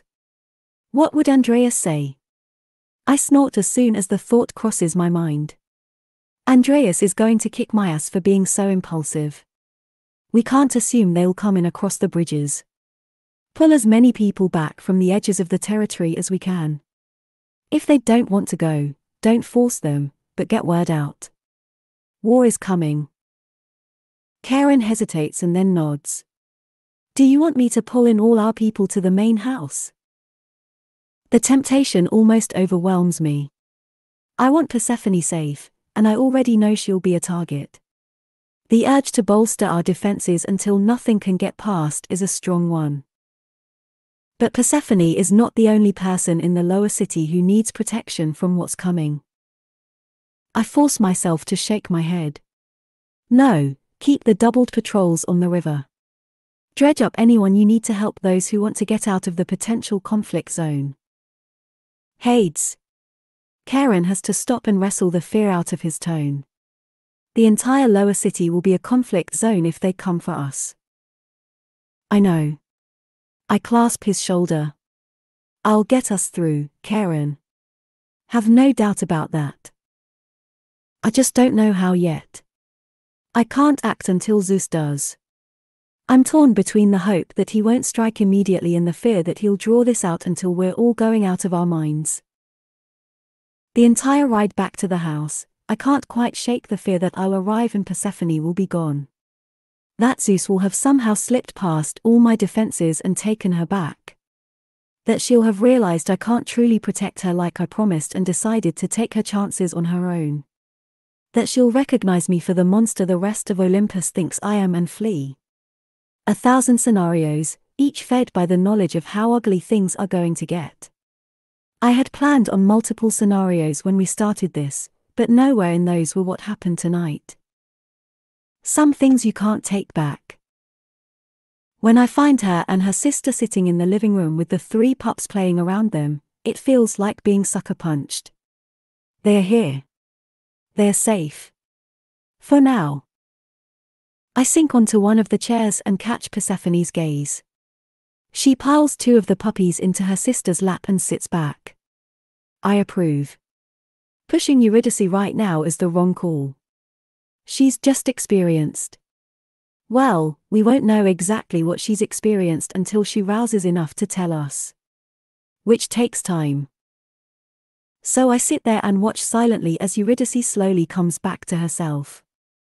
It starts with her petting the puppies and ends with a shuddering sigh that comes out more like a sob. I was so scared, Persephone. I know, honey. Persephone lets Eurydice lay her head in her lap and carefully strokes her black hair, a soothing touch. There's nothing soothing in her hazel eyes. She looks at me, and I've never seen her so fearsome. A true dark goddess, bent on retribution. She banks the expression almost as soon as it crosses her face, and I hate that she hides this part of herself from me. A trembling smile pulls at her lips and she mouths, "Thank you." In that moment, I do it again 100 times. No matter the cost. It's all worth it for her. Fucking anything for her. Chapter 26. Persephone. My sister's story comes out in fits and starts. About how she and Orpheus were supposed to meet in a part of the upper city that she's not overly familiar with. About how he never showed. About how he ignored her texts and sent her calls straight to voicemail, even as her fear grew and a strange man refused to leave her alone. I keep stroking her temple and hair, soothing her in the only way I can. Her palms are skinned from where she fell, so terrified that she barely noticed the scrapes until now.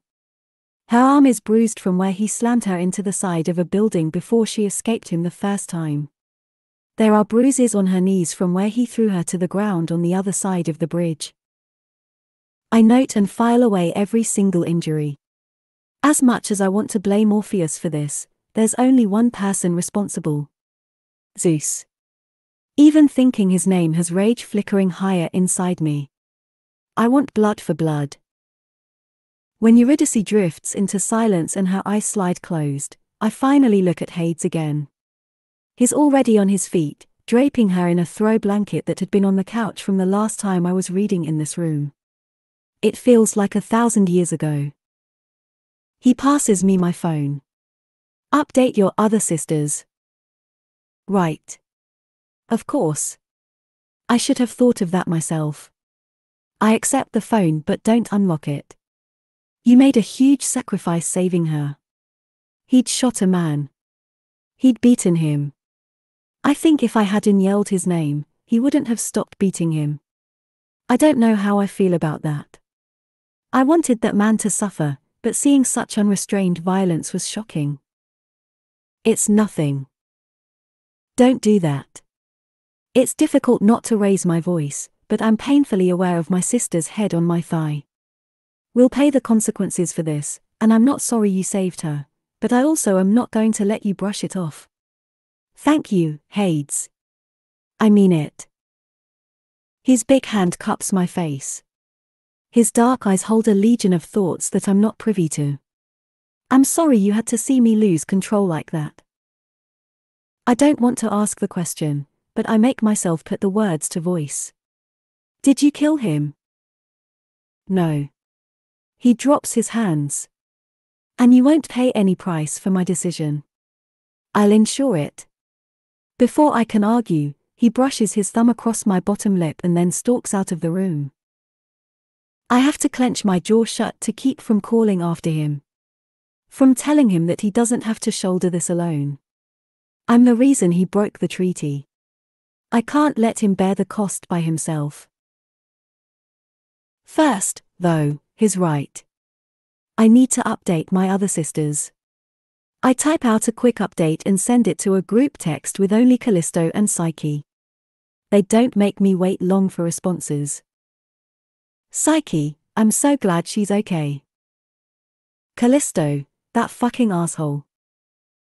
A picture appears, a screenshot of one of Orpheus's social media accounts. It's a shot of him surrounded by a trio of beautiful women with a giant smile on his face. The time stamp on the posting is right around when he started sending my calls straight to voicemail. Psyche, he's dead to us. Callisto, when I get my hands on him, he will be dead. Me, he's not the one ultimately responsible. Me, it's Zeus. Callisto, fuck him. I'll kill him, too. Psyche, stop it. You can't talk like that. Me, we'll figure it out. Right now, Eurydice is safe, and that's all that matters. Psyche, please keep us updated. Me, I will. Eurydice shifts and opens her eyes. She hadn't fallen asleep after all. I'm sorry. I put my phone aside and focus on my youngest sister. You have nothing to be sorry for.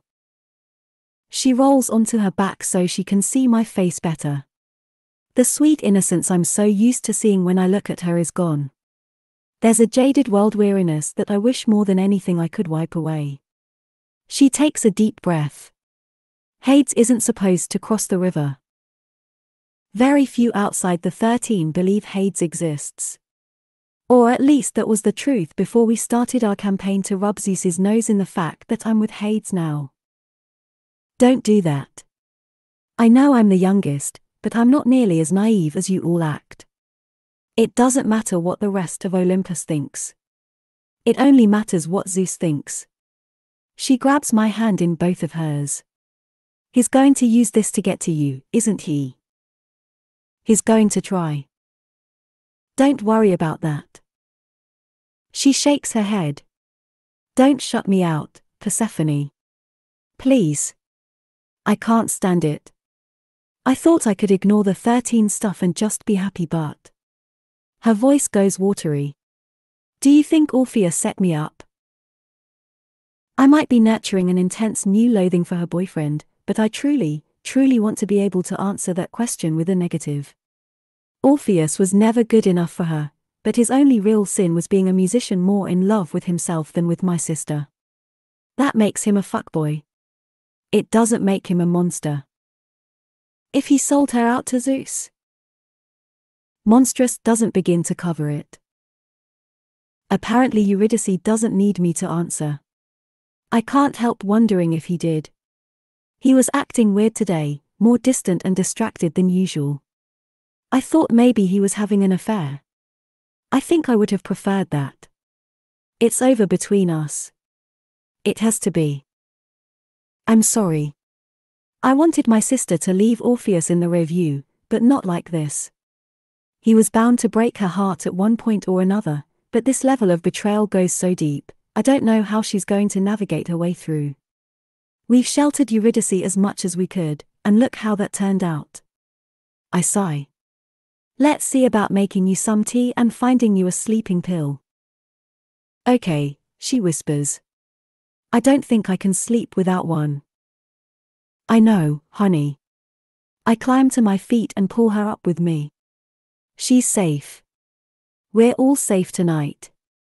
There will be consequences for our actions, but there's nothing else to do tonight except settle my sister into a room and be there for her. I thought I could target all Zeus's anger at me.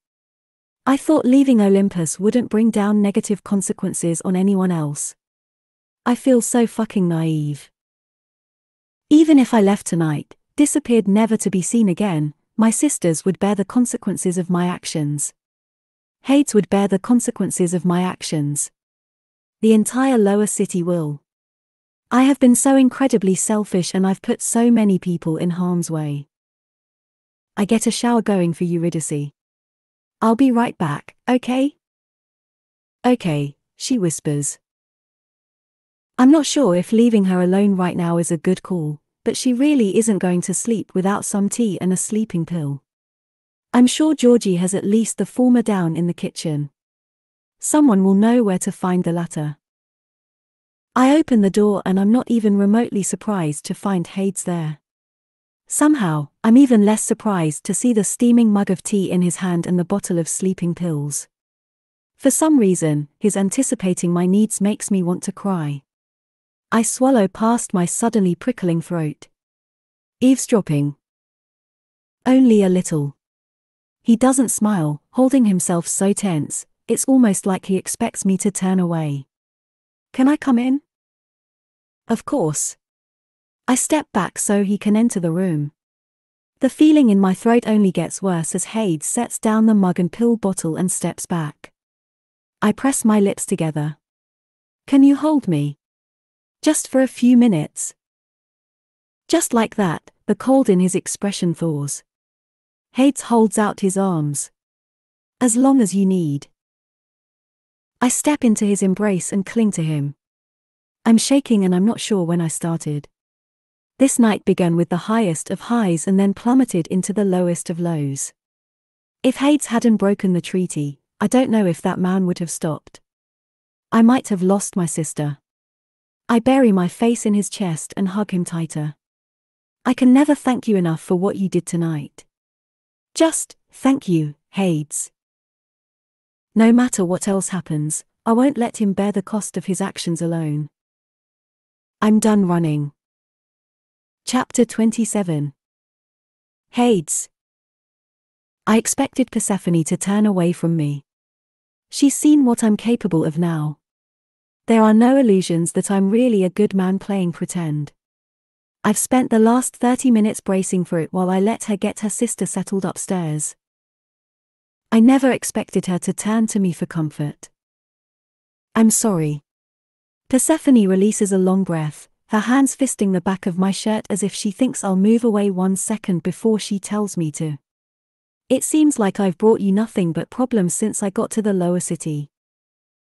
Come here. I press a kiss to her temple. Never apologize for bursting into my life, little siren. I don't regret a moment of my time with you. I don't want you to regret it, either. Okay, she whispers. She clings to me in silence as we listen to Eurydice begin to sob in the bathroom, loud enough to be heard over the shower. Finally, Persephone sighs. I can't leave her tonight. I know. I don't want to let her go, to walk out of this room. Given enough time and distance, she might reconsider how she feels about what happened tonight. I clear my throat. Thank you for calling my name. I don't know if I would have stopped. I tense, waiting for the inevitable rejection that confession will bring. She nods slowly. That's why I did it. She starts to say something else, but the shower shuts off. We both look at the bathroom. Eurydice needs her more than I do tonight. I give her one last squeeze and force myself to release her. You'll be safe here. No matter what else has changed, that hasn't. Hades. Her bottom lip wobbles a little before she seems to make an effort to firm it. He's going to use this to force me back and bring you to your knees. I can't lie to her, even if a comforting line might sound nice right now. He's going to try. I turn toward the door. I won't let him take you, Persephone. Even if I have to kill him myself. She flinches. I know. The words aren't happy ones. If anything, they sound sad. Almost like she's saying goodbye. It's harder than I anticipate to leave her. I can't shake the feeling that she won't be there when I get back. But no matter what else is true, Zeus won't risk throwing away his advantage by striking tonight. He needs the rest of the 13 behind him when he comes for me, and that will take time. I hope. I find Karen standing outside my study. He's glaring at the door, but I know him well enough to know he's still pissed about how things went down tonight. He gives himself a shake when he sees me. Andreas is waiting. Let's not keep him waiting any longer, then. The old man is already shaking his head as we enter the room and I shut the door. I knew it would come to this. He'll crush you just like he crushed your father. His words slur slightly, and the tumbler of amber liquid in his hand is the obvious culprit. I give Karen a look, but he shrugs. There's nothing to say. Even at his advanced age, Andreas does whatever he wants to. I need my people focused, but I have to deal with this first. I owe it to him, after all. I owe him fucking everything. I'm not my father. There was a time when that truth felt like an itch I could never quite scratch. Andreas loved my father, was loyal right down to his bones. The picture he paints of the man is larger than life, a strange sort of expectation that weighed heavily on me as I was growing up. How could I compare with that? That's the trick, though. I don't have to compete with the specter of the man who fathered me. He's gone. He's been gone for over 30 years at this point. I'm my own person, and it's long past time for Andreas to acknowledge that. I sink into the chair across from him. I'm not my father, I repeat slowly. He trusted the rules and laws and it got him killed. He never saw Zeus coming. A single truth that I'll never reconcile. If he was as good as Andreas says, why didn't he see the snake that Zeus is? Why didn't he protect us? I shove the thoughts away. No doubt they'll be back to plague me in the lonely nights ahead, but right now, they detract from my focus. I can't afford to miss a step. I've spent my entire life studying Zeus. You think I won't be able to anticipate him? What can you do? Andreas sounds like a ghost of himself, his once booming voice faint and cracking. What can you do against the king of the gods? I push slowly to my feet. He's not the only king in Olympus. I jerk my chin at Karen.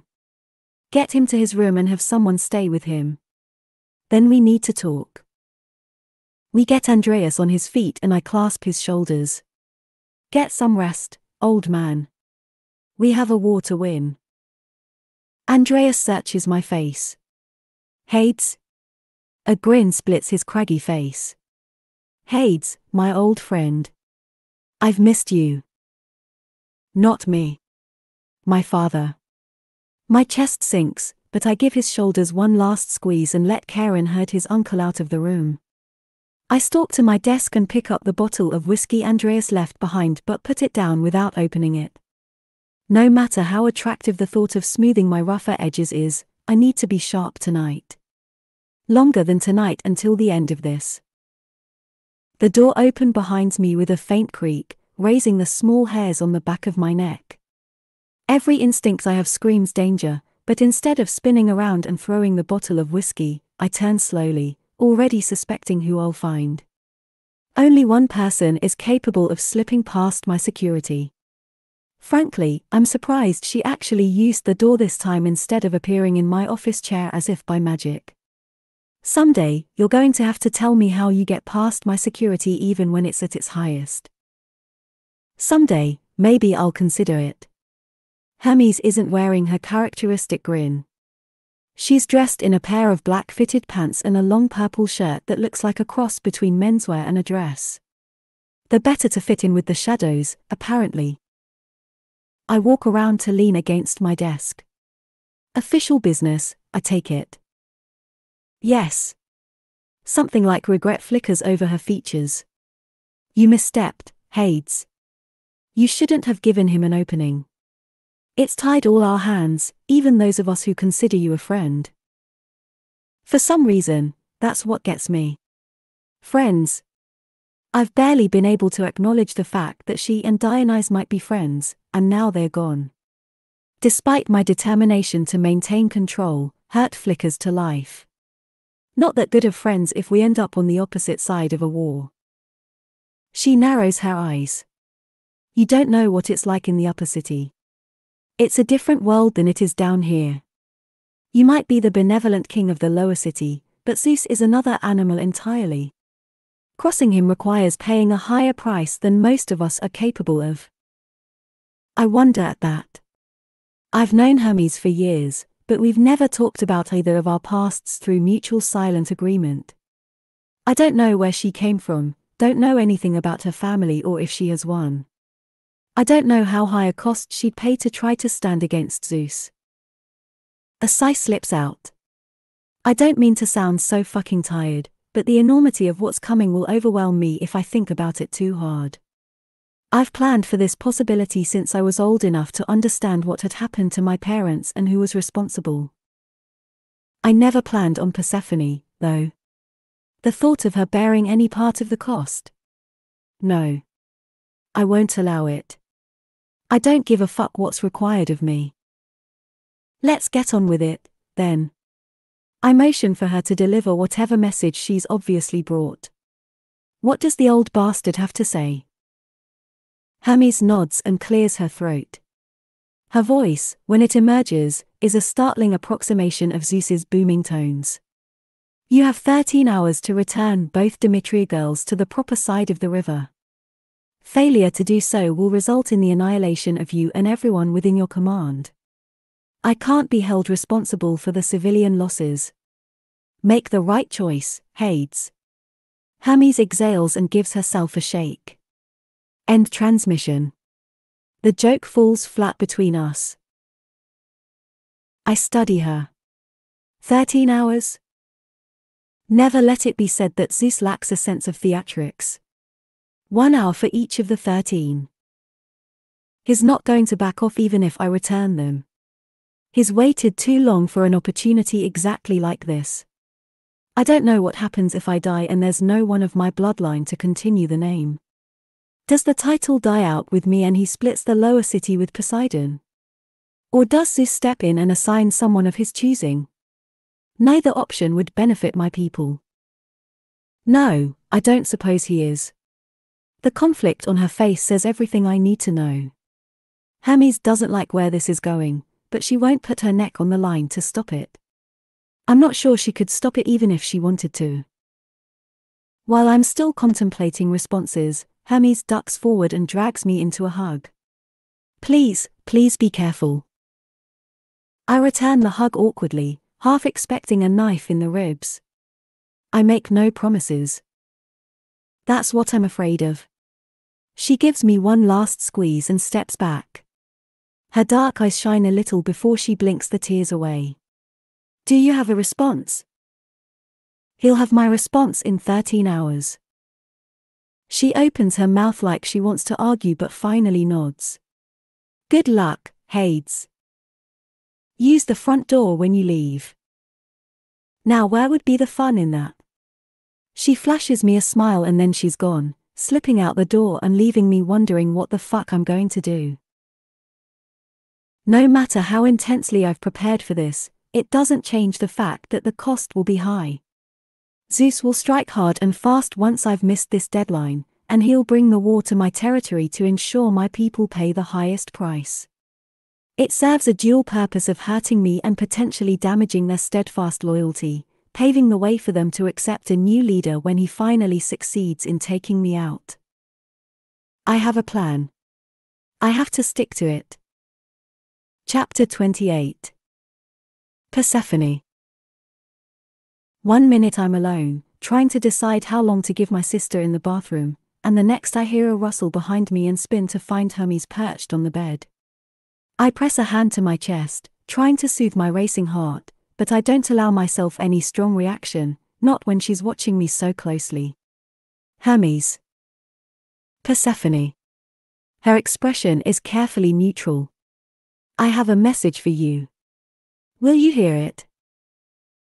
Nothing good can come of this, because there are only two people who would use Hermes to send a message. The temptation rises to tell her to leave the room, to hide from what's coming next. I'm stronger than that. I won't allow myself to stick my head in the sand and ignore the consequences of my actions. Yes. She nods and jumps to her feet. When she speaks, it's with a distinctly male voice. It takes me 2 words to place it as Zeus. There is war on the horizon, Persephone. I will crush the lower city and everyone who lives there. You know Hades can't stand against the might the rest of the 13 can bring to the fore. Come back now and bring your sister, and I'll reconsider my attack. I wait, but she falls into silence. That's his offer? He'll reconsider. Yes. Hermes shrugs a single shoulder. He apparently thinks it's fair. He apparently thinks I'm a fool. Zeus won't reconsider anything. He might want me and Eurydice back, either to appease my mother or to prove his might, but is not going to pass up this opportunity to strike at Hades. Not unless I give him reason to hesitate. My stomach twists and my head goes light and staticky. I promised myself I wouldn't hide from the consequences of my actions, but some consequences are too high a price to pay. Hades is more than capable, but against such larger numbers and better equipped enemies. And even with his precautions, what of his people? All those people I've met over the last few weeks as Hades has shown me around the lower city. Juliet, Matthew, Damien, Gail. Everyone who frequents the winter market, who has stalls and shops and businesses that go back generations. They might become casualties. There are always casualties in war, and it's always the people who least deserve to bear the cost. What if I can stop this? Hermes is halfway to the door when I find my voice, though I hardly sound like myself. Hermes. I wait for her to face me to continue. If I do this, there's no going back. The price might be too high to pay, but I can't let everyone else fight my battles for me. The time for hiding behind Hades' reputation is past. It's time for action. I would like to send a message to my mother. Asterisk asterisk asterisk. I second-guess myself 1,000 times after Hermes leaves, watching the minutes tick into hours as I wait for a response from my mother. Taking care of Eurydice requires some concentration, but eventually she passes out on the bed and I'm once again left to wait with my own thoughts. I don't know if I'm making the right call. I wish with everything I have that I could run this plan past Hades, that we could come up with a solution together. A nice rational solution that steers us through these treacherous waters and to a safe harbor. That's the problem, though. I don't feel rational. My panic doesn't abate as time passes. If anything, it gets stronger. Zeus wants Hades' head on a platter. He's wanted it for years, and I've finally given him a way to make it happen. I can't let Hades die. The thought of this world without him in it. The very idea makes me flinch as if my body can repel the thought. He won't be thinking of himself, only of protecting his people. Of protecting me. He promised, after all, and I know Hades well enough to know that he'll keep his word even if it means he goes under to keep me above water. I have to protect him. He's got no one else who. My breath catches in my chest, and I stare blindly at the tasteful blue walls of the room. In a daze, I finish the sentence, if only in my head. He's got no one else who loves him like I do. I love Hades. I close my eyes and focus on breathing past the tightness invading my body. Love was never part of the plan, but none of this was part of the plan. I can't tell him. If I tell him, it might rattle him past the point of reason. He won't see my actions as anything less than a betrayal. He might even do something to put his people at risk, and that I can't allow. No, I can't tell him. I have to bottle this up, shove it down deep. If I succeed, maybe there will be something left of us to salvage on the other side. If I fail, well, we'll have bigger problems at that point. I'm still wrestling with my emotions when the window slides open and Hermes climbs through. I stare. Did you just scale the walls? On the second story? What, like it's hard? Her grin is a shadow of itself. The night's events have worn on her, just like they have on the rest of us. She straightens and my mother's voice emerges from her lips. You have a deal. All the strength goes out of my body for one terrifying moment. I didn't honestly expect her to agree. Now I truly have no choice. I close my eyes and take a slow breath. Things are now in motion. There's no going back now. I smooth a hand over my sister's hair. Wake up, Eurydice. Things happen quickly after that. I take the time to change into another black gown that Juliet made for me. It's long-sleeved with a generous scooped neck and a full skirt, but the real highlight of it is the underbust corset that goes over the top of it. It's black threaded with silver, and it makes me think of stylized armor. In this dress, I feel like a dark queen. Like a dark goddess. Hermes gives me a long look. That's quite the statement piece. Appearances always matter in the upper city. I'll only have one opportunity to get this right. It's important to strike the right tone. She laughs a little under her breath. When you walk through the door, they won't know what hit them. Good. I smooth my hands over the dress. There's no more time to waste. Let's go. Eurydice stops me before I can open the bedroom door. I'm staying. I stop short. What? I need time.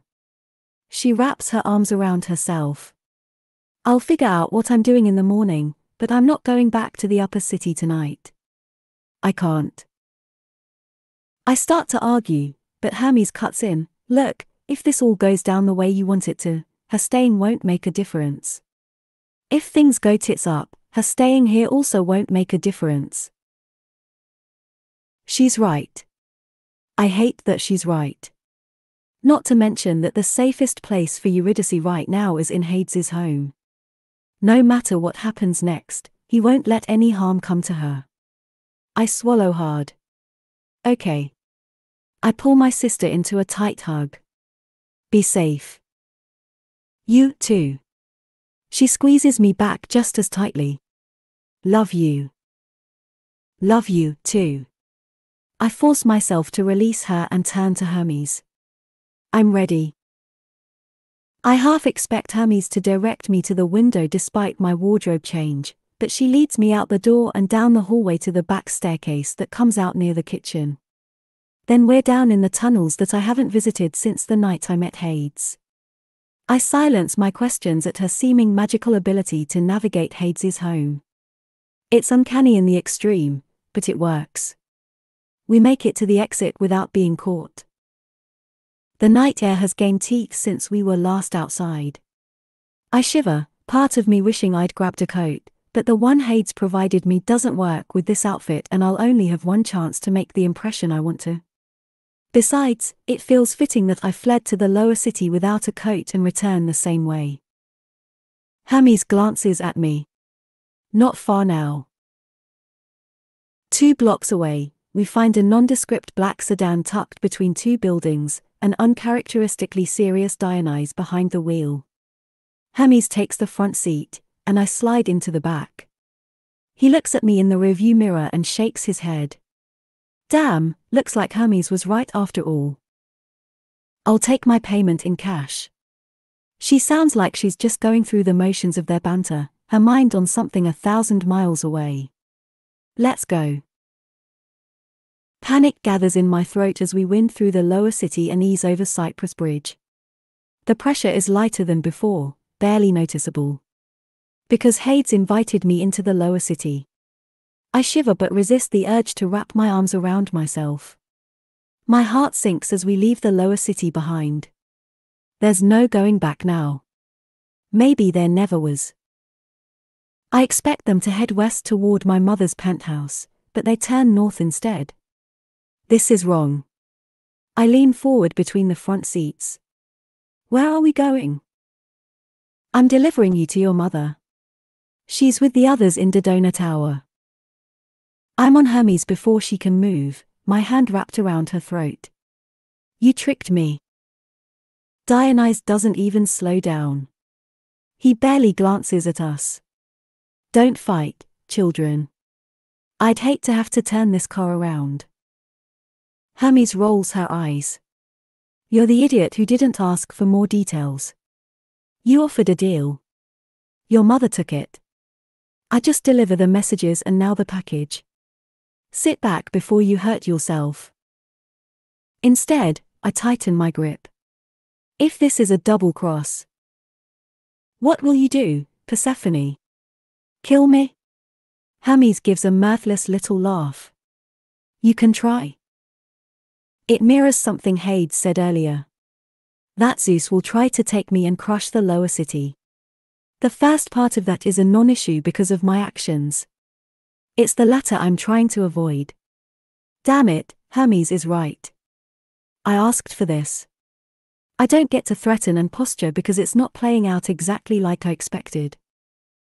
Even knowing that, it takes more control than I anticipate to unpeel my fingers from her skin and sit back. I need him to survive this. I don't mean to say it. They might care about Hades, but they're no friends to me. I can't trust them. Hermes finally looks at me. You seem to have things well in hand. I can't tell if she's being sarcastic or not. I choose to take the words at face value and let them boost me when I desperately need it. Around us, the streets quickly take on a glitzier look. Everything's been renovated in the last few years, more evidence of the way the upper city cares so intensely about how things look and less about the content beneath. The businesses stay the same, the people working them the same, at least until they've been priced out. How many of them end up in the lower city? I'm so ashamed of myself for keeping my gaze on the horizon when there were things I should be noticing all around me. Dionyse pulls up in front of Dodona Tower and stops. When I look at Hermes, she shrugs. I was only joking about delivering packages. You made this deal, so you should walk in there under your own power. You were right before perception matters. I know, I say faintly. I don't apologize for attacking her, though. She's not on anyone's side but her own, and while I understand, I can't help but hold it against her. Hades could use allies right now, and when he's in his hour of need, she and Dionyse have abandoned him. From the outside, it might look like I've done the same, but everything I did from the moment I sent Hermes with a message to my mother is for him. I get out of the car and gaze up at the skyscraper in front of me, taller than any of the buildings around it, as if Zeus needs this physical demonstration of his might to remind everyone in the city of what he can do. I find my upper lip curling. Pathetic. He's a child, ready to throw a tantrum and cause untold destruction if he doesn't get his way. The very last thing I want to do is face him and his shining crowd of flunkies after everything that's happened, but this is what I asked for. This is the price I'm willing to pay to avert war. I can't afford to balk before I even step onto the battlefield. The elevator ride to the top feels like it takes 1,000 lifetimes. It's been a little over a month since I was here last, since I ran from Zeus and the future he and my mother had mapped out for me without my consent. It takes more effort than ever to school my expression. I've fallen out of the habit with Hades. I feel safe with him, not like I have to lie with my face and words to ensure a smoother path. Yet another reason I love him. Gods, I love him, and if this goes poorly, I'll never get a chance to say it aloud. It's not as if he's told me he feels the same. We've been so very careful to dance around any talk of deeper emotions, but I can't help thinking about the conversation we had while naming the puppies. He wouldn't have laid out an alternate future in which we were different people if he wasn't feeling the same. He wouldn't call me love. It's too late to worry about it now. I have to set it aside. One does not swim with sharks unless they're able to focus fully on not losing a limb in the process. I take one last breath as the elevator door opens and square my shoulders. It's game time. The room is packed, people dressed in all colors of the rainbow, glittering gowns, and elegant tuxedos. Another party in process. It's almost as if they've all been in this room the entire time I was gone, trapped in some warped reality where the party never ends. The clothing is slightly different, the dresses brighter colors tonight than they were last time, but the people are the same. The poisonous atmosphere in the room is the same. Everything is the fucking same. How can they be partying when there is so much death on the horizon? Fury snaps in my veins, searing away the last of my nerves and any lingering hesitation. These people might not care about the cost their decisions will have on those who don't move in their circles, but I do. I stride out of the elevator, my gown slithering around my legs with each step. Every other time I was in this room, I wasn't able to escape the clear power imbalance. They had it. I didn't. End of story. That's no longer the case. I am not merely one of Demeter's daughters. I am Persephone, and I love the king of their dreaded lower city. To them, he might as well be king of the underworld itself, lord of the dead. I catch sight of my mother deep in conversation with Aphrodite, their heads bowed as they speak in low voices, and turn in her direction. I make it 2 steps before a voice booms across the room. My bride returns. Ice cascades down my spine, but I allow none of it into my expression as I look at Zeus. He's beaming at me as if he didn't deliver threat upon threat to drive me back to the upper city. As if I haven't spent the last 5 weeks and change sleeping with his enemy. As if everyone in this room is ignorant of both those truths. People step aside as I move forward. No, they don't step aside. They actually trip over themselves to put distance between us and clear my path. I don't look at them. They're beneath my notice at this point.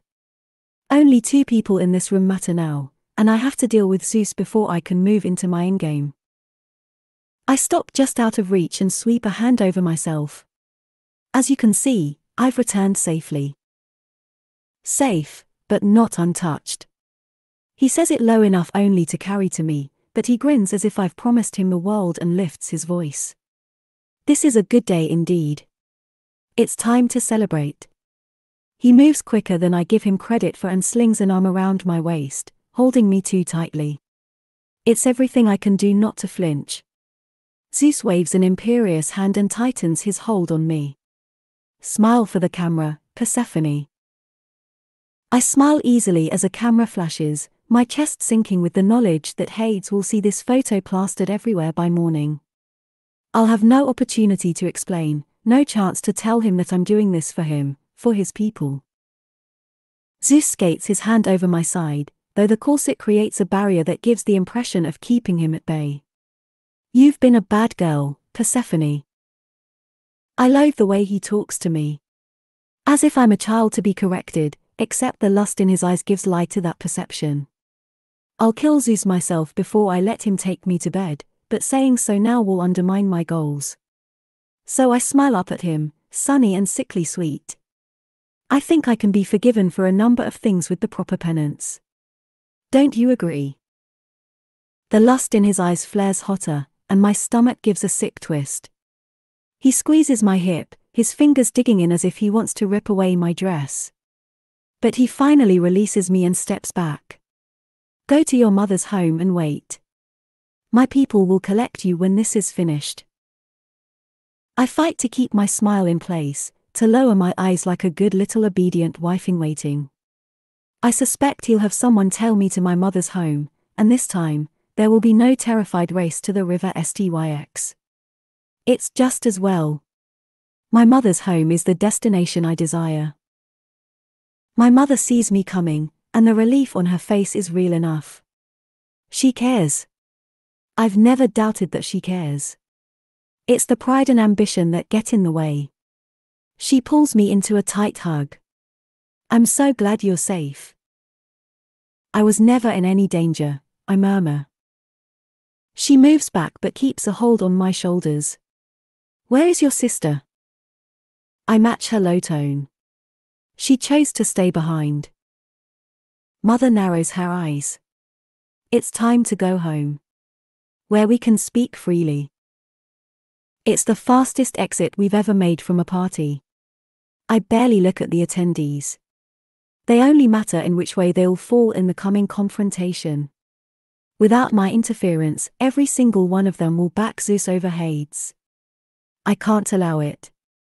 Hades is stronger than anyone I know, but even he can't win a war against the other 13 on his own. I'll ensure he doesn't have to. Mother doesn't speak again until we've safely made the drive to our building and taken the long elevator up to the top floor. She spins on me the second the door is shut. What do you mean? She chose to stay behind. Eurydice is safe in the lower city. Or she will be as long as we succeed. She looks at me as if she's never seen me before. And you? Are you okay? Did he hurt you? I step back when it looks like she might try to hug me again. I'm fine. Hades isn't the one who wants to hurt me, and you know it. I stare her down. He's also not the one who cut off supplies to half the city in a fit of rage. She draws herself up. My mother always seems larger than life, but we're the same height. Forgive me for wanting to protect my daughters. No. I shake my head. You don't get to talk about protecting your daughters when you sold me to Zeus without even asking if that's what I wanted, when you know his reputation. He's a modern-day Bluebeard, and don't pretend everyone isn't aware of it. He's the most powerful man in Olympus. As if that makes it okay. I cross my arms over my chest. I suppose it's also okay that he sent one of his men to chase Eurydice through the street like a doe before a hunter's arrow. It wasn't a bluff, Mother. He had a knife, and he fully intended to use it before Hades saved her. Your precious Zeus ordered that done. You don't know that. I study her. It's what he did to me. It seems he likes to let his prey get within reach of the lower city before striking, but we both know it was intentional with Eurydice. He set a trap, and if Hades hadn't walked into it, Zeus's man would have stabbed her. Look me in the eye and tell me that you have the utmost faith that Zeus will never, ever do anything to hurt one of your daughters to bring me in line. Do it truthfully. She opens her mouth, obviously determined to power through this, but stops short. Gods, you are so damned stubborn, Persephone. Excuse me. She shakes her head, suddenly looking tired. You were never in any danger. You simply had to marry the bastard and play the good wife long enough for him to let his guard down. I would have taken care of the rest. The suspicion I've been harboring since the beginning rises to the fore again. You had a plan. Of course I had a plan. He's a monster, but he's a powerful one. You could have been Hero. I never wanted to be Hero. Yes, I'm aware. She waves that away just like she seems to do with anything that doesn't fit conveniently into her plans. It's a moot point now. Zeus is a liability. I stare. You decided that before I made my offer. Of course I did. Her hazel eyes, so similar to mine, narrow. He threatened 2 of my daughters. He's outlived his usefulness.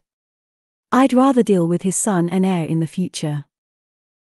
I realize what she's implying, and it leaves me breathless. I knew my mother could be ruthless in her ambition, but this is another level entirely. My legs feel a little shaky, but I've come too far to buckle now. What was the plan?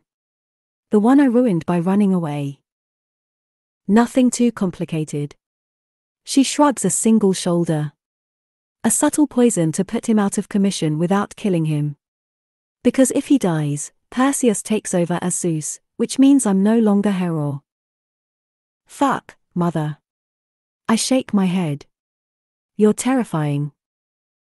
And you've learned from the best. She motions at herself. It's quite the deal you're offering. Yes.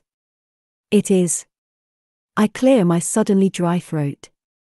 I'll stay in Olympus and encourage Hades to make several appearances annually with our family. The latter I have no business offering, but I'll do anything to prevent this war. Anything. Mother frowns.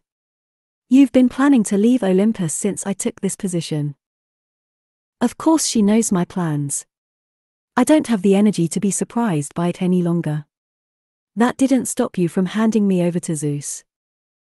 She flinches the tiniest bit. I'm sorry you were hurt by that. Which is not the same thing as being sorry she did it. I lift my chin. Then make amends and take the deal I'm offering. If you really want me to stay, this is the way to do it. I can see her wavering, so I have to press her on all fronts. Think, mother. The only people a war benefits are the generals. Not the supply lines. Not the ones working in the background. If you let Zeus pursue this personal vendetta and drag our entire city into a conflict, it will undermine the power you've been building since you became Demeter. Nothing that I'm saying is new information. She wouldn't have agreed to my bargain if she wasn't already thinking the same things. She finally looks away, her jaw tight. It's a huge risk. Only if you really believe Zeus is more powerful than the rest of the 13. You said it yourself, he's become a liability. He's not the only legacy position. He's not even in charge of the most vital resources.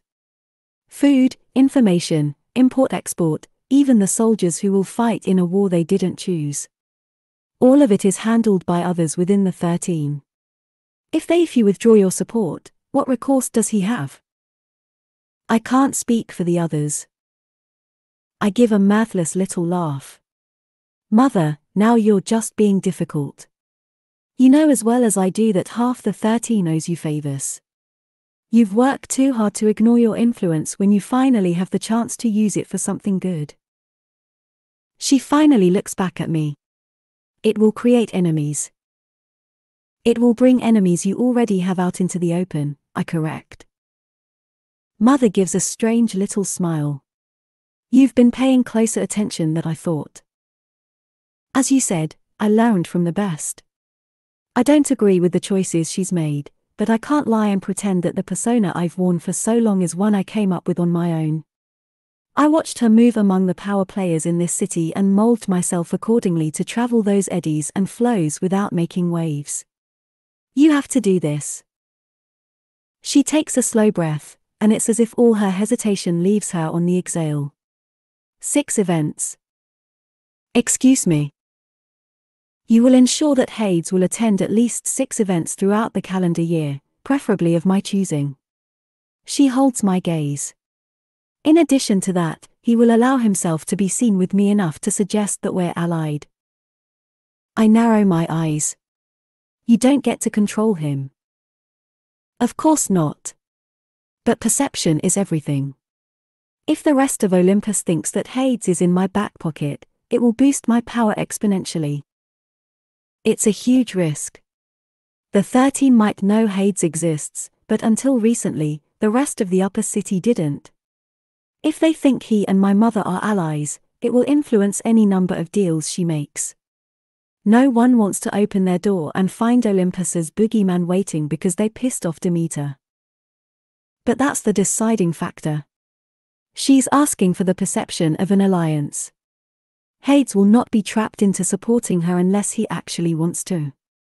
He just has to be seen with her. Okay. Then we have a deal. She holds out her hand. I stare at it for a long moment.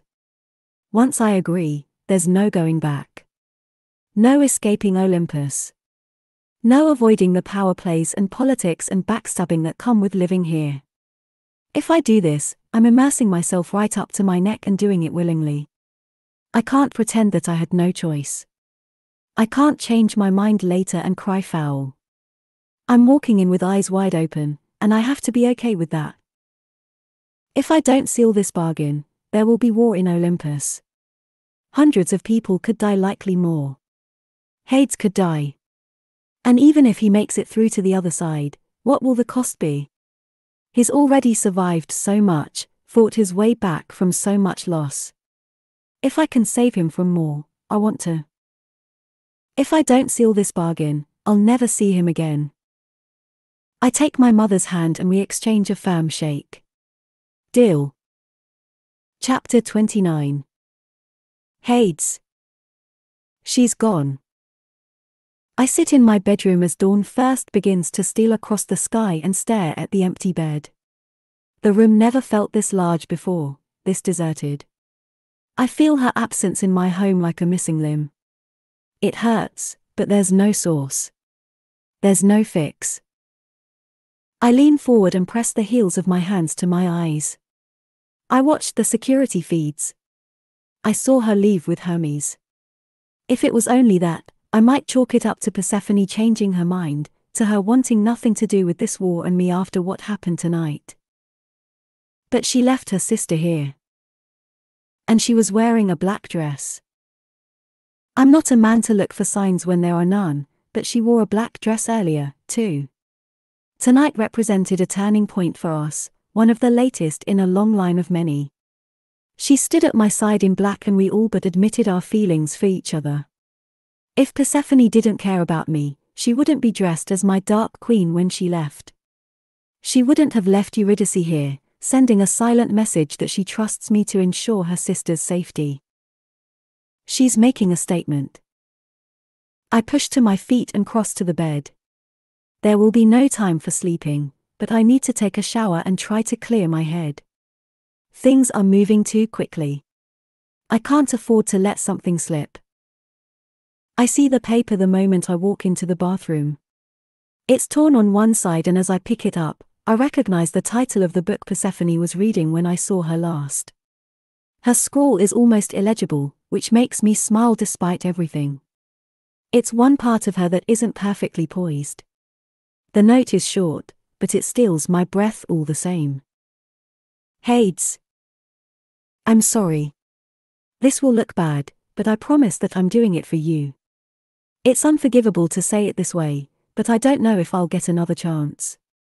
I love you. I made this mess, and now I'll fix it. Yours. P. I read it again. And then a third time. Gods damn it. If she'd left me to save herself or her sisters, that would be easier to swallow. I'd suspected, but suspecting and knowing the truth are two very different things. Something inside me goes cold and barbed as I pull out my phone and check the gossip sites. Persephone's only been gone a few hours, but her photos are already all over them. Her in that black dress at Zeus's party. Zeus with his arm possessively around her waist. Her giving him that sunny smile that is fake and sweet enough to make my teeth ache. She walked back into his waiting arms to save me. I can't wrap my mind around it. She's seen my preparations. She knows what I'm capable of. My people and I can weather anything Zeus throws at us. It won't be pretty, but we can do it. Persephone just stepped in front of a bullet meant for me. The thought makes the cold feeling inside me go positively frigid. Zeus will make her pay for leaving, for letting me have my hands all over her in front of his peers. For soiling her, in his mind. He'll take his rage out on her, and not even Persephone can survive that indefinitely. Maybe her body will, but he'll fracture her soul, the strength that makes her her. Zeus isn't the type of man to tolerate any resistance. I promised I'd protect her. I fucking love her. I tuck the note exactly back where I found it and walk out of the bathroom. I've ghosted through these hallways often enough that it's child's play to avoid my people and the cameras. Karen will lose his shit when he realizes what I've done. Andreas will never forgive me. None of it matters. Nothing but doing whatever it takes to ensure Persephone is safe. Even if it means she runs as far and fast from Olympus as she can. As far and fast from me as she can. Even knowing that her freedom means I lose her forever.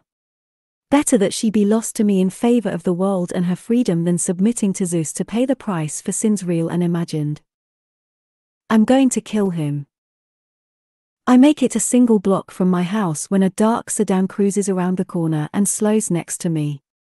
The passenger side window rolls down, and Hermes gives me a shadow of her normal grin. You're about to do something stupid. Dionysus is in the driver's seat, and he looks as exhausted as if he's gone on a week-long bender. Hades always did have a noble streak. I wouldn't want you to get in the middle. I know how you both hate that. It comes out far harsher than I intend, but I can't help it. Against my better judgment, I started considering her and Dionysus friends, and look where that got me. Betrayal. Endless fucking betrayal. Her smile drops. We're all playing the roles set out for us. I knew the script when I accepted the title. She glances at Dionysus. We both did. Not all of us had that kind of choice. I can't keep the bitterness, the anger, from my voice. I never asked to be Hades. The decision was taken out of my hands the first moment I drew breath. A heavy mantle to lay on a newborn's head, but no one cared what I wanted. Not my parents. Certainly not Zeus when he made me an orphan and the youngest Hades in the history of Olympus. She sighs. Get in the car. It'll be faster than walking, and you don't want to show up to Zeus's all rumpled and messy. Presentation is 80% of negotiations. I stop. The car stops next to me. Who said I was going to Zeus? Give us a little credit. Dionysus chuckles. The love of your life just made a deal to save your skin, so naturally you're going to pull a very romantic, very impulsive move to save her right back. My internal debate only lasts a moment. At the end of the day, they're right. They both have a role to play, just like the rest of us. Holding that against them is like being angry at the wind for unexpectedly changing direction. I walk around the car and slide into the passenger seat. You helped her leave, Hermes. She contracted my services. Hermes twists to look at me as Dionysus pulls back onto the right side of the street and heads north. Even if she hadn't, I still would have helped. She taps her fingers on the armrest of her seat, not able to be still even for a moment. I like her. I like you when you're with her. I'm not with her right now. Dionysus shrugs, his eyes on the road. Relationships are complicated. You love her. She obviously loves you, or she wouldn't be riding off to save you from Zeus and the rest of the 13. You'll figure it out. I don't know what I'll do if something happens to her because of this. I'll never forgive myself for not protecting her like I promised. Something was already happening to her before you met her, Hades. She was fleeing Zeus when she stumbled into your comforting arms. That has nothing to do with you. Hermes laughs a little. Well, it didn't used to have anything to do with you, but if there's anyone Zeus hates more than you, it's your father. He'll do whatever he can to annihilate the Hades position. Just grind it to dust with the force of his fury and damaged pride. There was a time when the vendetta Zeus nurtures made me tired. I want revenge for the deaths of my parents, yes, but hating him for making me an orphan makes sense. His hatred for me does not. Fuck, his hatred for my parents doesn't, either. He should have let it go. Yes.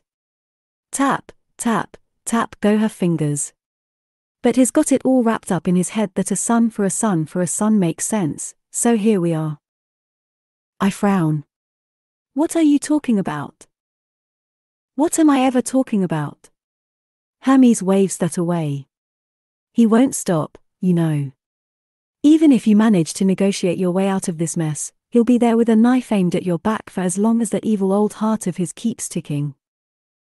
I want to press her on the son for a son bit. Zeus has 4 children, 2 sons and 2 daughters that are officially acknowledged, at least that range from my age to their early 20s. Perseus will take the Zeus title when his father dies. He's just as bad as his father, driven by power and ambition and ready to crush anyone who gets in his way. By all accounts, Zeus's other son was a better kind of man. He fought his father and lost, and he fought his way out of Olympus and never looked back. Is Hercules dead? What? No. Of course not. By all accounts, he's very happy right now. Hermes doesn't look at me. Don't worry about riddles, Hades. Worry about what today will bring. That's the problem. I don't know what today will bring. I stare out the window, watching the Cyprus Bridge appear. Crossing it feels like entering another world, at least in my head. I can count how many times I've entered the upper city on one hand and still have 4 fingers left over. Before last night, the last time was when I officially took the title Hades. I stood in that cold room, Andreas at my back while I faced down the rest of the 13. They were whole then, Zeus's first wife still alive. I was only a child and they handed me a role I had no choice but to grow into. Now they have to reckon with the monster they created. I don't speak again until Dionysus pulls up to the curb on a block full of skyscrapers. Even with all the wealth pouring out of the buildings around us, there's no mistaking which one belongs to Zeus. It's taller than the rest by a significant amount, and while beautiful, it's cold and soulless. Fitting. I pause with my hand on the door. This feels like walking onto a battlefield I won't survive. Hermes clears her throat. Funny story, that. I have a message for you. Now? Why didn't you give it to me the second you saw me? Hermes rolls her eyes. Because, Hades, you needed a ride. Priorities, my friend. Before I can work up an answer to that, she gives herself a shake and Demeter's voice emerges. You have the support of myself, Hermes, Dionysus, Athena, and Poseidon. She leans over and presses a gun into my hand. Do what you have to do. Shock freezes me in place. I can barely draw a breath. She just named half the 13. There is a power structure within the 13 and most of the major players have thrown their might in with Zeus, Ares, Aphrodite, Apollo. But Poseidon is siding with Demeter. That levels the field considerably. I do a quick count. We have the majority. Yes, we do. Make sure you don't waste this chance. She jerks her chin at the building.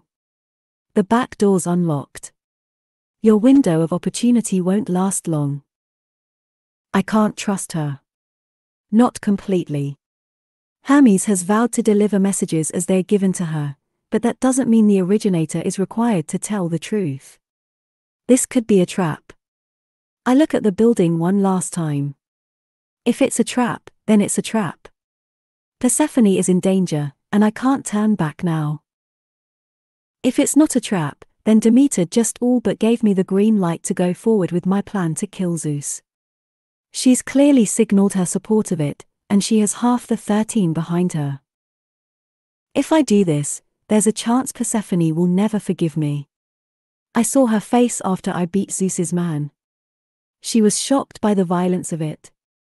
Committing murder puts me firmly in the monster category with Zeus, no matter how much he deserves a bullet between his eyes. I take a slow breath. Yes, I might lose her, but at least she'll be safe. I'll happily pay any price to make that happen. It feels like my life has been moving toward this moment for a very long time. Since the night of the fire. Maybe even before then. For better or worse, this chapter ends today. I check to make sure the gun is loaded and slip it into the back of my pants. The back door of the building opens easily. I step inside and wait, but no one appears to attack or force me out. If anything, the looming hallways feel deserted. Abandoned. I'm not sure if this is Zeus's people being sloppy or Demeter clearing the way, but I can't take this opportunity for granted. I slip down the hallway to the door to the stairs. When I was 21, I researched and planned a full-scale attack on this building on Zeus. I had blueprints, security cards, and every bit of information I needed to get to Zeus and put a bullet in his brain. I almost went through with it. It didn't matter that it was a suicide mission at the time, that even if I survived, the might of the 13 would come down on my head. All I could think of was revenge. Until Andreas gave me a verbal beating to end all beatings. He forced me to see who would really pay the cost for my recklessness. He forced me to learn patience, no matter how much it killed me to wait. I thought all that effort and planning wasted. I was wrong. There's a service elevator that goes up from the 3rd floor. It doesn't have the same amount of security as the normal elevators, since the only people who use it are employees who are vetted. I don't come across anyone as I move silently through Zeus's territory. Again, I have the feeling that someone cleared the way for me, even if there's no sign of violence. My tension grows higher and higher with every empty hallway, with every vacant room. Is the entire building devoid of security? The top floor is dominated by a modern ballroom of sorts that showcases wall-to-wall windows overlooking a balcony set above Olympus and larger-than-life portraits of the 13 on the 2 walls opposite. The river Styx cuts a dark swath through the city, and I don't miss the fact that the lights almost seem dimmer on my side of the river. They would to this fucking crowd, wouldn't they? They don't bother to see the value in the history written over every surface in the lower city. Why would they when they've systematically purged it from the area around Dodona Tower? Fools, every single one of them. I leave the ballroom and walk down the hall. It's double the width it needs to be, the entire space practically flashing a neon sign announcing Zeus's net worth. I poke my head in the next door and find a room full of statues. Like the paintings in the ballroom, they are larger than life, each depicting the sculptor's version of human perfection. These must be the same ones Persephone mentioned right after she arrived in the lower city. The temptation to walk to mine and pull the sheet from it is almost too much to resist, but it doesn't matter what this Hades looks like. He sure as hell won't have my scars, won't have any of the traits that make me the man I am. Persephone's voice echoes through my mind, soft and sure. You're beautiful to me, Hades. The scars are part of that, part of you. They are a mark of everything you've survived, of how strong you are. I release a pent-up breath and close the door softly. There's nothing for me here. The final door at the end of the hall is a massive thing, designed to intimidate. It stretches nearly floor to ceiling and appears to be coated with actual gold. Holy fuck, Zeus really is unbearable on every level, isn't he? Like everything else in this place, it speaks to the ego of this man that he keeps his private office on the same floor where the upper tiers of Olympus come and go with regularity. Yeah, he has security, but anyone with a little skill can bypass it. For someone like Hermes? Laughably simple. After how easy this has been, I half expect to walk through the doors and find the room full of security, ready to shoot me full of bullets. Surely Zeus wouldn't leave himself this open. I slip through the door and pause to get my bearings. The office is about what I expect, heavy in glass and steel and dark wood, with gold accents everywhere. It's undoubtedly expensive, but it feels just as soulless as the rest of the building. A grunt comes from the partially open door in the back corner, and I draw the gun Hermes gave me. It takes a few seconds for me to recognize the source of the sound when paired with the rhythmic slapping of flesh against flesh.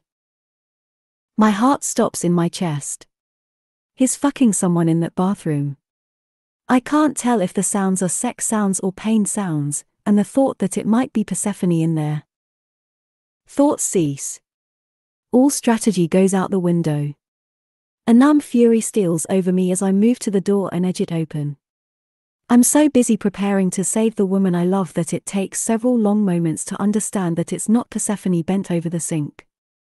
I don't recognize the woman, but she at least seems to be enjoying herself. Neither of them notice me as I step back into shadows. I can't quite get my racing heart under control as I take up a position in the corner near the door, tucked back into the shadows where neither will see me when they exit the bathroom. It wasn't Persephone. But if I play this wrong, next time it might be. If she chose him, it would stick in my throat like broken glass, but I'd respect her choice. But she won't choose him. Not willingly. He'll take pleasure in breaking her, and that I cannot allow. It takes them only a few minutes to finish. I don't know why I'm shocked when they barely exchange a word before leaving the bathroom. The woman comes out first and scurries across the office to the door. Zeus takes longer. I'm bristling with impatience by the time he walks out and drops into the chair behind his desk. That's when I step out of my hiding spot and level the gun at him. Good morning, Zeus. Chapter 30. Hades. Zeus turns slowly to face me. I've seen his picture plastered all over the newspaper and gossip sites more times than I can count, but in person, he seems faded. There is no carefully placed light to maximize his masculine features. His suit is rumpled and he missed a button when he redid his shirt. He's human. Fit and attractive enough, but not a god or a king or even a monster. Just an old man. He stares at me, shock sliding over his features. You look even more like your father in person. That snaps me out of my shock. You don't get to speak about my father. I move away from the corner, gun held carefully in front of me. Get up. I can't believe you'd be so damn stupid to show up here. He rises slowly, stretching to his full height. He's got a few inches on me, but it won't matter. I never intended for this to be a fair fight. He doesn't look particularly concerned about this confrontation. I have to admit, your plan was clever. I never would have thought the little bitch would run to you and be willing to play those kinds of games. I tighten my grip on the gun. You don't get to speak about her, either. Pull the trigger. Just fucking pull the trigger and end this. Zeus smirks at me. Strike a nerve? Or is it the fact that she scurried back to me fast enough when she realized where true power lies? You're awfully confident for someone being threatened by a man with a gun. If you were going to shoot me, you would have done it the second I sat down. He shakes his head. Turns out you're like your old man in more than looks. He always hesitated to pull the trigger, too. Again, I tell myself to do it, to shoot him now and be done with it. Zeus has committed acts of untold evil. If ever there was a man who deserved to be executed, it's him. As long as he's alive, Persephone won't be safe. My people won't be safe. Fuck, as long as he's around, Olympus won't be safe. I'd be doing every single person in this goddamn city a favor by putting this monster out of his misery. Demeter and a full half of the 13 are only too happy for me to be their weapon. There isn't a single fucking person that will hold it against me if I kill him. Except Persephone. Except me. If I pull this trigger, I'm no better than you. I shake my head slowly. I'm no better than every other member of the 13 who is willing to commit unforgivable acts to get more power. I don't want more power, but no one looking in from the outside would believe it. Zeus smirks.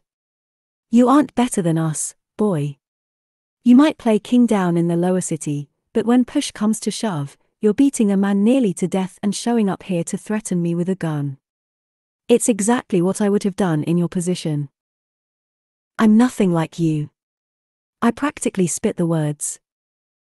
He laughs. Aren't you? Because you don't look like the good guy from where I'm standing. I hate that he's right. I can't kill him. Not like this. Slowly, I lower the gun. I'm nothing like you, I repeat. He snorts. That's twice in as many days that you violated our treaty.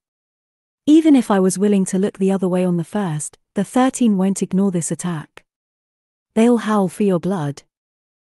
Will they? I allow myself a fierce grin. Finally, fucking finally, I know something this bastard doesn't. If I can't kill him, at least I can accomplish this. You really believe your own fantasy, do you? What the fuck are you talking about?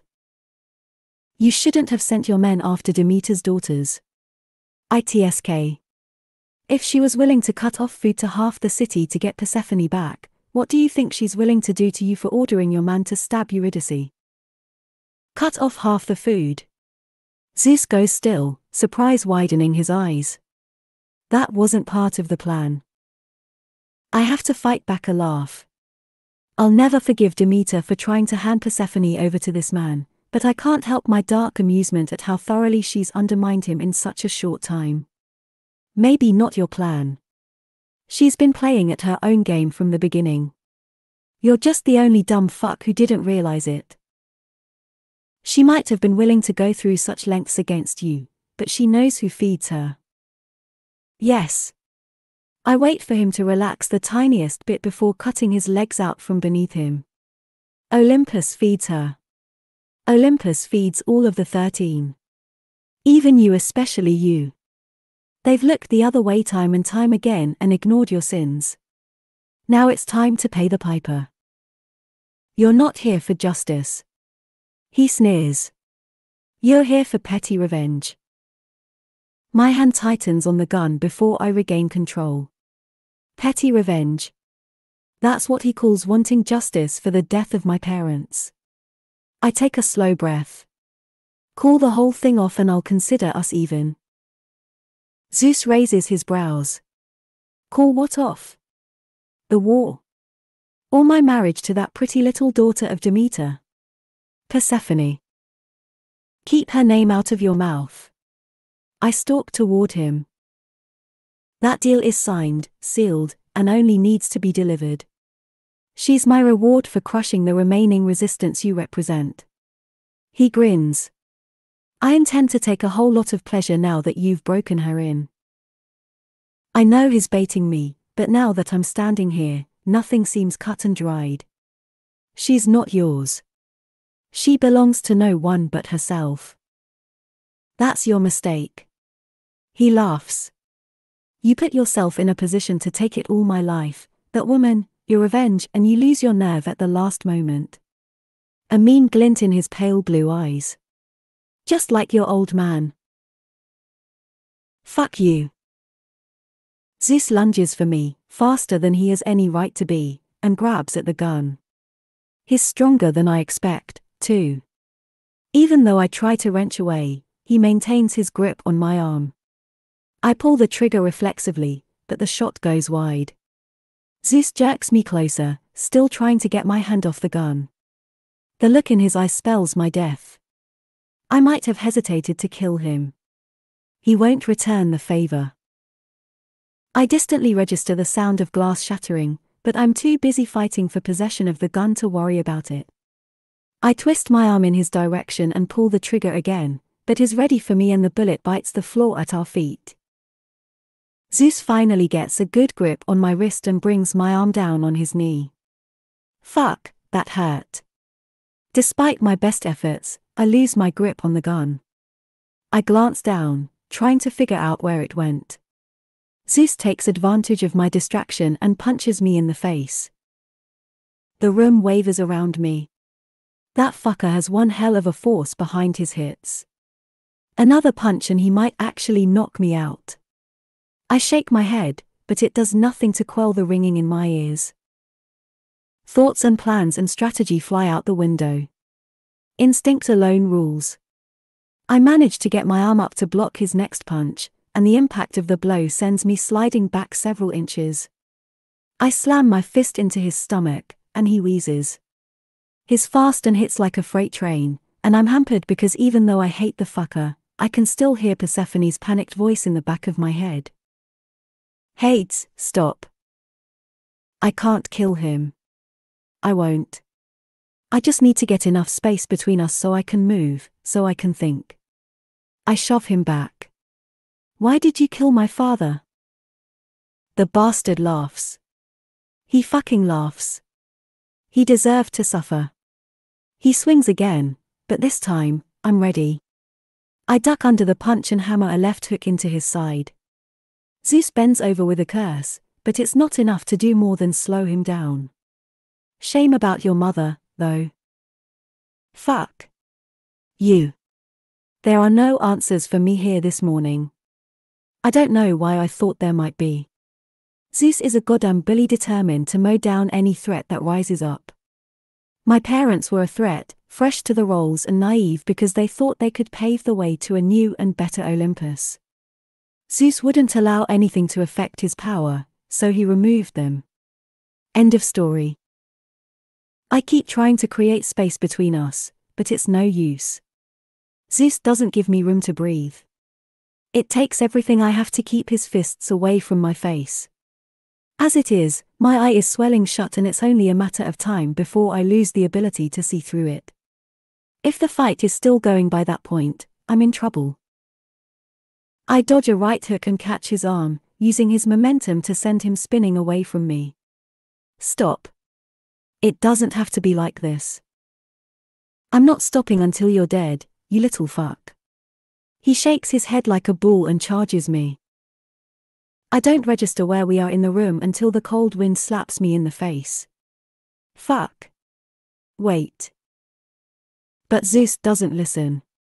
He winds up for a punch that will hurt like a motherfucker if it lands, but he's misjudged his proximity to the broken window, just like I have. He teeters on the edge, arms windmilling as he tries to find his balance. Time slows down. He's not to the point of no return yet.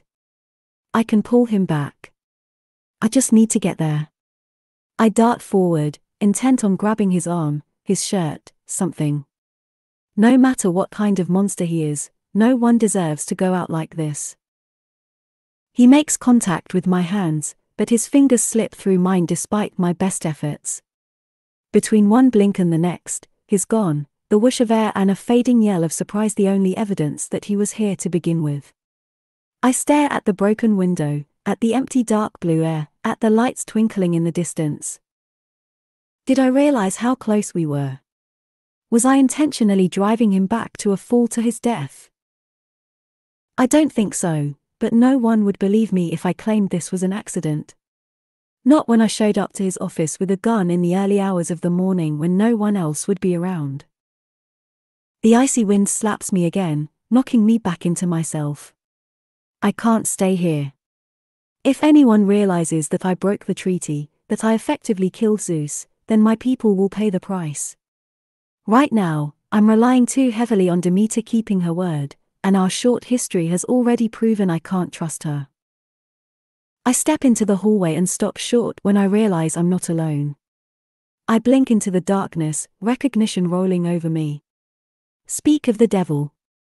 I didn't expect to see you here. Demeter pulls on a pair of pristine black gloves. Someone has to clean this mess up. Does she mean the scene I left in the room behind me? Or me? I exhale slowly. Was this all a trap, then? She arches a brow, and for a moment, she looks so much like Persephone that my heart gives a painful thud. Demeter laughs. Hardly. I've done you several favors this morning, and it's the least I can do to see that you're still around in the future when I mean to collect payment. She takes a step toward me and stops. But if you hurt my daughter, I will happily rip out your throat. I'll keep that in mind. See that you do. They'll never find the body. She examines her gloved hand. Pigs are very efficient creatures, you know. They're practically nature's garbage disposal. Fuck, this woman is just as terrifying as her daughter. I move to the side as she heads for the door to Zeus's office. What will you do? Like I said, clean it up. She opens the door and glances at me. My daughter must love you very much if she was willing to ask for my help to keep you safe. I expect you to honor the bargain she made. I will. I don't have to know the details to agree to them. Whatever price is required, I'm only too happy to pay it. It's the very least I can do after everything that's happened. See that you do. Now, get out of here before Ars's people come investigating. Investigating Zeus's death. Zeus's death that I caused. Persephone will never look at me the same after today. That knowledge weighs on me as much as Zeus's death as I make my way to the ground floor. I step out the doorway to find a small crowd already gathering and people peering up into the sky as if the answers lie there. A few of them look in my direction but don't pay me much attention. Anonymity is a benefit of being a myth. I turn and walk away. In my darkest heart of hearts, I thought I'd feel victorious once Zeus died. It's a balancing of the scales, a way of paying back all the horrible shit he's done over the years. To me, yes, to my parents, definitely, but also to more people than I care to count. The swath of his destruction is wide and stretches back through the decades. Instead, I feel nothing at all. I don't remember much of my trip back to the lower city. It feels like one moment I've tucked my hands in my pockets and am bowing my head against the wind in the midst of upper city shops, and the next I blink and I'm standing in front of my home. Only my aching legs and feet give testament to the fact that I walked this whole way. I turn and look towards Zeus's tower, barely visible against the skyline from my position. Behind it, the sun is already fully in the sky. A new day. Everything's changed, and yet nothing's changed. I am still Hades. I still rule my portion of Olympus. The remainder of the 13 will have some shit to sort out, but ultimately Perseus will step up as the new Zeus, marry a new partner, and create a new hero. I'll honor whatever bargain was made with Demeter. Now safe, Persephone will be able to leave the city and chase her dreams. I'll never see her again. Things will continue, more or less as they always have. The thought depresses the hell out of me. I walk through the same door I left and make my way to the converted living room. It's all puppy playpen now, filled with toys and several beds. I sink down next to the center bed where all 3 pups are sleeping. Even though I'm quiet, it doesn't take them long to realize they have a guest. Cerberus comes first, toddling to me on unsteady legs and climbing into my lap as if staking his territory. His siblings follow after his lack of warmth wakes them, pressing their furry wriggling bodies against me. Petting them releases something in my chest, and I let my head rest against the wall and close my eyes. What kind of monster am I that I feel more loss at the thought of never seeing Persephone again than at Zeus's horrific death? I don't know, but I'm not monster enough to reach out. If I try to cage her, I'm no better than he was. I close my eyes. She's free. I have to let her fly. Chapter 31. Persephone. I wake up to news of Zeus's demise. It's all over the computer where my sisters huddle, watching with varying degrees of satisfaction. I lean over Callisto's shoulder and frown down at the headline streaming along the bottom of the screen. He fell to his death. Blew out the window and jumped is what they're saying. Psyche sounds carefully neutral. There's no evidence that anyone else was involved. But why would? My mother chooses that moment to sweep into the room. Despite the strangeness of the morning, she's fully made up and wearing a smart pantsuit that displays her figure. Get ready, ladies. There's a press conference this evening with the 13. They'll be announcing an update on Zeus's death as well as officially naming Perseus as the next Zeus. Callisto snorts. Not wasting any time, are you? There must always be a Zeus. You know that as well as anyone. She claps her hands. So, no, I'm not wasting valuable time. My sisters leave the room slowly, obeying her order but silently disapproving while doing so. I don't. She's too cheery, especially after calling in favors to convince half the 13 to betray Zeus last night and then leaving to run an errand. Nothing to worry about. It's too big a coincidence that he died the very next morning. He didn't commit suicide. Of course he didn't. He was the type of man who'd have to be dragged to the underworld kicking and screaming. She tips my chin up and frowns. We'll have to do something about the bags under your eyes. I knock her hand away. You're not the least bit concerned about the murder. Are you? I open my mouth to shoot back that of course I am, but finally shake my head. I'm glad he's gone. You and the majority of Olympus. She's already turning away and scrolling through her phone. Get ready. The car will be downstairs waiting to deliver you to the bridge to the lower city. You'll have to make your way to Hades from there. We're moving too fast. I stare at her, trying to see through the facade of perfection she presents. Mother. How does one ask their mother if they committed murder? She's capable of it. I know she is. But the question still sticks in my throat, jagged and coarse. Did I murder the bastard? She finally looks up from her phone. No, of course not. If I had, I would have chosen a less public way than throwing him through a window. I'm not sure if that's supposed to be reassuring, but I believe her. Okay. Now that we got that out of the way. She picks up her phone again. I'm calling the first portion of your bargain due. Ensure that Hades attends the press conference this evening. Anticipation curls with anxiety. You haven't given me much time to deliver my pitch. Give yourself some credit, Persephone. She doesn't look up from whoever she's texting. He's in love with you. He'll agree to anything that keeps you by his side voluntarily. You'd be a fool to ignore that opportunity. Fine. I'll see it done. And bring Eurydice home. Her tone softens. It's safe for her here now, and she needs her family while she's dealing with her heartbreak over that idiot ex-boyfriend of hers. In this, we're in agreement at least. I will. There's no point in arguing about my ability to convince Hades. My mother has seen every single one of her marriages as a stepping stone to something better, her husbands as pawns to be manipulated rather than partners. It would never occur to her that I view Hades as my equal. I walk into my room without another word. It doesn't take long to get ready, though I do curse softly and add a little extra concealer under my eyes. After some consideration, I dress in a pair of wide-legged black slacks and a red blouse that's so dark, it might as well be black.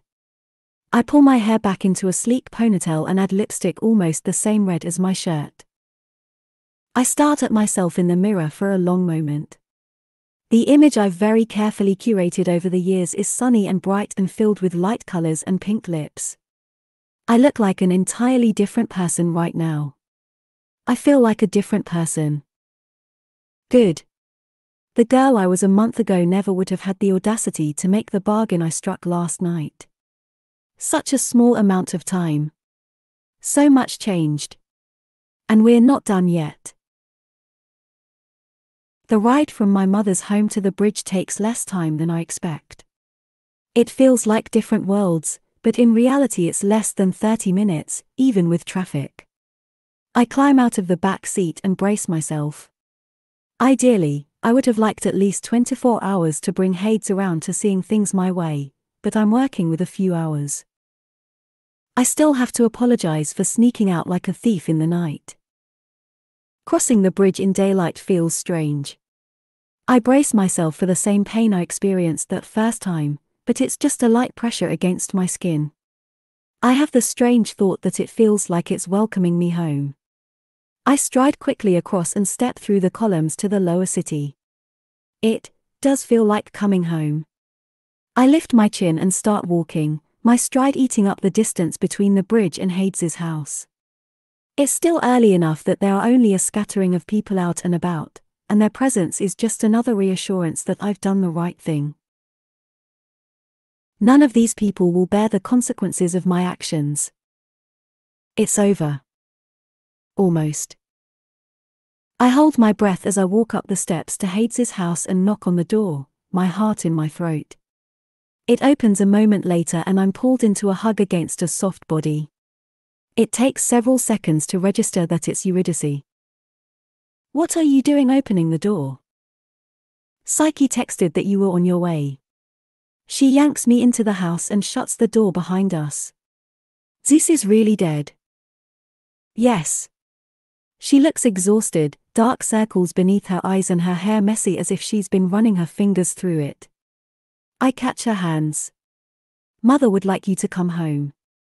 "We all would." She opens her mouth, hesitates, and finally nods. "I will." She gives me a sad smile. "But something tells me you're not here for me. Hades is in with the puppies." "I won't be long." "It's okay." Another of those sad smiles. Karen offered to give me a ride home whenever I decided that was what I wanted. "Don't worry about me." Easier said than done, but she's right. Eurydice has her own path to walk going forward. I give her another hug. "I'm here whenever you need me." "I know. Now, go get your man." She gives me a gentle nudge in the direction of the living room currently designated for the puppies. I find Hades sitting against the wall with his eyes closed, the puppies sprawled over and around his legs. He opens his eyes as I walk into the room and blinks slowly. "You came back." Of course I came back. I take a step forward and stop, suddenly feeling awkward and unsure. I clasp my hands in front of me. "I'm sorry I left without saying goodbye. I saw a way through this, and I took it." He absently runs his hand over the back of the puppy in his lap. "You could have talked to me before you left." I said you aren't a prisoner here, and I meant it. "I couldn't risk it," I whisper. "You'll go to such lengths for the people you care about, but you're positively ruthless when it comes to your own safety." "I'm expendable." He shrugs. "It goes with the territory." "No, Hades. No, you are absolutely not expendable." I stride to him and sink carefully to my knees in front of him. It's only now that I get a good look at his face. I can't stop my gasp any more than I can stop from reaching out to ghost my finger along the bruise darkening his cheekbone and blackening his eye. "What happened?" He still won't look at me. "You made a deal with your mother last night to ensure I could act against Zeus without repercussions. What were the terms?" "How did I stop when I catch up to what he's saying?" "Zeus. That was you." It must have been, unless Hades wandered into a bar fight in the time between when I left and returned. The most logical answer is also the simplest. He went after Zeus and they fought. Now Zeus is dead and Hades is home and looking like he's come out of a car wreck. I reach out and tentatively take his hand. He grips me tightly before seeming to realize what he's doing and tries to disentangle our fingers. I tighten my hold on him. "You went after him. I thought you bargained yourself to him in order to spare me. I knew he'd break you, and I couldn't stand back and let that happen." He sounds almost empty. I wish I could tell you that I didn't mean for him to fall, but I don't know. I just don't know. If this changes things. "Hades, stop." "Yeah, you said that to me before." It takes me a moment to understand what he's referring to. On the bridge. I almost killed him, too. His voice is just wrong. He hardly sounds like himself. "I might have if you didn't stop me." I clear my throat and try again. Zeus was a monster. I'm not going to pretend that murder is the right way to solve a problem, but do you honestly think he wouldn't have killed you if he had a chance? There are so many deaths to lay at his feet. I'm sorry that you have to bear the burden of his, but I'm not sorry he's dead. I reach out with my free hand and cup his face, careful of his bruise. And that man you beat hurt my sister. I didn't yell because I wanted to save him. I did it because I knew that you'd feel guilty if you lost control. He releases a shuddering sigh. I guess this is goodbye, then. I might laugh if I didn't feel like I'm in the middle of running a marathon. Now is the time for the full truth, but my heart is beating so quickly, I'm suddenly afraid I might pass out. It was so much easier to write the words and slip away before he found them. I'm not leaving, Hades. I love you. I'm staying and I'll do whatever it takes to protect you and to help you protect your people. But with Zeus gone, you're free. I know I'm free. I take a ragged breath. And because I'm free, I choose this. I choose us. He's not brushing me off, so I scrape up the courage to continue. A month ago, all I wanted was to get out. I didn't know you existed, let alone that I'd fall in love with you. I didn't know there was a part of Olympus that could feel like home. When he just stares at me in seeming confusion, I give his hand a tug. Here, Hades. It feels like home here with you. In this house, in the lower city. I want to be with you, if you'll have me. He gives a slow smile. You mean it? With my whole heart and soul. I love you, too. He raises our clasped hands and presses a kiss to my knuckles. I didn't want to trap you into staying by telling you, but I love you, too. He loves me. He loves me. I suspected, but hearing those 3 words on his lips makes me dizzy with joy. I wish I could sink into it fully, but my mother's request still needs to be dealt with. Hades, there's one last thing. The terms of your bargain. Yes. I clench his hand tightly. I promised my mother 6 appearances of her choosing in the upper city. 6 appearances with both of us. Hades stares at me for a long moment. That's it. What do you mean that's it? Having the man behind the myth of Hades at her beck and call a few times a year is going to increase her perceived power exponentially. Even if you're not her ally, people will think you are. It's a big deal. He carefully moves the puppies and pushes to his feet, tugging me up with him. It's a small price to pay. Are you sure? Because if you have any doubts at all. Persephone. Hades cups my face. Little siren. Do you think there's a price I wouldn't willingly pay for your happiness and safety? For your freedom? Demeter could have asked for a lot more than she did. My throat goes tight. Don't tell her that. I won't. He smiles down at me. Tell me again. There's no mistaking his meaning. I run my hands up his chest and loop my arms around his neck. I love you. His lips brush my ear. Again. I love you. I feel his lips curve against my skin. I love you, too, little siren. This is probably an inopportune time to make a joke, huh? His hands fall to my waist and he pulls me closer, wrapping me up in his steady warmth. Since when have you let that stop you?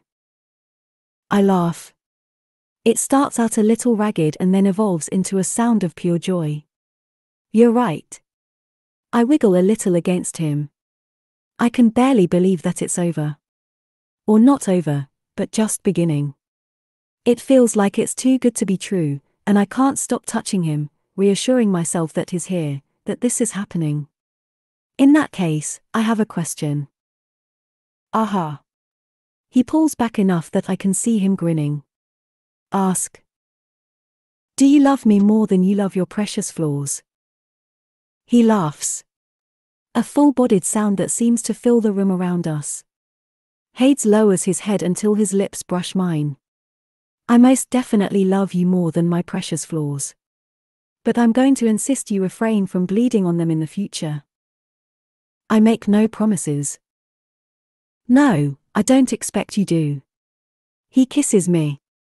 It's been less than a day since I last had his mouth on mine, but it feels like so much longer.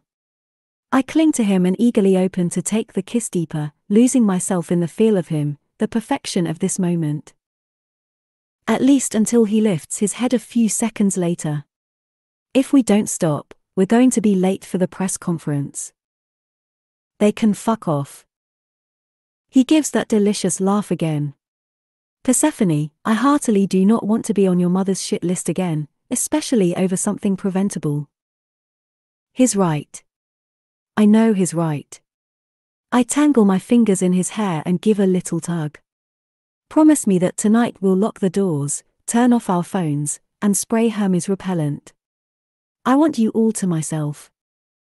You have yourself a bargain. At that, we reluctantly separate.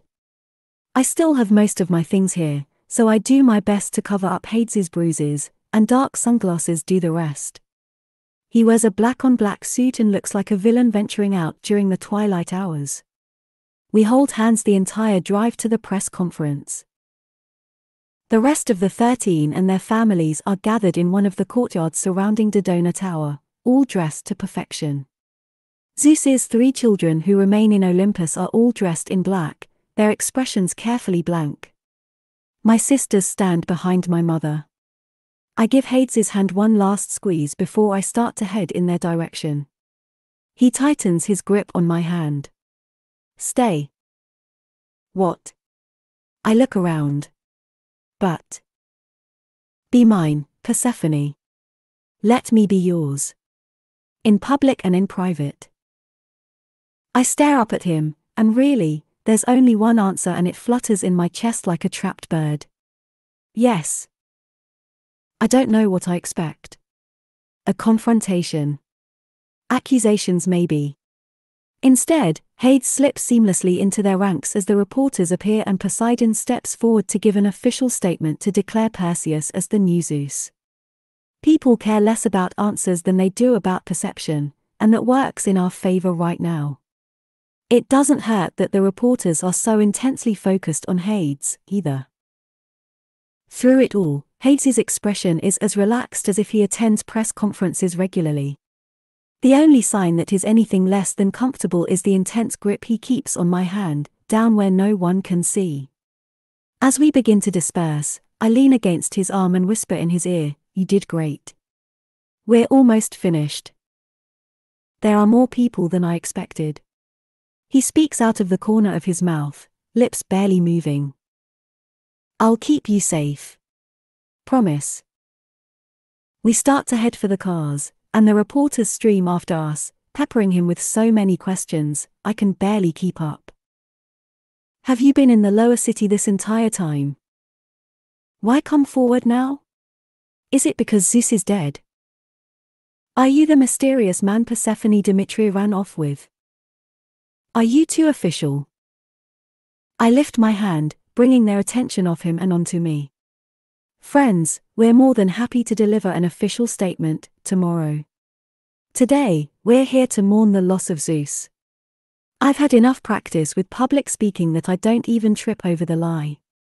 I simply wait in calm silence, and they finally subside and refocus on the matter at hand. Hades turns to face me when we're finally able to break free, and he's doing that thing he does where he looks at me like he's never seen me before. My knight in sunshine armor, riding in to save me from the press. Yes, well, you're not the only one who likes to play hero. I give his hand another squeeze. Handling this whole circus takes some getting used to. I expect I'll manage just fine as long as you're by my side.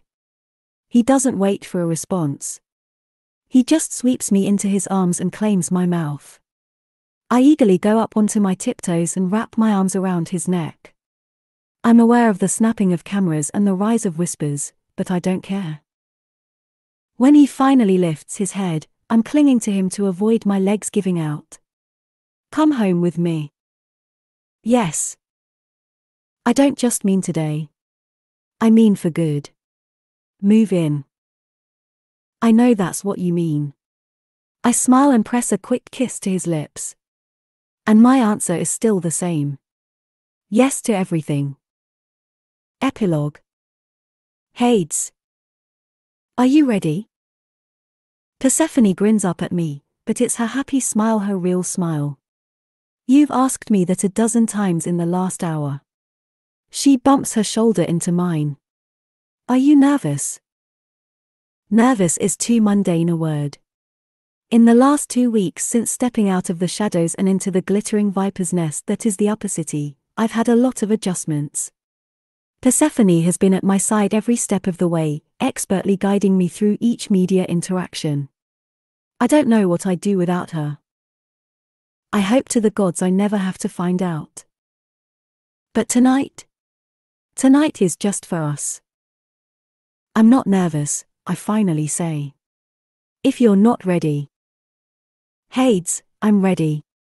I'm more than ready. She looks at the door leading into the playroom. It's too soundproof to be able to hear the people gathered behind it, but we both know they're present. Waiting. Persephone takes a breath. How do I look? It's another question she's asked 6 times since I walked into our room and found her getting dressed. You look like perfection. It's the truth. She's left her long, blonde hair loose and done something to give it waves, and she's wearing Juliet's newest creation.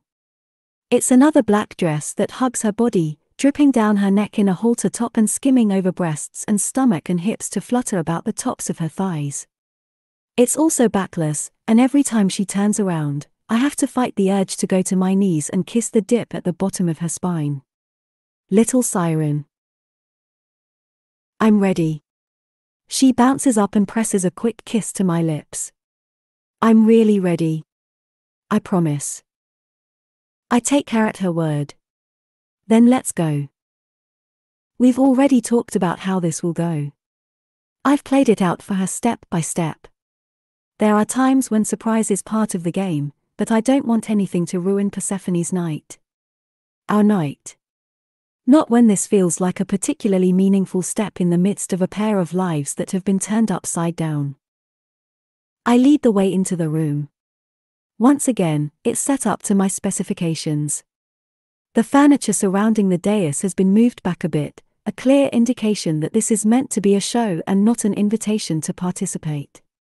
The lights are down low and every spot is filled.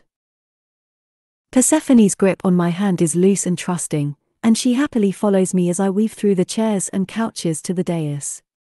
Before I can give her one last chance to change her mind, she steps easily up and into the light.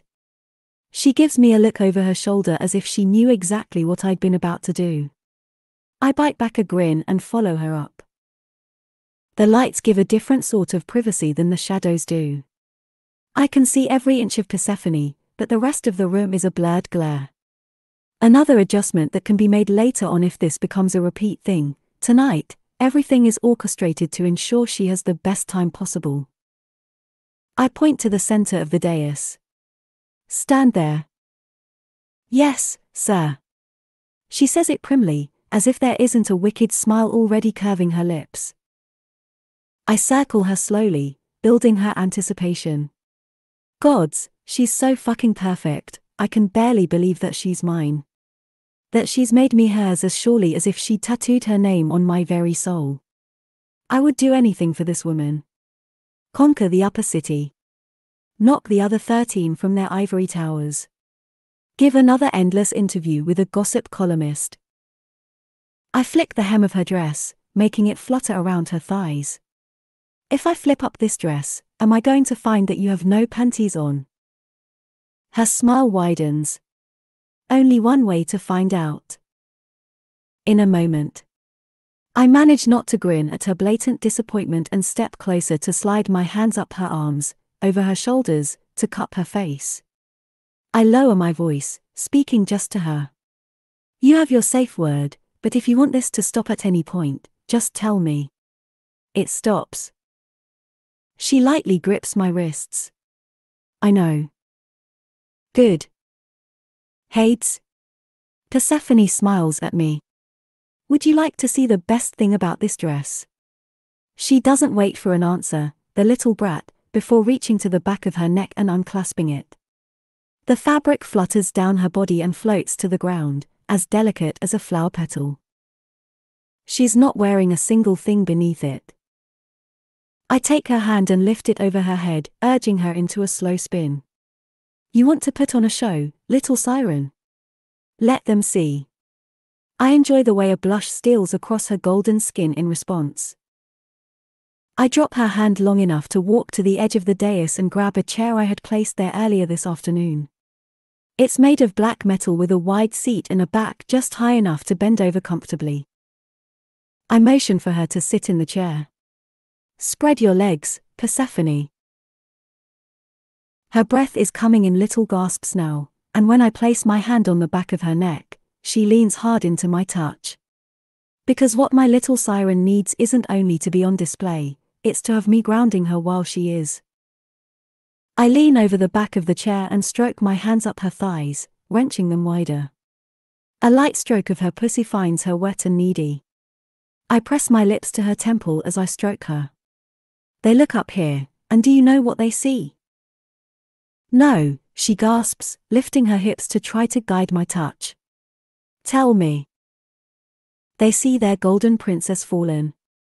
I push 2 fingers into her. Their dark goddess rising in her place. She whimpers and I can't help myself. I catch her mouth. With Persephone's taste on my tongue, I temporarily forget myself. Forget the audience. Forget everything but doing whatever it takes to cause her to make that sound again. I press the heel of my hand to her clit as I slowly fuck her with my fingers, driving her desire higher. Her movements get more frantic as she chases her pleasure, riding my hand even as I give her exactly what she needs to send her soaring. I break the kiss to say, come for me, little siren. And she does. Gods, she does. I send her wave cresting again twice more before I finally gentle my touch and ease my fingers out of her. I'm going to bend you over this chair and fuck you now. Persephone gives a dazed smile, her hazel eyes full of love. Yes, sir. She's a little wobbly as I help her up and guide her into the position I want, bent over the chair back. I nudge her feet wider and step back to get a good look at her. Fuck. The trust this woman places in me. It makes me want to be a better man, to ensure I never fail her. She shivers, and I close the distance between us, smoothing my hands over her ass and down her back. Ready? Oh my gods, just fuck me already. A chuckle moves through the room in a wave, multiple voices joining mine in response to her. I give her ass a light smack. Impatient. Yes. Very. She wiggles a little. Please, Hades. Don't make me wait any longer. I need you. In the end, I don't want to tease her any more than she wants to be teased. Another time, perhaps. The need is riding too high tonight. I free my cock and grip her hip as I guide my length into her. Persephone lets out a low moan that almost masks my sharp exhale. I'll never get tired of this, either. The way she clamps around me as if she never wants to let me go. How she pushes back against me, needing me as deep as possible. Her little whimpers and moans. The rest of the room might think they're getting access to this, too, but their only role here tonight is to amplify her pleasure. I reach down and wrap her hair around my fist, tugging until she looks up into the darkness surrounding the dais. They're watching. Greedy for whatever bits of you we'll allow. Tonight, they'll be chasing their pleasure to the memory of me fucking you. Good, she moans. Harder. I give a rough laugh and obey. Fucking her in harsh strokes even as I hold her in place. There's no hiding from the fact that we're on display, and from the way she clenches around me, she's loving every moment of it. And then she's orgasming, her cries sharp and needy. It takes everything I have not to follow her over the edge, but tonight is about her. Not about me. I take a slow breath and ease out of her so I can tuck my cock back into my pants. Then I pull her up and toss her over my shoulder. Persephone's squeal has me biting back a grin. I turn in a slow circle. I hope you enjoyed the show. It's over now. We did. Someone from the audience shouts. It sounds a bit like Hermes. I shake my head and climb off the dais, Persephone's laughter trailing behind us. She sounds so fucking happy, the sound a perfect match to the warmth in my chest. I stride to the throne and sink onto it. This is our kingdom, our throne, ours. Persephone's still laughing a little as she arranges herself on my lap. I hope you enjoyed the show. It's over now. Really? Succinct and to the point. Millimeter. She shifts to straddle me. I was going to suggest a second throne down here. I grip her hips lightly, letting her guide this. The person who created this one still lives in the lower city. I can commission a second if you'd like. No. She palms me through my pants. I like sharing. It gives me access to you. Persephone leans down until her lips brush my ear. Did you hold off coming so I could fuck you on this throne, Hades? Yes. She laughs again. Gods, I love her laugh. Insatiable. Only for you. I smooth my hands up her sides. I love you, little siren. I love you, too.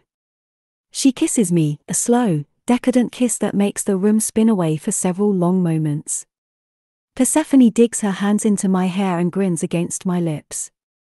And it's a good thing you're just as insatiable as I am, because I'm nowhere near done with you yet. Coming soon. Electric Idol. Bring me her heart. Yes, you said that already. I don't look up from my phone as my mother paces from one side of the room to the other, her skirt swishing about her legs.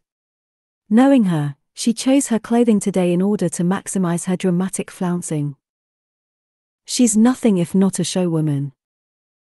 And yet you're still sitting here. She spins on her tall heel and glares down at me. She's 50, and though she'd skin me alive for saying as much in public, no wrinkle or grey hair betrays her. She spends a fortune to keep her skin smooth and her hair a perfect icy blonde. Not to mention the countless hours with her personal trainer to accomplish a body 20-year-olds would kill for. All in the name of her title, Aphrodite.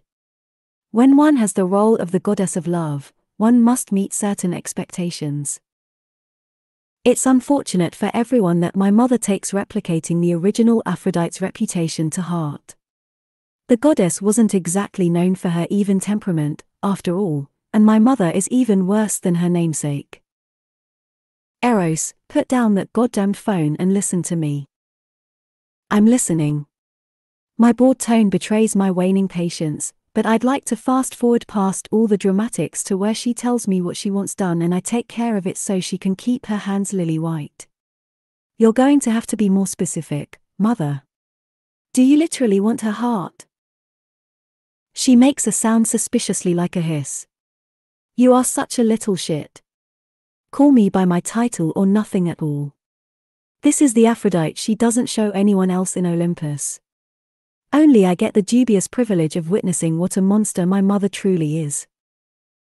But then, I'm not one to throw stones. I make a show of turning off my phone and giving her my full attention. You're about to send me out on another one of you little errands, so why don't you dial it back and give me a pretty smile before you ask me again, this time with more details. Another person would flinch in the face of my mild tone with the threat of violence beneath it. Aphrodite just laughs. Eros, darling, you really are too much. You know very well that I want her literal heart. After what Demeter pulled last fall, nothing else will do. With Hades in her corner and the new Zeus untried, she's throwing her weight around as if she's anything other than a glorified farmer. Considering Demeter is responsible for ensuring that all of Olympus gets fed, and Aphrodite mostly handles arranging for vapid Olympians to marry other vapid Olympians, one could argue that Demeter should be in charge. That's not how Olympus works, though. No matter what my mother thinks, there will never be one ruler of this city. Instead, we get the 13. Zeus, Poseidon, Hades, Aphrodite, Demeter, Artemis, Hephaestus, Ars, Athena, Hermes, Dionysus, and Apollo.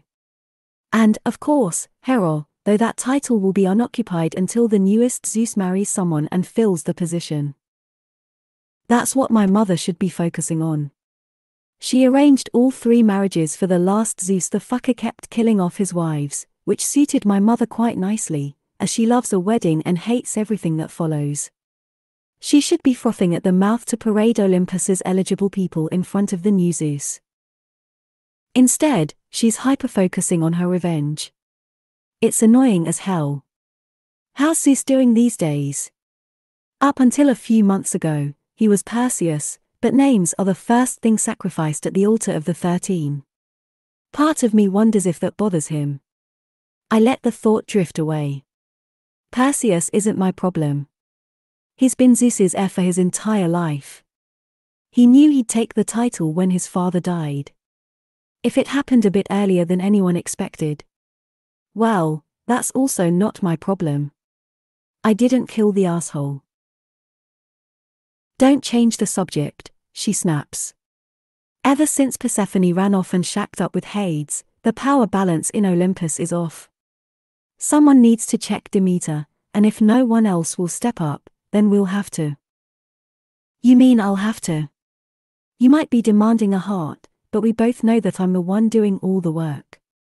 It's not even that I mind it, exactly, though I try to keep murder to a minimum.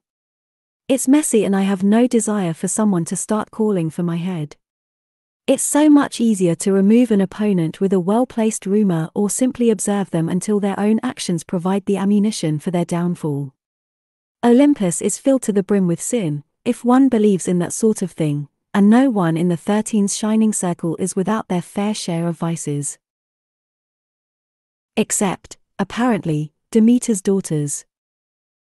I've been keeping an eye on them for months, ever since the old Zeus decided he wanted Persephone for his own. I snort. For all that good that did him. He drove her right into Hades' arms, which in turn brought Hades out of the shadows of the lower city. No one saw that coming. But the bottom line is that the remaining 3 of Demeter's daughters are careful to color inside the lines. They don't drink too much, they don't do drugs, they don't date or sleep with anyone they shouldn't. The most scandalous thing any of them have done in the last 2 months is when Callisto, the oldest, attacked a guy who grabbed her youngest sister's ass in a bar. It was a gorgeous takedown. 1 second he was leering at Eurydice, and the next she'd punched him in the throat, knocking him on his ass, and said something in his ear that made him turn a sickly shade of green. If I have my choice, I wouldn't cross Callisto. I'm better than she is, but she's got a rage that makes her unpredictable. Being unpredictable makes her dangerous. Eros. Mother snaps her fingers in front of my face. Stop daydreaming and do this task for me. I sigh. Which daughter? The daughter no one but her mother will miss. She smiles slowly, her blue eyes going icy. Psyche. Years of training keep my response to a minimum. I should have known Psyche would be her choice. Callisto is a wild card and as likely to harm Demeter's reputation as help it. Persephone is untouchable as Hades' dark queen of the lower city. That leaves Psyche and Eurydice. Eurydice is sweet and as close to innocent as someone can be in Olympus, even with her recent heartbreak. Beyond that, she flits back and forth across the river Styx and spends too much time in Hades' domain to risk messing with. Psyche? She's something else entirely. She plays the game and plays it well, all without seeming to. She's got this unassuming thing going on, but I've been watching her long enough to notice that she never makes a move by accident. I can't prove it, of course, but I think she's got just as savvy a brain in her head as her mother does. The daughter no one will miss. I raise my brows. Or an excuse to punish the Demetria daughter who gets more press than you do? She sneers. She's a fat girl with little style and no substance. The only reason Musewatch and the other sites follow her around is because she's a novelty. She's not even close to my league. I don't argue with her because there's no point, but the truth is that Psyche is gorgeous and has a style that sets trends in a way Aphrodite can only dream of. Which is exactly the problem. My mother's decided to take down two birds with one stone. The reason is irrelevant. She props her hands on her hips. I want this taken care of, Eros. You have to do this for me. Something in my chest twinges, but I ignore it. If I believed in souls, I would have sacrificed mine long ago. There is a price for power in Olympus, and with a mother in the 13, I never had a chance at innocence. I don't mourn the loss, not when I enjoy the benefits so immensely. If it means that sometimes I'm required to do these little tasks for my mother, it's a small enough price to pay. I'll see it done. Before the end of the month. That doesn't give me much time at all. I stomp down on the flicker of resentment and nod. I'll see it done. Good. She twirls away, her skirt once again flaring dramatically around her feet, and strides out of the room. That's my mother, all right. Here for the proclamations of revenge and heavy with the demands, but when it comes time to actually do the work, she's suddenly got somewhere to be. It's just as well. I'm good at what I do because I know when to be flashy and when to fly below the radar. Aphrodite wouldn't know how to be subtle if her life depended on it. I wait a full 30 seconds before I push to my feet and walk to my front door. If she changes her mind and comes back to spout off some more bullshit, she'll be pissed to find my door locked, but I don't like being interrupted once I get to planning. And, frankly, it's good for my mother to be foiled from time to time. I head down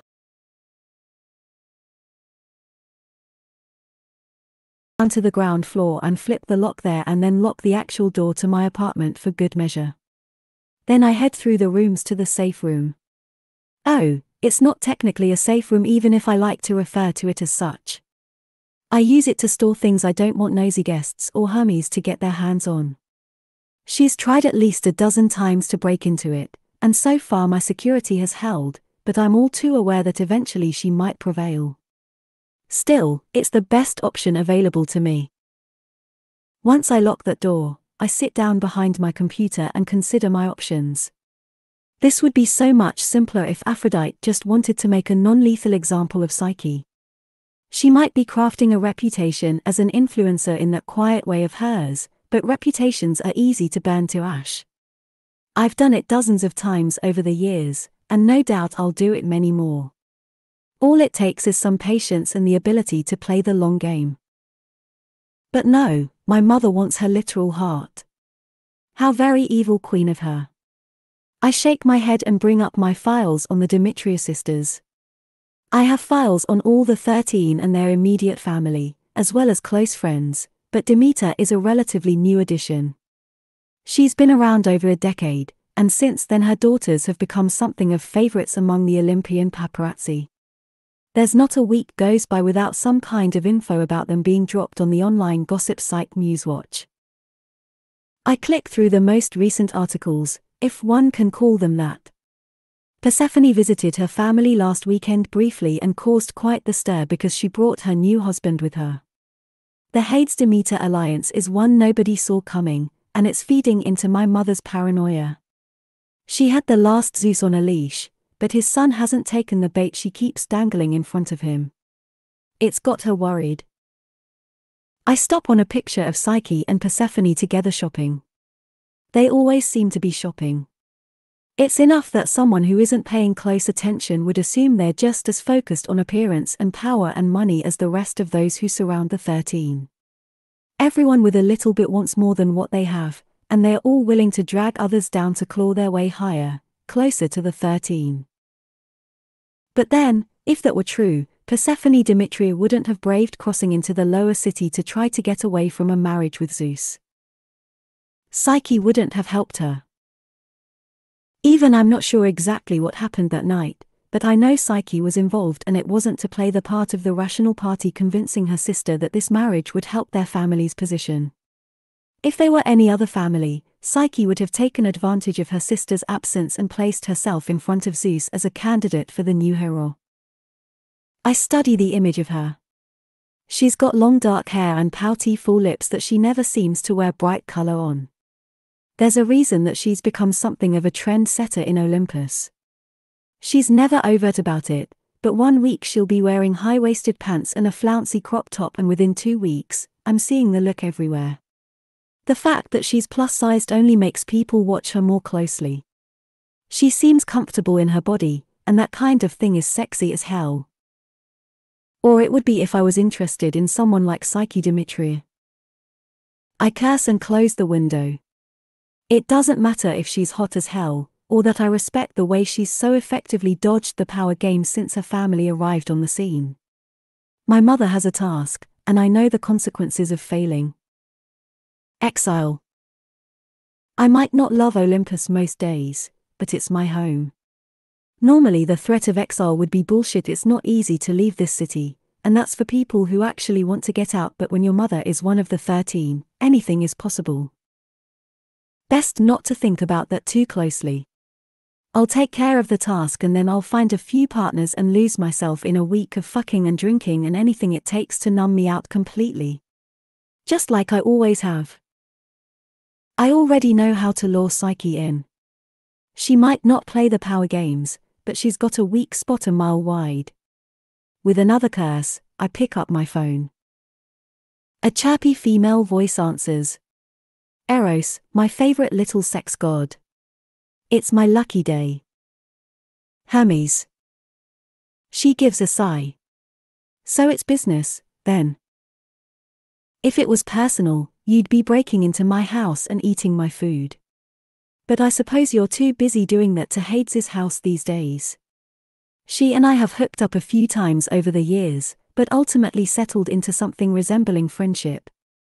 I don't necessarily trust her. Her title is practically spymaster, after all, but I like her. Don't be mad just because Hades banned you from his sex dungeon. You would have done the same thing in his position.